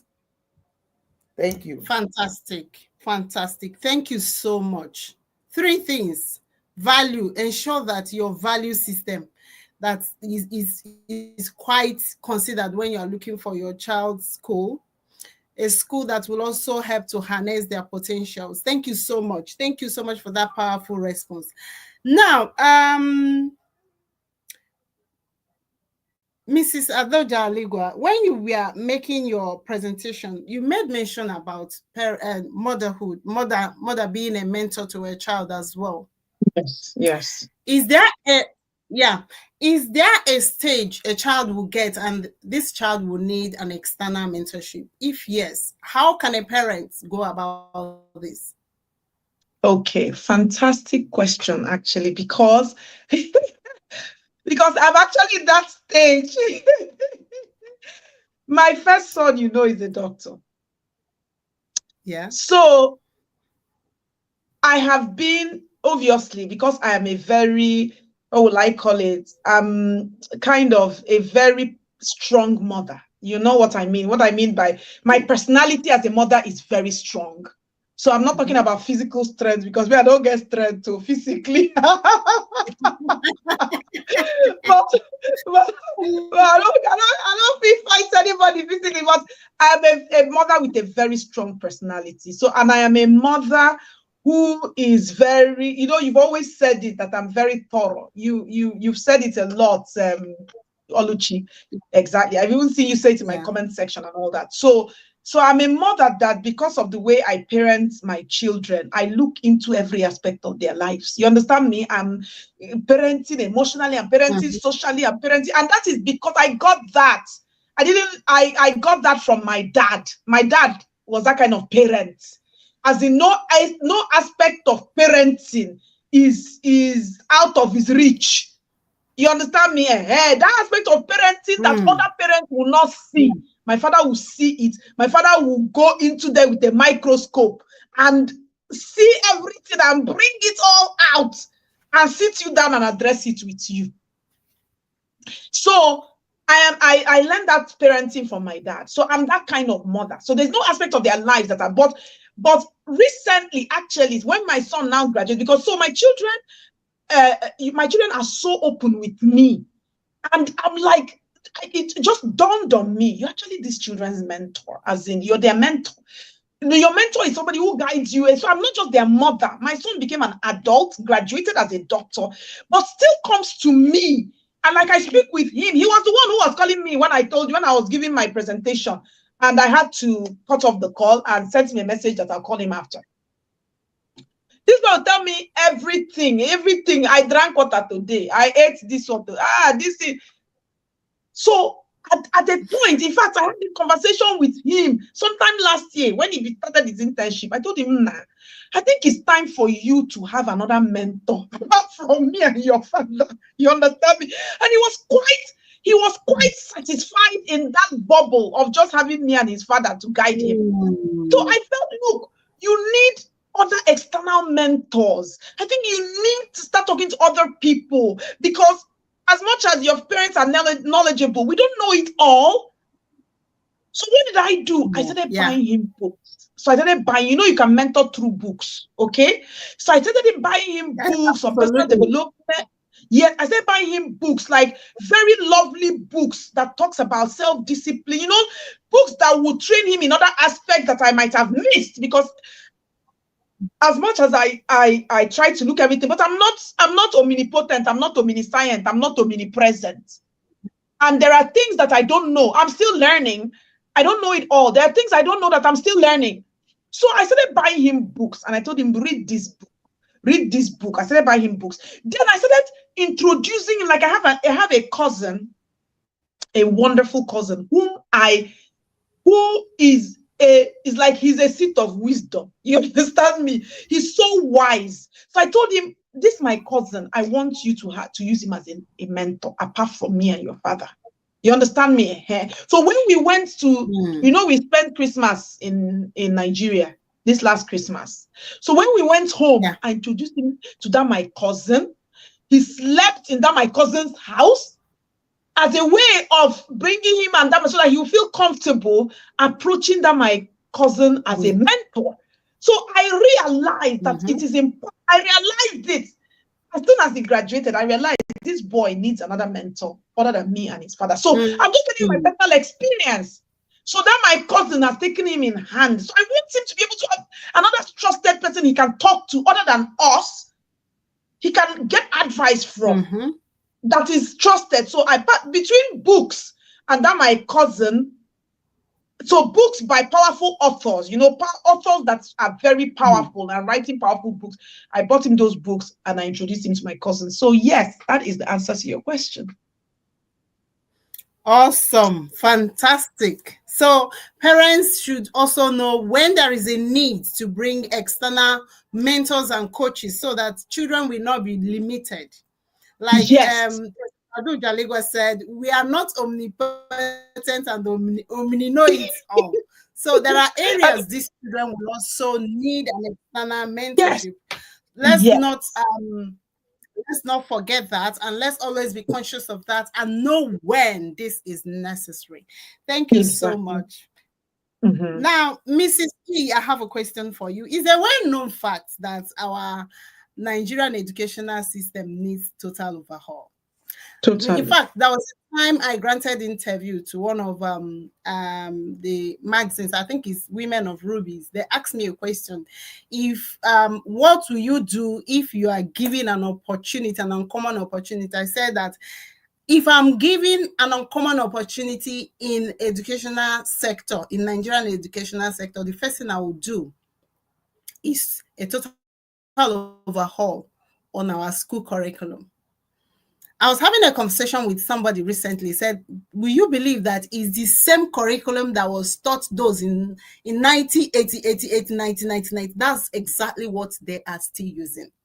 And we are talking about innovative drives and all that, and we keep complaining other countries are doing better, inventing things. How can we be innovative with ancient and modern curriculum? So, Mrs. E, please, what strategies do you use to navigate this challenging pitfall? Because obviously it is a very big pitfall for school owners. That's for those that even recognize that it is a pitfall.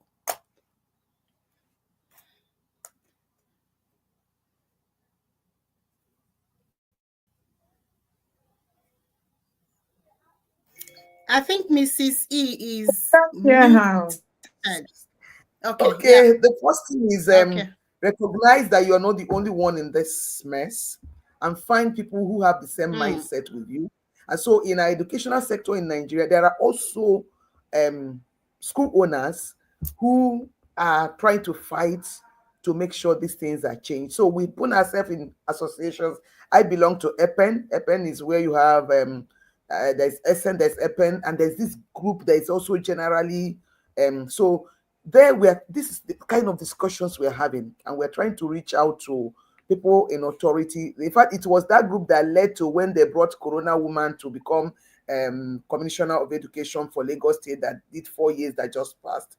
Because now we're looking for at putting the right peg where it should be, square to square, and so because they can just bring somebody who read something from North and made the person Minister of Education, and the person is just there. What they do is they just copy from abroad, and that's it. And when they copy, they give you another person comes, remove that one, copy another thing, put on top of that old one they have. And so every 4 years, there's like a change. But right now, I think it's getting better because conversations are happening. People are speaking out. Some states are listening, because in Nigeria, educations are state by state. A state like Lagos State is actually listening. And I think they are bringing some innovation. So number one is, as a school owner, find yourself in that kind of circle where these conversations are happening. Number two, you can actually help yourself. You already know the challenge. So what we did in our own school is that we designed a curriculum for our own children that will help them at the end. Like we keep saying to parents, if your child finished from our secondary school and he didn't have opportunity to go to university, it will still not be useless. It will be able to have skills that will global skills. In fact, we have also entered into partnership with a school in UK that offers workplace certification. So if you're learning graphic design in our school, you can also get a global certification on graphic design. So if you finish WAEC and you're a graphic designer here, you're also a global graphic designer. So you could work anywhere in the world, even with that certification. So these are some of the things we've been able to do. And I say to all my colleagues, when we get to meeting, that see, you can design your own curriculum to match it with the government one. And that's exactly what we're doing. So we run a mixed curriculum. We run how do we do it? An infusion of curriculum, because if you stick with what the government is giving, you will just keep turning out students that are graduates that can't do much. And we know this is not why God called us. It's not why we are here. So we have to mix. There should be blending of whatever you think will help your children and what the government. And the funniest thing, the government would come to maybe accredit you for something. And like when they came, those days, primary days, they came to approve our school. They now say my library, that I'm just, we used to call our library a resource center. So we brought in a lot of resource material. They gave me a list from Lagos State that I must buy Lagos State list of book. What is this Lagos State? Go to Boundary, you must have it before they approve you. So they keep setting you back. You come and say you're doing, they say they don't want all those things I'm doing, it's useless. I must want. And who are the people working in the ministry? People that have been there for 20 years. They are just pursuing level 1, level 10, level this, and they don't know much. They're just there. All they are pursuing is that level. And so it's a lot, but we are intentional about raising children who will compete elsewhere in the world. And if any school owner is intentional, he will find a way around it. Thank you. Awesome. Thank you so much. Blending in unconventional strategies to ensure that children is as they are supposed to be is something every school owner should be very, very intentional about. Yeah. I can't see any questions, and in absence of question, I will assume that we all learned or we were supposed to learn, and there is no cause for questions. And with that, we are going to give our speakers 1 minute audience for them to give their last words for this particular session. They won the Purposeful Living Conference 2025, they won. So what's your parting words for our audience? I'll start with Princess Adu Jaligwe, please.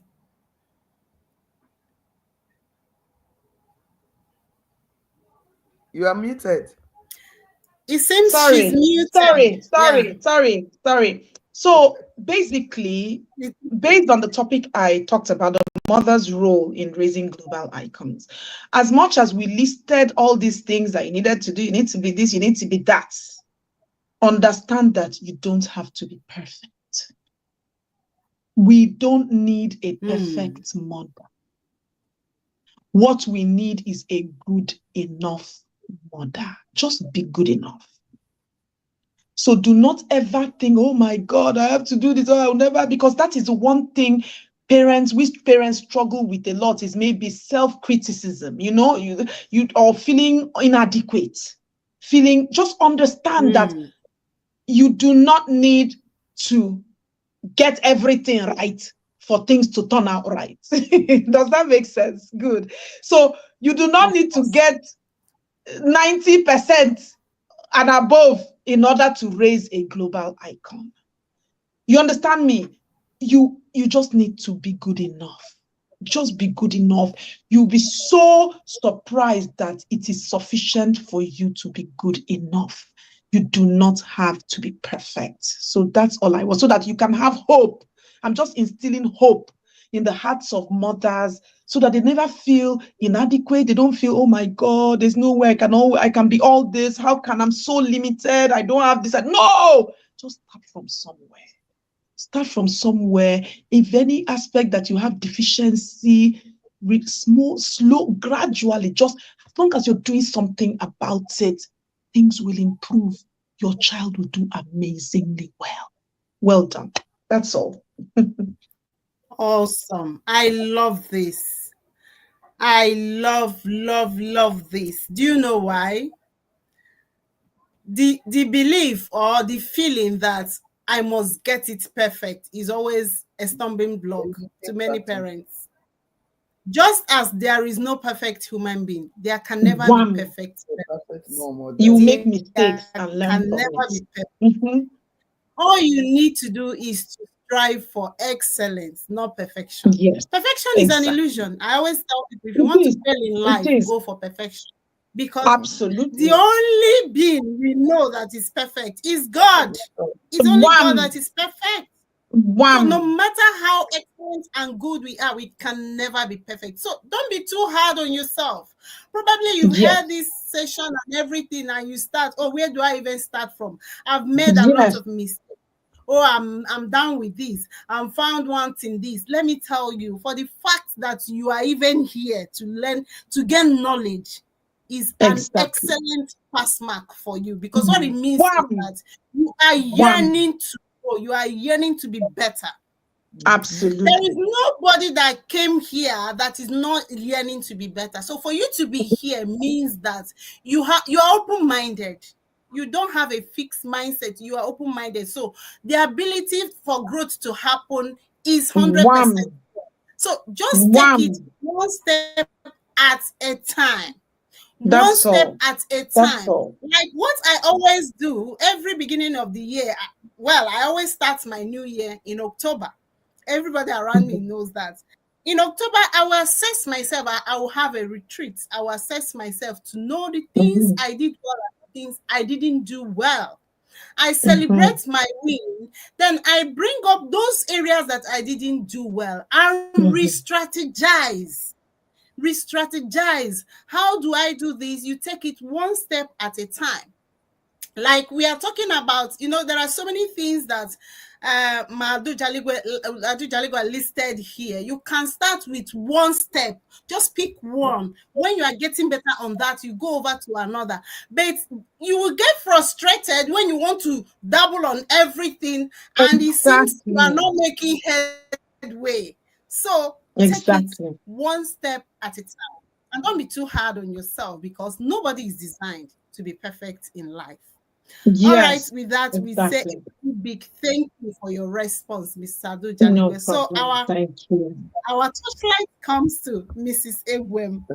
Mrs. E. Okay, all I want to say to everyone is every child is important. Every single child in your care is important. I don't think there's any child that is a dullard. All we can do is keep keep working with that child and have hope that the child will emerge. Like I keep saying to parents, your child can emerge at any time. Some children will emerge when they're younger, some will emerge when they're in college, some will emerge when they're in the university, but every child will emerge if the right environment and the right training is given. Be sure that child will emerge. God bless you. Thank you. Well done. Awesome. Fantastic. Thank you so much. Thank you. Every child is unique and every child has a gift.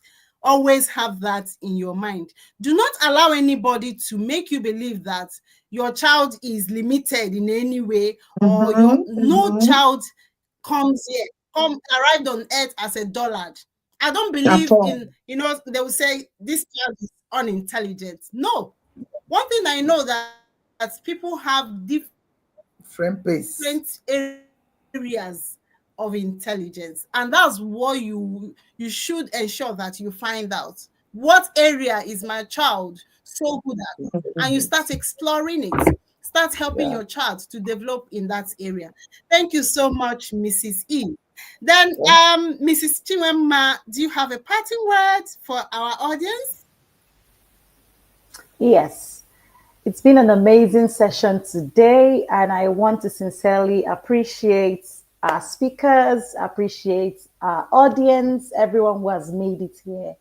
You are the reason why this is happening. You are the reason why this is a success. So celebrate yourselves, and this is a journey. So it's not an overnight switch, but the fact that you're here shows that you are all intentional about becoming better. So it's more about what the process helps us become than just the end results of what we're doing here. So I look forward to seeing you all again tomorrow, or we look forward to seeing you here tomorrow. And we're sure that it will be another powerful session again. Thank you so much, everyone. Thank you. Thank you. Thank you. Thank you. Thank you for having us. Thank you so much, Mrs. Essien. Thank you for powerful moderations, bringing out points, which is very, very important.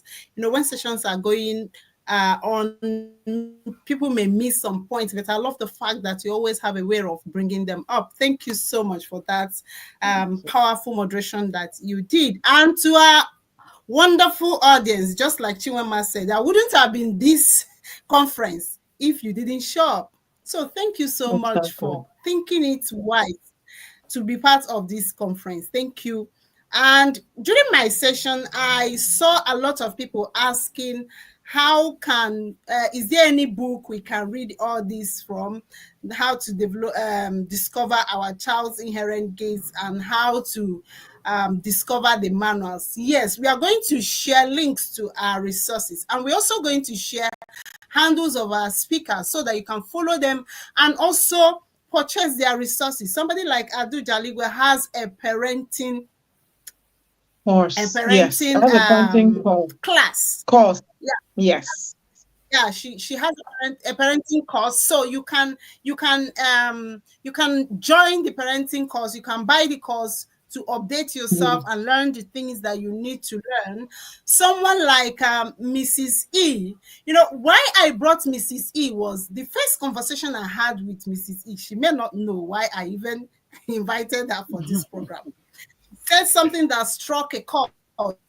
It's very difficult and rare to see Nigerian educationists who thinks like Mrs. E. Mrs. E makes her educational system to be exceptional. You know, bringing unconventional strategies and knowing that there are gifts these children have that needs to be explored. You can imagine immediately I talked about my book and she went through my books. She adopted my books because she knew exactly what she needed in her school.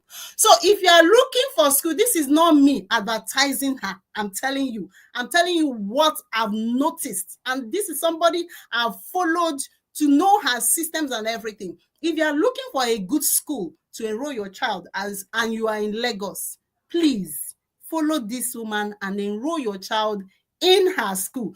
Some of our parents are here. I've interacted with some of them, even in our PTA, in our programs, our children's preteens and teens Academy. Our Some of your teachers are here students are too. there. Yeah. Good. So when you are looking for a good school to enroll your child, Mrs. Egwom School is one school you may want to consider. Golden And for View somebody School. like Chinwemma Essien, yeah, we are going to supply the names of all these in our chat rooms. Somebody like Chinwemma Essien, we don't go for anybody. We don't just go for anyhow. We pick people, as in we prayerfully and anyhow you can think of it to pick speakers. Our moderator is somebody that works with women. So, when we are talking about women healing, finding themselves and all that, this is one person you may want to work with. Yeah. Yeah. I've had journeys with her. She our academy and set up a women's network she called Radiant Women's Growth Network. If you are a woman, this is one network you must never fail to join. So she will also provide her handle for you to join her and join her network as well. And for those that are wondering what is PIDCA, in every of our conversation, we say PIDCA, our academy. PIDCA is our academy that caters for preteens and teenagers, is a coaching and mentorship program, online session. So what it means is that your child can enroll from anywhere in the world. We go through the process of self-discovery from the core, helping the children to build their value system, helping them to discover their inherent gifts, their talents, and start exploring and developing their talents. The question of when a child wants to choose a course is that you start running helter-skelter. No, it's not a child that is in PIDCA, because we follow them from day one. And it's an annual program. So what it means is that we measure their growth. We don't do hit and run. They start in January till December and another cohort begins. So if you're interested to enroll your child, there is already a waitlist group. We are going to share it in the platform as well. And with this, we've come to the end of today's session, day one, the Purposeful Living Conference 2025. And we are looking forward to have you again tomorrow. During this session, a lot of people joined the chat room. A lot of people registered for this conference. Probably many people were trying to see, let's go and see first what it's like. Then we invite others. I was very surprised how people were trooping in the chat room when the sessions were going on. So try as much as possible to share this program. Share the one that has already happened with your loved ones, anybody that you want to succeed, you want to see succeed in life. Please share this with the person and invite the person to be live here tomorrow for the ending part of the Purposeful Living Conference 2025. So with this, we say good night and have a very peaceful night rest. Good night, everyone. Thank you so much and good night. Thank you, Oluchi. Thank you for everything. Thank you, Mrs. Essien. Thank you for everything. So much. Thank you. Thank you, Princess Ada. Thank you, Mrs. E. It's lovely to meet you. God bless you, ma. Okie dokie.